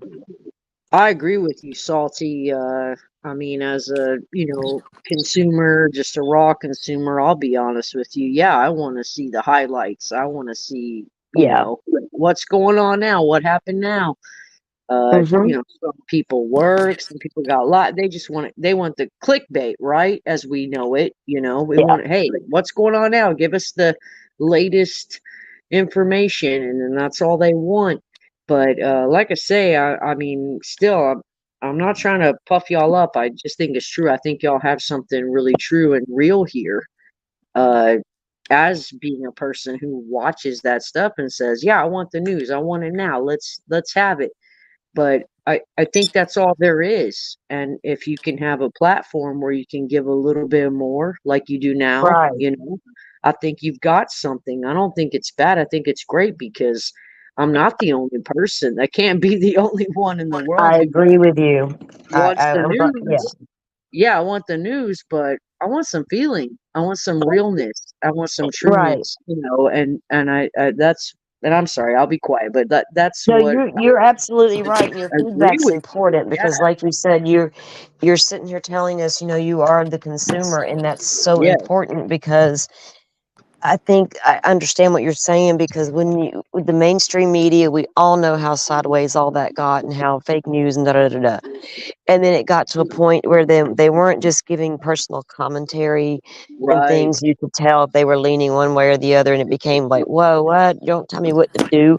So then, but Yeah. if you can bring it into a conversation, right, Yes. and have Yes. a legit conversation about a theory, that's one thing versus a far-fetched, crazy nonsense theory, right? But if you want that, there's places to go for that. And who am I to stop people? I wish I could stop all the bad and the evil in the world. But all I can do is try to educate the public. Just like when these cases come off and people say, well, how could these mothers not know this and not know that? Well, let's try to make sure the next mother does know, Doesn't, yeah. by warning and showing. This is why, this is one of the reasons why discussing what Maddie Soto went through is so important. So other women can hear the story and maybe sit there and think, And look this for a is happening in sign. my own house, right? Yeah. And it is safe to tell somebody, Well, because that's she what. might be terrified herself. And I know that's a weird thought to have, but it happens. Even if you talk about abused women, there might be that one woman there who got the babies to bed. God knows where he's at. She's got YouTube.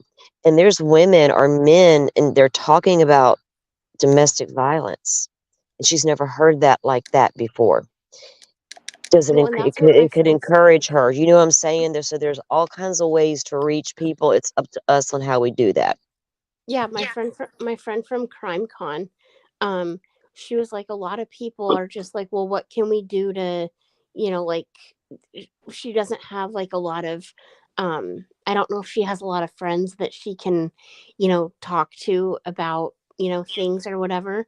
But they're like, well, what's the point of, all this? And they're like, and she's like, so that we can inform people, educate people from possibly happening to other people. Yeah. I mean, like, Is mom duh, still people. here? We're Yeah. just, Oh, okay. like, we can try to, see signs of people, and, you know, you can, like, say, oh my gosh, like, Jen Soto, like, how did you miss all the signs? Like, Yeah. whatever, educate people so that it doesn't happen to more people.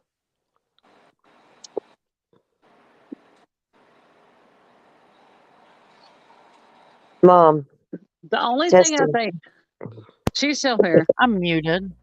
No, she If was I don't muted. mute I was myself thinking, at least once and say yeah. something really important, it's not alive. Well, the only thing that we don't want to take over your channel, and we're like, No, that's why I open panel at the end of the live is so because we usually do decompression lives on Friday or on Friday. Look, Lord, y'all, I don't even know what day it is. Whatever day it is. On Saturdays, we usually do a decompression live, which is where we talk about Bigfoot or current events or anything not true crime. But I chose tonight to do this live because I actually had the two advocates that were in chat earlier reach out to me and say, hey, this person is not getting any help. Here's the family's contact information. Or here, would you help? And I said, yeah, I mean, I appreciate you guys with everything in my soul. I need to talk to family, like if we're going to do this. So she reached out to me. I got her phone number. I sat on the phone. I talked to her and I told her, I said, it takes time to do this. It's not something overnight I can snap my fingers and it's done, wham, bam, bam. There's steps that we have to go through to do this the correct way. So I chose tonight to not only talk about Charles, who's missing in Daytona Beach, Florida, but to also bring to you guys the update in Monkey's case, the update. Well, not necessarily the update, but the fact that Summer's case, because a lot of people give the TBI shit about Summer's case. Oh, it's a cold case. It's a cold case. Well, I just read an article that says it's not a cold case yet. They are still actively working the case, which means that does not mean it's cold case. It's still warm. It's still lukewarm. They're working on it. Well, nobody believes the TBI would still be working on Summer's case. Well, freaking why the hell would the TBI, the Tennessee Bureau of Investigation, do what they're supposed to do and look for a missing person, So well, God I felt forbid. I felt it was important to share missing people instead of doing a decompression live. And then at the end of the live, open the panel like I normally do on Saturdays and still have that open communication. We lost Mr. Bear. If you can still hear me, the link's pinned to the top of the chat. You're welcome to come back up. And thank you for your input. I appreciate you coming up. Oh, yeah. ADHD kicks in, squirrel. But so these things are so important to talk about. And I don't want to just focus on one case. And I don't want to just focus on one missing person. And it's not that I don't have everything in the love of my heart for that missing person. It's because, like Tony said earlier, I could literally live stream 24/7, which, guys, I'm usually about 12 hours and I'm done. Calavente, the itsy bitsy spider, just about did me in. Midget man up the wall. Whew, I couldn't do it. I couldn't do it. I was out of there. Are you talking about the Calvacante? Yeah. I actually wrote a song for him. I'll pull it up and share it with you guys. I wrote a song. He kept us all up, man. Oh my God. I did not sleep for the entire time that guy was out on the run because it was the one and only time I have ever hot and heavy ran Streamlabs because I had helicopter. It was an exhausting 2 weeks. I can tell you that much. Nick the Hat. I had JLR. I had 3 different streams going. And I had... Yeah, we watched Nick the Hat. All these, and I was the first one that shared Nick the Hat's stream. So I had a couple thousand people in chat. Yeah. And then all of a sudden, everybody else found him and they're like, oh, looky here. We got boots on the ground. I thought, oh, yeah, you guys all suck. But that's neither here nor there. But... sleepless nights of sharing the itsy bitsy spider. So I'm good with about 12 hours. And that is the extent of moms being able to be live because I'm literally sitting here so hyped up on Black Silk Folgers coffee that you could probably plug an iPhone in me and charge at my freaking armpit. Hell yeah. I love it. Like serious. All right, let's see if I can get it to come up. It's wanting to act crazy. All right, let me pause it. This is so funny, guys. So I'm sitting here one night, and again, this is what sleep deprivation does to you. You start writing songs for escaped prisoners. I'm serious. Like, I believe my cheese had just about slid off my cracker by the time. Hopefully, I can get it to play the whole thing. All right, here we go. Climbed up the prison wall. Out Hang came on, that didn't work. Wait a minute. All right. the itsy bitsy spider climbed up the prison wall. Out came the rain and washed away the law. Out came the sun and dried up all the fun. But the itsy bitsy spider, well, he's still on the run. Oh my The God. spider climbed up the prison wall. Out came the rain and washed away the law. Out came the sun and dried up all the fun. But the itsy bitsy spider, well, he's still on the run. This is what happens when mom streams for Oh. 12 hours. Oh I'm my That's literally sitting hilarious. here charged up going, he's the itsy bitsy spider. The itsy bitsy spider climbed up the prison wall. prison wall. Out came the sun and chased away the law. Out, and I'm like, oh my God. And then I wrote a grifter, like my Oh Christmas tree, oh Christmas tree. I actually have a grifter song that I wrote too. So, Oh That's hilarious.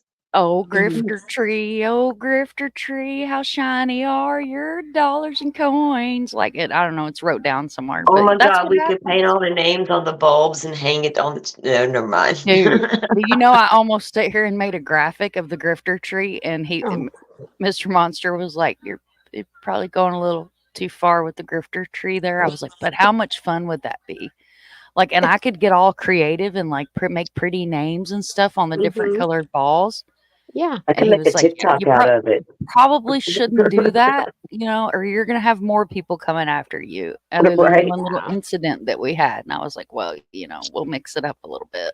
Mhm. But yeah, I mean, I'm sure Dandy remembers that. Thank you. You're fine. Thank you for coming up. Thank you so much for coming up. Anytime we have an open panel, like I said, I'll throw up the screen, and as long as you show me your face, if you don't feel comfortable being on camera, you don't have to stay on camera. If you want to come on camera, you can come on camera. But that I love having everybody here and getting input, and it's so important and for like It Mr. is Beer to come up important. Mm-hmm. and to give that perspective. This is somebody that doesn't have a channel, that doesn't create content. Do you know how important that is to have that feedback? That's why I've always been very open about, without my community, I wouldn't be here. I'd literally be a crazy woman sitting here in my hat, talking to my screen, and I talk with my hands. So it'd be a Yeah. whole lot of hands and a whole lot of talking, and nobody listening without the community. So the community is so important to be here. That's exactly right. And You should what make a grifter graphic, and I'll put it on. with I do have a social grifter media, graphic. communities are, you cultivate them, and you grow your communities, and if you do it, the way you do it depends on who comes in, and what everybody gets used to and whatever. But it is your community, that drives you basically. But you also, and driving's not really the right term. I don't know if that's right or not, but really, like, if the way you present things, if I come in and present things a certain way, then it's going to be a certain way, right? So that's what you need to do, is just fairly and objectively, and that's all we can do, and get this stuff out honestly and share things, and be that community for each other. Yes, we should be the community for each other. And if you're in a creator's chat and you don't feel that they're giving you the most accurate information, don't be afraid to ask questions. Don't be afraid to question them. And if they're ever giving you Oh, answers please. like, then if they don't know, then look it up for yourself. Go on Google, Look at the articles, look at articles in the case, because you deserve the most accurate information. And yeah. that creator should be giving you the most accurate information. And if they bring someone on their panel that you feel is questionable and you feel like they're leading you, that creator should be the responsible for, I mean, it's a double-edged sword, but they shouldn't bring someone on the panel that's going to try to push a narrative. Absolutely. And this is another point I'm going to make. Just since we've been live, guys, you see me like looking around and stuff, it's because I get emails, I get Twitter messages, I get Facebook messages all the time. And it's not necessarily when I'm live. Like if you guys see me on Dago's panel, sometimes I'm quiet in the background. And a lot of times it's because I'm responding to messages where people reach out to me and they're like, hey, have you seen this? Have you seen this? Did you see this? This is going on. This is going on. Just like I was on panel one night and I got super quiet and Dago's like, Mom, did you fall asleep on us? No, it's because Simply, who was in our chat earlier, had reached out to me and said, hey, that Charles Crow, he's missing, da-da-da-da-da. And that's when I came on and said, I can't get law enforcement to help, da-da-da-da-da. So this happens just since I've been live and we've been sitting here talking about missing cases. A cold case advocate sent this case to me and asked me, have you heard about this case? This is on TikTok. I'll drop the link in the chat. But this guy's name's Ben Patrick. And lo and behold, guess where he's missing from, y'all? Hey guys, I really need your help getting the story out. This is Ben Patrick, and he has been missing in Nashville, Tennessee since Sunday, May the 26th. Ben is actually the brother of a friend's friend, so this is a little bit of a personal connection with me. He went to a concert in Memphis, Tennessee, and then after that concert, he did leave with a friend, rode back to Nashville. When they got there, then he decided that he was going to walk on foot from the house where he was staying to a gas station nearby, and he has not been seen since then. I'm working to find exactly the area where he was last seen, but as you can see here, it was on Wesley Avenue near Capitol View. Went missing around 4:30 in the afternoon on Sunday. Ben is 35 years old. He is 5 feet 3 inches tall, 125 pounds. He has dark blonde hair. Looks like it's actually a little bit light brown to me. He was last seen wearing a tan Carhartt with lime green Harley Davidson shirt and Harley Davidson riding boots. If you have any information at all on the whereabouts of Ben Patrick, you can contact one of these numbers right here. And as soon as I'm able to get any more information on this story, I will come back and post an update. Mom, where was he last seen? How many? Nashville. Wesley Where'd Avenue. it go? Hang on. Pull it back up. What's the connection with Cape Girardeau? He Cape lives in Girardeau's Cape not Girardeau. far. Yeah, it's not far. Okay, so does he Hey live guys, there I really and he need your was help just getting in this story Nashville? out. This is Ben Patrick, and he has been missing in Nashville, Tennessee since Sunday, May the 26th. Maybe. Ben is actually the brother of a friend's friend, so this is a little bit of a personal connection with me. He went to a concert in Memphis, Tennessee, and then after that concert, he did leave with a friend, rode back to Nashville. When they got there, then he decided that he was going to walk on foot from the house where he was staying to a gas station nearby, and he has not been seen since then. I'm working to find exactly the area where he was last seen, but as you can see here, it was on Wesley Avenue near Capitol View. Went missing around 4:30 in the afternoon on Sunday. Ben is 35 years old. He is 5 feet 3 inches tall, 125 pounds. He has dark blonde hair. Looks like it's actually a little bit light brown to me. He was last seen wearing a tan Carhartt with lime green Harley Davidson shirt and Harley Davidson riding boots. If you have any information at all on the whereabouts of Ben Patrick, you can contact one of these numbers right here. And as soon as I'm able to get any more information on this story, I will come back and post an update. Hey So guys, I there we really need go. your help getting the story out. This is Ben Patrick, and he has been missing. And Ben Patrick. Yeah, and I'm fixing to. Oh, I can't follow her on here.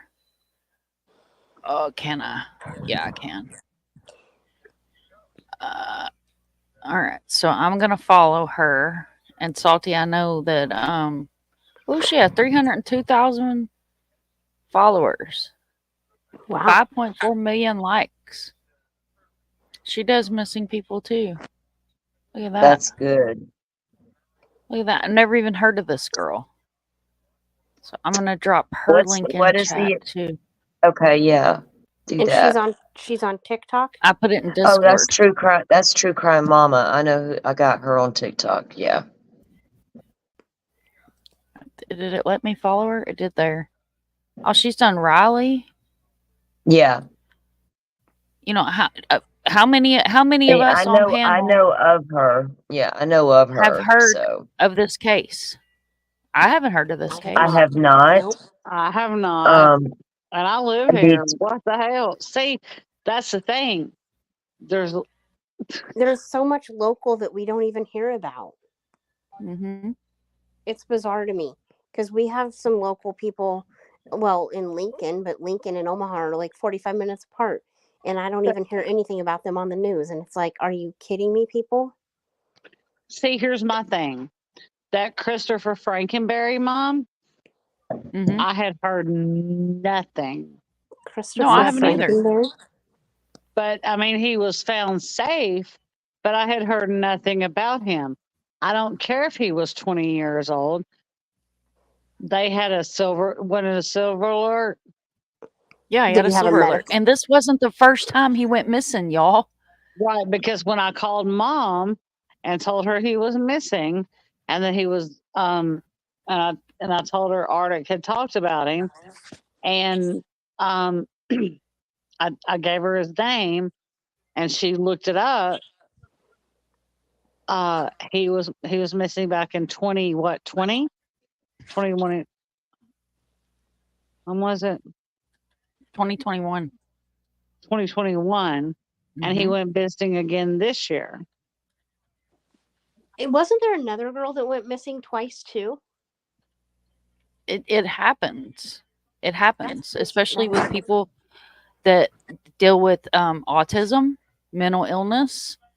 Like, and a lot of times, like I have a girl out of Arizona that I was helping with a case, and it's where did I hear her case? I'm trying to remember if it was a family member. I want to say it was her aunt that reached out to me. Her aunt reached out to me, and then I spent 3 hours on the phone with detectives in Arizona. Oh my God. Because this girl is a habitual runaway. So the first detective, I tell you, my blood pressure was so freaking high, it was the color of a cherry. I mean, I'm literally going at it head to head with this guy on the phone. By the fifth detective that I talked to, I finally got him to listen to me and give me a damn email. And I was like, why does she not have a missing poster? Well, she's a habitual runaway. I don't give a shit if she's a habitual runaway or not. I think we're talking about the same. I think I'm thinking of the same girl. Well, I had creators that names shall not be mentioned on my channel reach out to me and say, hey, one of them said, hey, I'm a local. I said, wonderful. That's awesome. Yay, go team. Well, I saw that you did a live and you talked to detectives. Can I have their names? No. Well, I'm just trying to help. Then do your own research. I live in Florida. Do you understand I was on the phone at 3 o'clock in the freaking morning? When I had to be at work the next morning? With Arizona. Yeah. Yeah. Do your own research. Well, you're not going to share the information that you got from the detective? No, I'm not going to. Because a private conversation that I had with a detective is not YouTube content. So then I had another creator reach out to me. Exactly. And then I had another creator reach out to me and send me this long ass message on Twitter. I And can't just, imagine. you know, well, if you don't want to help, you know, we're all sleuths. We're all sleuths. I said, no, honey, You will never ever go on my channel and see me sleuth live on a panel ever in history of this channel, because all my sleuthing happens in the background. Mm-hmm. I am not coming on my panel and digging up family members' Facebooks and shit. And let me tell you, this girl had been through it. She ran away from a freaking children's home because her father is a pedophile and had been taking naked pictures of her in the shower, amongst other disgusting things. Oh my God. And I call and she's a habitual runaway, yeah, we know who she is, blah, blah, blah, blah, blah, blah, blah.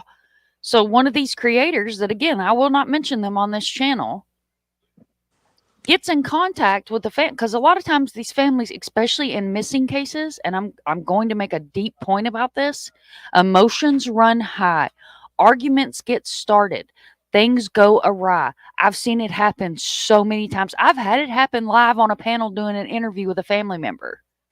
I've literally had it break out on my panel and almost ended the live over it. This woman gives this YouTube creator that has zero credibility this child's last location. Well, what does she do? She turns around and gives it to the dad's girlfriend. Do you know what you just did? You just put a missing child in danger. Mm-hmm. You literally just put a missing child in danger. I got permission from law enforcement to make her a flyer. I made her a flyer. I circulated the flyer. I did my part. But I'm in Florida. I can't just drive to Arizona and be like, get off your dead ass and do your job. Right. And then turn around and one of the creators, well, actually both of them did it on different times, had suspects of a missing child that is probably a murdered missing child's suspect on her panel. Not 2 weeks later. And you think you're going to reach out to me and I'm going to give you information from a private conversation? You got me fucked up with somebody else. Because that's not me. Oh, Lord. That's not what I'm about. And it's not going to happen. Hello, Lou Sasso. Can you believe all this shit? All which shit? You have to narrow it down, honey, because we've been all over the place. It's bizarre. And oh my God. I am didn't that report on that missing kid from Nashville, the guy, Ben Patrick, did it say when he was walking to a store? I believe that's what she said. And not only that, if you guys saw in chat earlier, Dandy has found, I don't know if she's still in here. I pulled up the links. Let me see. 1, 2, 3 women that have been found dead in Tennessee. Damn. I've never even seen any of these women's names. What areas of Tennessee? All over the place, girl. Scattered about. If she's still in here and can hear the sound of my voice, I will probably do a live on this. It's just like the other night. I was talking to the girls, or Salty and Kimber. We were talking, and right before we got to where we were talking, do you know I was watching a documentary about a serial killer in Indiana that I've never even heard about. Killed 25 men. He killed at least 25 men. Over 10,000 human remains were found on this man's property. He targeted the gay community. Yeah. And was going to a local bar and picking up men and taking them back to his multi-million-dollar ranch and killing them and burning them and chopping them up into little bitty pieces. They have literally identified 3 people. So if you have a missing person in the state of Indiana that chooses the same sex and is a male, reach out to law enforcement because they want your DNA to test your DNA against the 10,000 body parts that they That is found on so this guy's gross. property. That is 10,000 body Yep. parts. that's And gross. it is. And there's like it even Welcome that in, takes me back to Chris. this, there's people out there that do a lot of very insane things, and they do it for long periods of time, unfortunately. Rex Heerman. Exactly. I was about to That's in say, the Mom, news right Pierman's now. a perfect example. If we think that's like a thing of the past, this is few and far between kind of things. No. We are so This wrong. guy's been operating for what, 20 years, and now here we are, and they just added 2 new murders to bringing the total to 6 right now. And the BTK. bizarre, yes, BTK. And these guys would keep journals, and they would keep things. They can't help themselves. And I mean, it's in a way it's good they do, because it gives you insight into how they operate, what they think. It still may not get us closer to putting a stop to all of it. But Kierman did he did research on what he was doing and how to get better at it, took notes, made do's and don'ts list, a how-to book, basically. He read crime books. He read the latest. He knew DNA was when it was becoming a thing. He also realized when and this is what tire evidence is my jam. I don't know why. I love me some good tire treads, anything to do with tires and the evidence. I need to see those tires. So anyway, kind of that way, I have this tire thing about Idaho 4. But anyway, he had the list, and one of the things to do after you did your crime, you didn't want to leave tire marks, right? You didn't want to leave your tire impressions at the scene.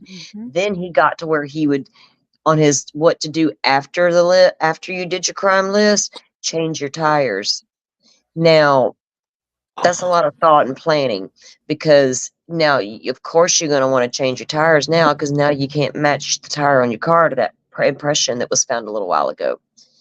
That's why in this things like that I was reading in the computer searches that were done, and the way they were able to uncover some of these searches, the technology behind how they do this, that was amazing alone. But to see the things this guy was up to, and to think he's the only one out there there he is. That's the guy with all the body parts, right, Mom?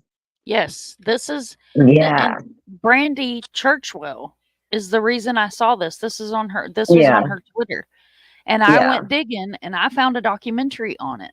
Dude, I sat here for an hour and a half watching this documentary with my mouth hung open. How have I not heard this guy? How have I not heard this guy's name? Can I? What the hell's his name? Hang on, and I'll pull his damn name up, because I'm on a soapbox now. And Chris, I see you in chat, honey. I need to know about this because address that. I want to cover LGBT crime. There you go. On my channel. Yeah. So this, JC, are you in Discord? In yours, no. Okay. Add me. I'm in Dagos. You can add me. And they got freaking music. And I have a tab of same-sex murders. Oh my gosh. Yes. So I'll read this. Third victim identified from among 10,000 human remains. This is the house, guys. The Hamilton County coroner announced in May that human remains recovered from Herb Bossemeyer's Fox Hollow Farm in 1996 were positively identified as belonging to Jeffrey A. Jones, who went missing in 1993. It's got music, so I've got it muted, guys. Jones is the third victim to be identified. 3, that's it. 3 people. Blows my freaking mind. Jones is the third victim to be identified in recent months with an additional 4 DNA profiles. There we go. Let's dox myself real quick. With an additional 4 DNA profiles of Braumeister's property that may not have been identified. It ain't nothing like a dachshund, especially when you do it to yourself. Before Right. him, officials identified Alan Livingston, who was 27 when he went missing in August 1993. Manuel Resendez was 34 when he vanished in 1996.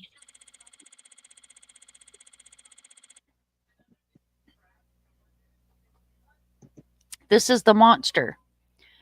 Barmeister was a businessman, married father of 3, hunted gay teens and men in central Indiana beginning in 1980, y'all. That don't surprise me. He believed to have killed at least, and this is at least 25 people. Dude, the documentary is heartbreaking. Literally sat here and was like, are you serious right now? The sisters of these men were on that documentary. One of them, his mother passed away and never got to know. On her deathbed, she literally looked at the sister and said, please bring me my house shoes, my house coat, and my son home. And then this has all just come about. I mean, I was literally mind blown. I was like, are you serious right now? So they're asking that anybody, if you have a missing person that was a gay missing person in Indiana, please contact the Indiana police because they want to swab you, because your missing loved one could possibly be in this huge ass farm where this monster was taking young men's lives.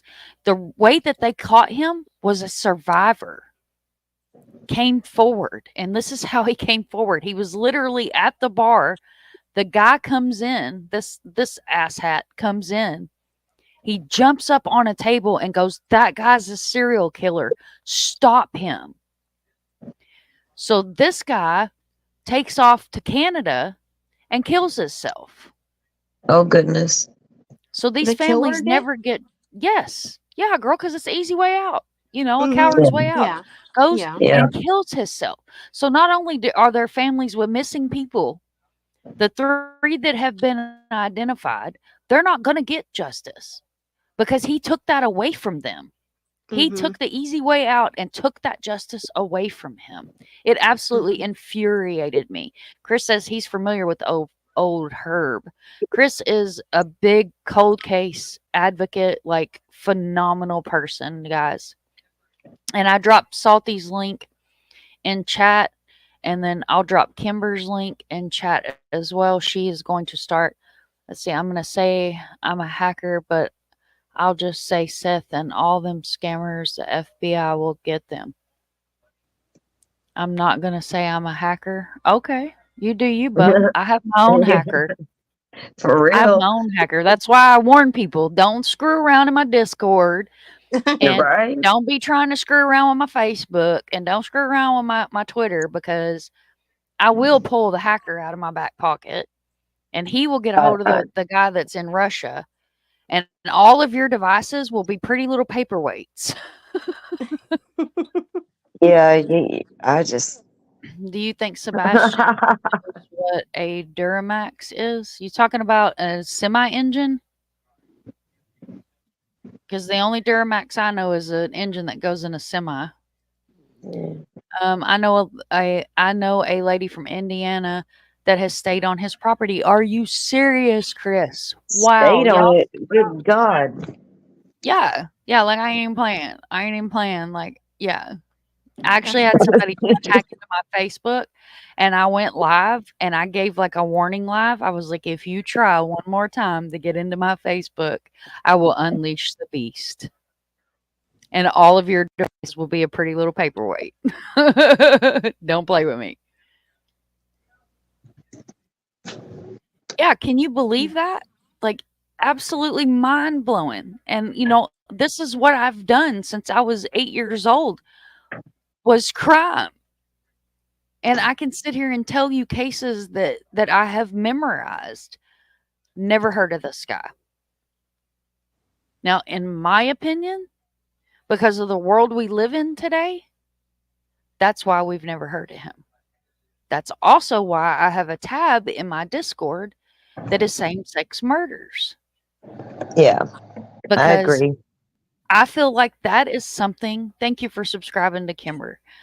I think that that is something that needs to be addressed. It needs to be addressed. It needs attention brought to it. And going off of that, Mom, it's crazy what drives people to latch onto certain cases and sensationalize them, because I feel like that the victims in the Rex Heuermann case, because of what the girls did for a living, that somehow that they're unimportant, and to me they are absolutely important, because we don't know them, what their walk of life was, what led them where they were that day, that down that road, that whatever the hell they were on. So they don't deserve to be chopped up into little pieces and tortured. This man didn't just go get a sex worker and kill her. He tortured them. We don't know how long that went on before he actually killed them. So, I mean, it's crazy, that people think what people choose to think that matters and what versus what they don't think that matters. They all matter. Yeah, they do. And, like I said, I don't want to use his government name on here, even though a few of us know his government name, Catch Lisk, on Twitter. Yeah. He has done so much phenomenal work Yeah. for those women. And I mean, nonstop. He has a He has map. been like their biggest voice, their truest advocate, like real advocate for those women. It will blow your mind. Like, here, I'll pull up the map. If you've never seen this map that he put together, oh my God, like phenomenal. Absolutely phenomenal. I mean, and that map has been out there for a long time, and not a lot of people have even seen it.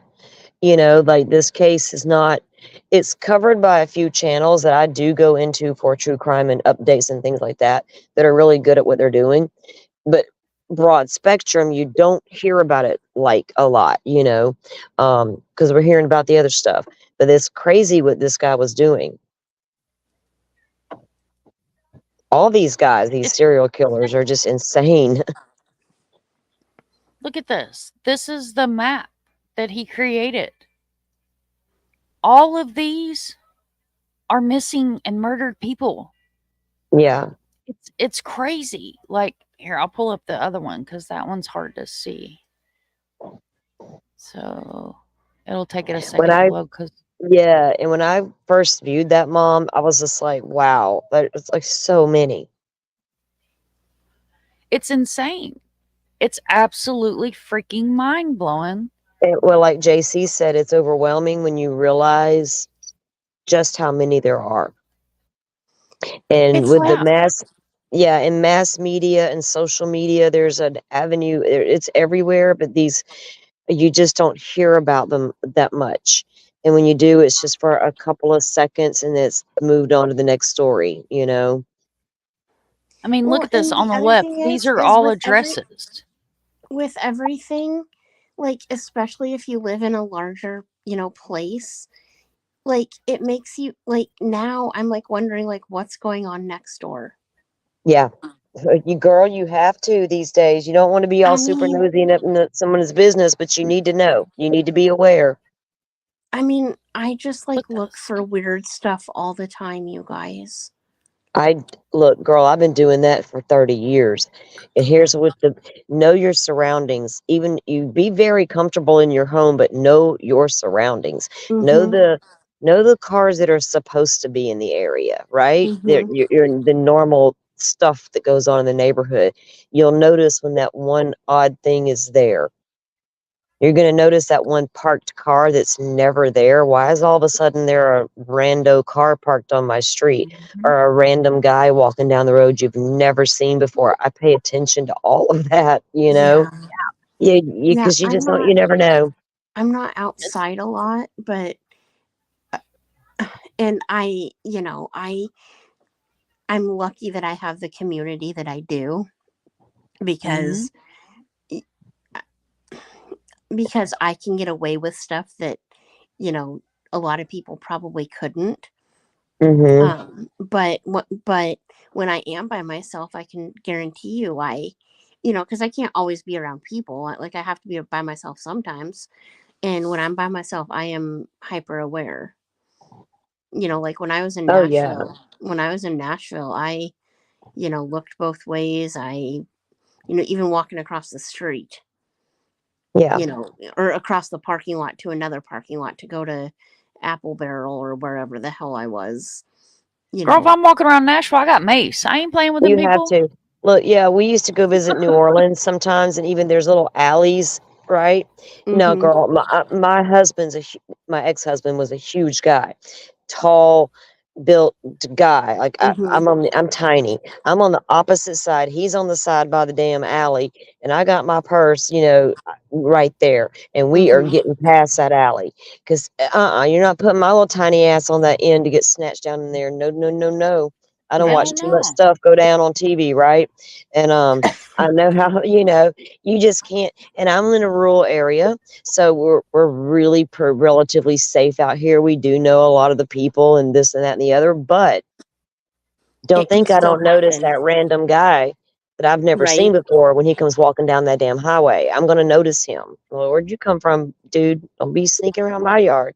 And it Mm-mm. can still happen anywhere. I mean, Anywhere. Anywhere. It's happened in small town rural America. Shit, Abby and yeah. Libby in Delphi were murdered in Mm-hmm. their hometown, tiny town America, visiting a nature trail they normally would visit anyway. Mm-hmm. Yep. We have those. People are like, how could they be out there alone? I'm gonna tell you what. I'm surrounded by a state forest. There are kids who grow up on these trails. Chris, can Yeah. I share That's that? If not, it's okay. But I've heard that name before. Like that, it's so crazy how the universe, and I believe in energy, guys. I believe in energy. It is so crazy how the universe brings yeah, us together. yeah, Just like Chris. I met Chris, what, 2 years ago? I think 2 years ago, working a cold case. And, and, he has been a great advocate for cold cases. And now he goes into Southern Gals and he's got a wrench over there and he mods for several really good channels. And how we meet these people and you get to be like friends with these people, yeah, but you bring them in as your family because you spend so much time in the background discussing things and brainstorming and have you heard this and have you seen this? And it's just like tonight, how many cases have we looked at that none of right. us heard about? That none of us heard about.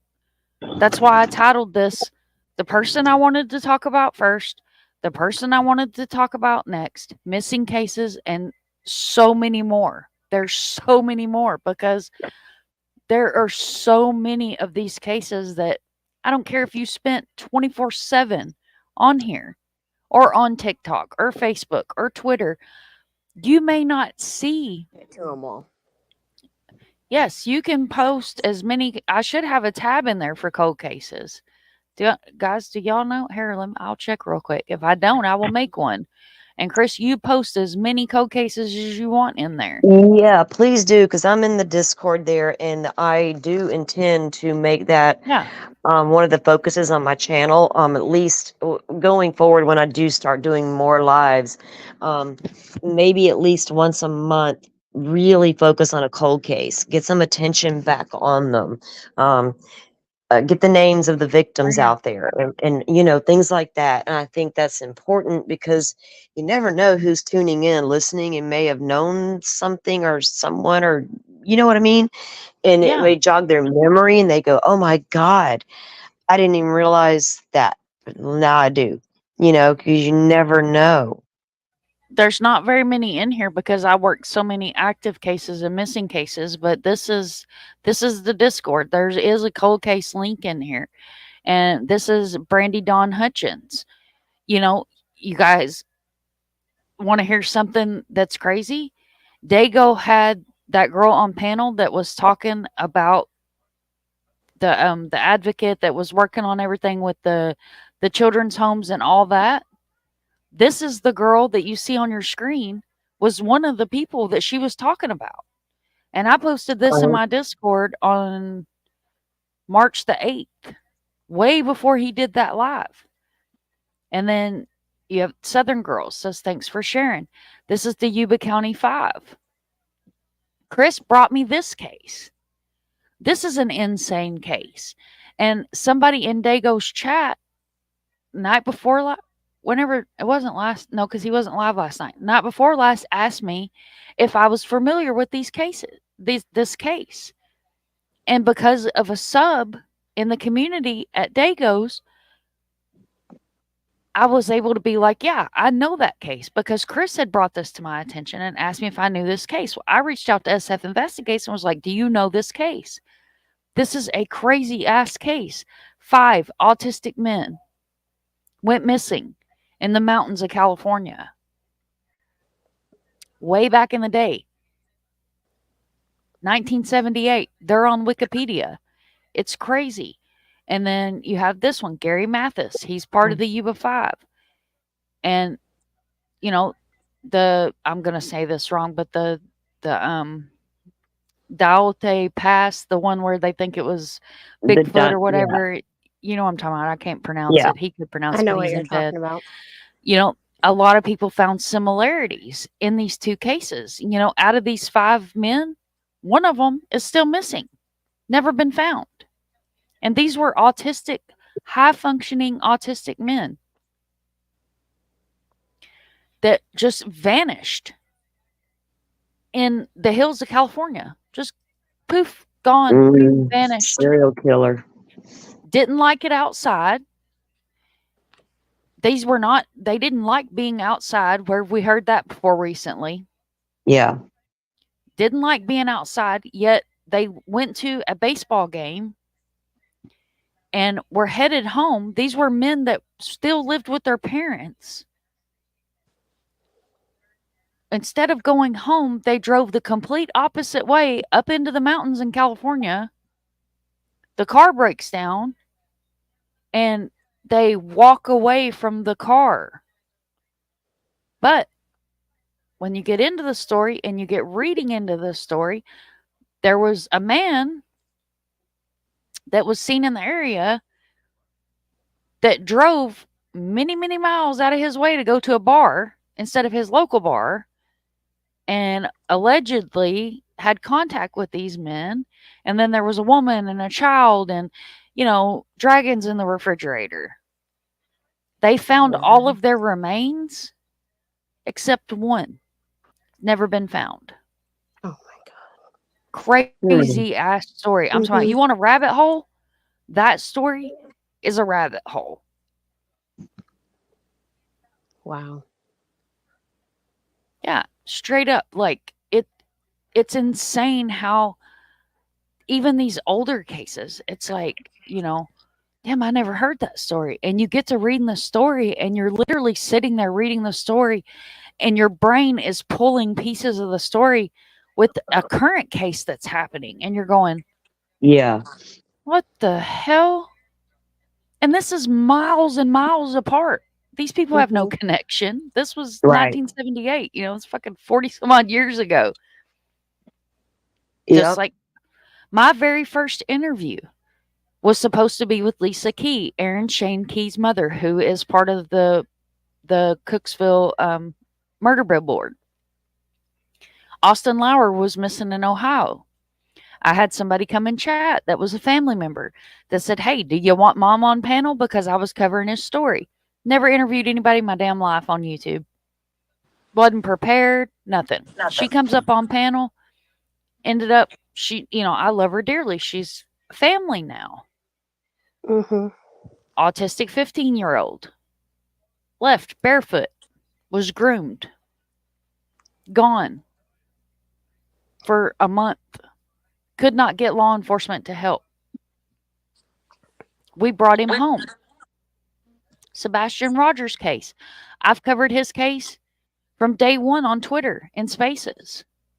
I finally brought his case to my channel because the shitstorm broke out, and I felt like it was my place to bring his case to my platform so I could talk about his case the way I handle cases.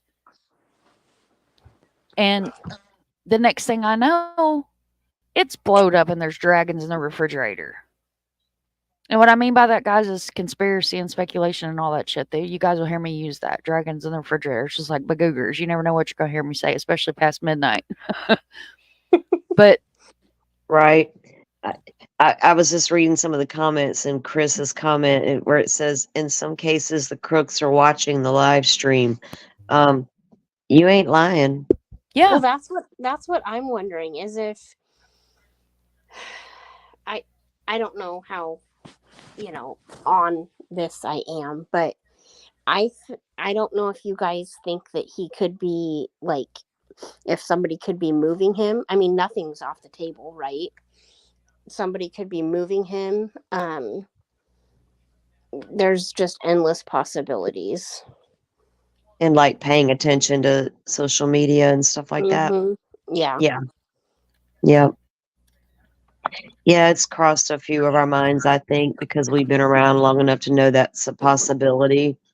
And that's where also, responsibility comes in, you know. I had Austin's mom come on panel one night. I reached out to her. I said, hey, there's an autistic 15-year-old missing out of Tennessee. I know we went through this. We brought Austin home. Would you be willing to come up on my panel and give people a real life breakdown of the life and the day of having an autistic 15-year-old boy that likes to run away barefoot in the middle of the freaking winter? So she comes up on my panel. We were live for a couple hours, and I answering questions in chat because she's open to any questions. We talked about Austin, everything like that. At 11 o'clock that night, I get a message from Arctic and a message from her. The little shit ran away right after she got off my panel. Barefoot and left again. Oh my gosh. Yeah. Literally. She had just left my panel 2 hours before that. I jump in Dago's. I'm hanging out in chat with everybody. My phone starts going off, and I'm like, what the hell's going on? Pick my phone up, and Austin has run off again. Oh. Yeah. He's not 15 now. He's older. But it's like the universe pulls us all together and says, hey, pay attention. And like what you were saying earlier, JC, if you watch my intro, on my intro, it's like a woods, like a wood path, like walking in the woods. And it says, do you know where your children are? Do you know who your neighbor is? Do you trust your neighbor? Because monsters walk among us. The guy you got your Starbucks from this morning might have somebody chained in his basement. Yes, ma'am. You never know. A friend of mine. And the other thing is who was it? Was it Truth or Sergeant Friday? One of them said that he never really did think that this was a hoax. But what do you guys think about that? Like, I don't think it is, but it's crossed my mind. Well, it's always a possibility because you can't ever say never. But me personally, I haven't seen anything that tells me that yet. But I don't know. I haven't seen any evidence or anything. I know I'm dealing with a out of control dad, right? But that's not the first out of control parent I've seen. Right. So, did he say and do a lot of things? Yeah. But that don't mean he did anything. So I have not seen anything yet that gave me pause or a red flag to that. I'll tell you right now, if it is a hoax, I'll tell you from experience of doing this and from spending hours and hours on the phone with family members, and not just cases I've mentioned tonight. Tanya Whip is another one. I've talked to her sister for 3 or 4 hours before, sat out here on my back patio and had long conversations with this woman. So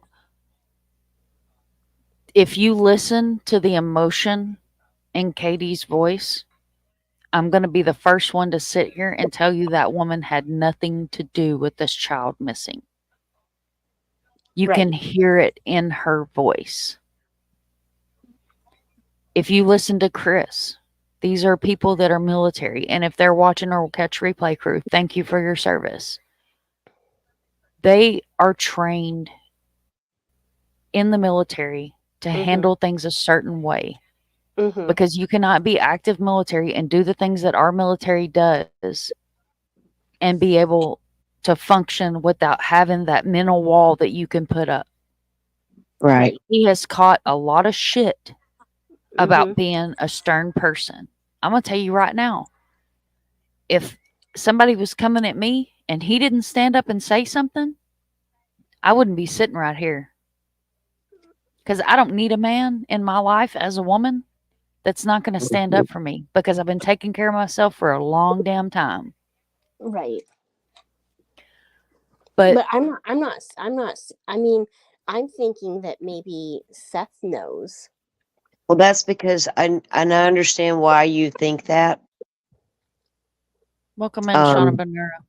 Because it's been discussed and it's being talked about and things of that nature. But I have heard all of it, and I've heard the reasons why people believe that, and the only reason they believe it's because he's a sketchy person. And I understand it, but I haven't seen any evidence that makes me believe it. There's any kind of hoax. I wouldn't even call it a hoax. If it happened, it would have been for a different reason other than a hoax situation. It would have been done for a different reason. But I don't see, because I don't think that they could be pulled off for this long, right? I know. That's, that would be bizarre. Because you got a 15-year-old boy that's going to want to know where his mom's at eventually. Where's my dad? Where's this? Where's that? And if you took your child, you are eventually going to make contact with the person or that child. If things are still a go as planned. So they're going to be, they would know. I would hope TBI is as smart as I am, right? Yeah. And I can't think they're not. They're probably a way smarter than I am. But and I just think of the Colorado hot air balloon case. Yeah, but that was different. That didn't last long. They didn't last 3 months. The boy, it became obvious pretty quickly. Law enforcement knew before the media and before the public knew what was happening and all of that. But yes, so yeah, it can happen because we've seen it, right? But it doesn't go on for this long. No, and that was a hoax for media attention, right? It wasn't, so it was different. You see what I'm saying? Yeah. And we don't even know the motive of, right? We have no motive, so that's completely different situation. Yeah. Just bizarre. Absolutely bizarre. Yeah, I mean, that's when we have to, we can hear all the information being presented, but even with my own theories, like if I always have working theories in cases, especially if it's a case where we don't know who done it yet, or maybe there's reasonable doubt somewhere. But I will debunk my own theories, right? Oh yeah. Once I get to a point of, okay, this might have happened. Well, yeah, how could it have happened? Is there, if logically I can explain away things, then there you go. Yeah. But I think I'm gonna drop down, guys. But Mom, thank you for coming up. Yeah. Can you send me the link for your Discord? Yeah, just send me an email and I'll send it to you. Okay. True Crime with Sunshine at yahoo.com. True Crime with Sunshine at yahoo.com. Spell it out. Okay. With. Okay. All right. At Yahoo. Yep. Okay. I will. All right. You guys good night, JC. Thank you for having me. Good night, love. Thank you for coming up. Did Kimber fall asleep on us? I don't know, but I'm going to have to. Oh, Kimber, testing 1, 2. She might have, but I got to go too. I got to go to my granddaughter's little party tomorrow, so I got to get up for that in the morning. Okay. Yeah, we've been on for 5 hours. I'm fixing to end it. Nice. Okay. I get on a roll, man. I hear you. It's been fun though. I've enjoyed it as usual. I love the porch. I love my front porch. Y'all come on up here and rock with me. I think Kimber rocked herself to sleep. I think she did. Well, it's all right. Well, she'll wake up in the morning, she'll still be there. Let's just blow her up in the DMs until she wakes up. I'll kick her off panel real quick before I end the live. Yeah. There you go. She'll wake up like, what happened? All Where right. the hell? Well, thanks for having us. It was a good show. Thank you for coming up. I appreciate you. Oh, no problem. You guys have a good night. You too, love. Thank you, thank you, thank you. Kick Kimber out. Make sure I don't ban her. Kick her from the studio if you want to prevent this person from trying. Oh, no, we're just going to kick her so that way she doesn't stay in. Let's see, I am close on this. I'm also at work. It's been a while since I've been able to watch panel. Well, this was a good one, so definitely replay crew. Hopefully I'll catch you. I am making stuff. It's on my page for Sebastian. Well, thank you so much for helping with Sebastian. I appreciate that. And thank you, Far, for hanging out here with us. My Aussie sister, my other sisters were in here earlier. Thank you guys for coming in. Thank you, everybody that came in and hung out tonight. Thank you, replay crew. Remember, guys, I wouldn't be here without you. You are my community. You are my loves, my everything. Cyber hugs to you all. I appreciate everybody that came in and listened tonight. We did discuss a lot of cases tonight. The main reason for the live was Charles Chuck Crow, missing out of Daytona Beach, Florida. His flyers can be found on my Twitter, Facebook community wall. Any missing person that we discussed tonight, please, please, please screenshot, share, grab it, email me, do whatever you need to do, and I will make sure that I get you a flyer to share. So everybody, again, I thank you all for being here. You guys are awesome. Remember, if you see something, say something. It takes a village to raise a child. It takes a village to raise a child. We never give up. And share, share, share. If you're not already subscribed to the video, please make sure that you subscribe to the video. Hit that bell. You might need to click it off and click it on so you get notifications. If you're not following me on social media, all my social media can be found in my About page. Thank you all for being here. Thank you for spending your Saturday night with you. It was a long live. It was a good live. And we're going to end the video with E-Rock, my best friend's music. And we're also going to end the video with our missing people, some of which we did feature tonight. Hi, Struth Ruth. Welcome in, honey. Thank you so much. Definitely share, share, share, share, share.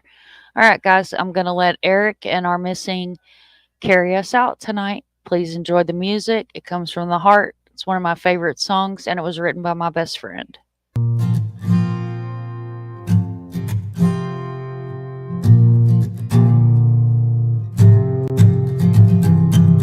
I stand on this mountain, I look down and see a world I was once underneath.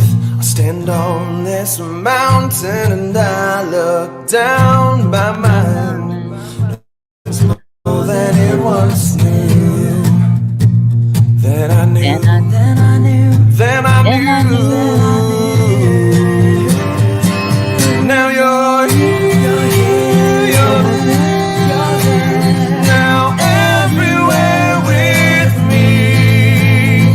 If this is lost, then there's no place I'd rather be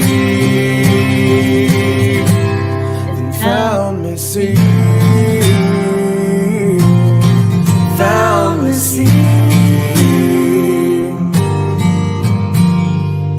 I climb down this mountain and I look around just to see that everyone used to be me.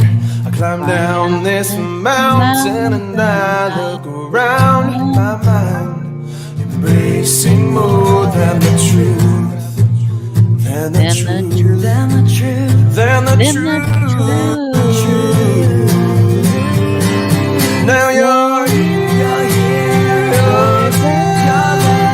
Now everywhere with me. If this is lost, then there's no place I'd rather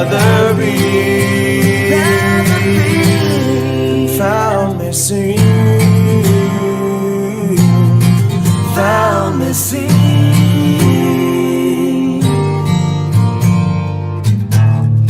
I once was blind, but now I see the beauty of the world before me. Now you're here, you're there, now everywhere with me. If this is lost, then there's no place I'd rather be. Now you're here, you're there, now everywhere with me. If this is lost, then there's no place I'd rather be than found missing, found missing, found missing,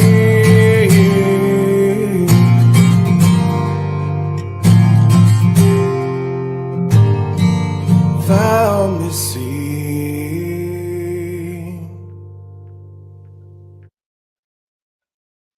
Thank you guys all for being here. I appreciate everybody. You guys are rock stars. You are amazing, beautiful community. Remember, if you see something, say something, and we never give up. It takes a village to raise a child. And I will catch you guys on the flip side.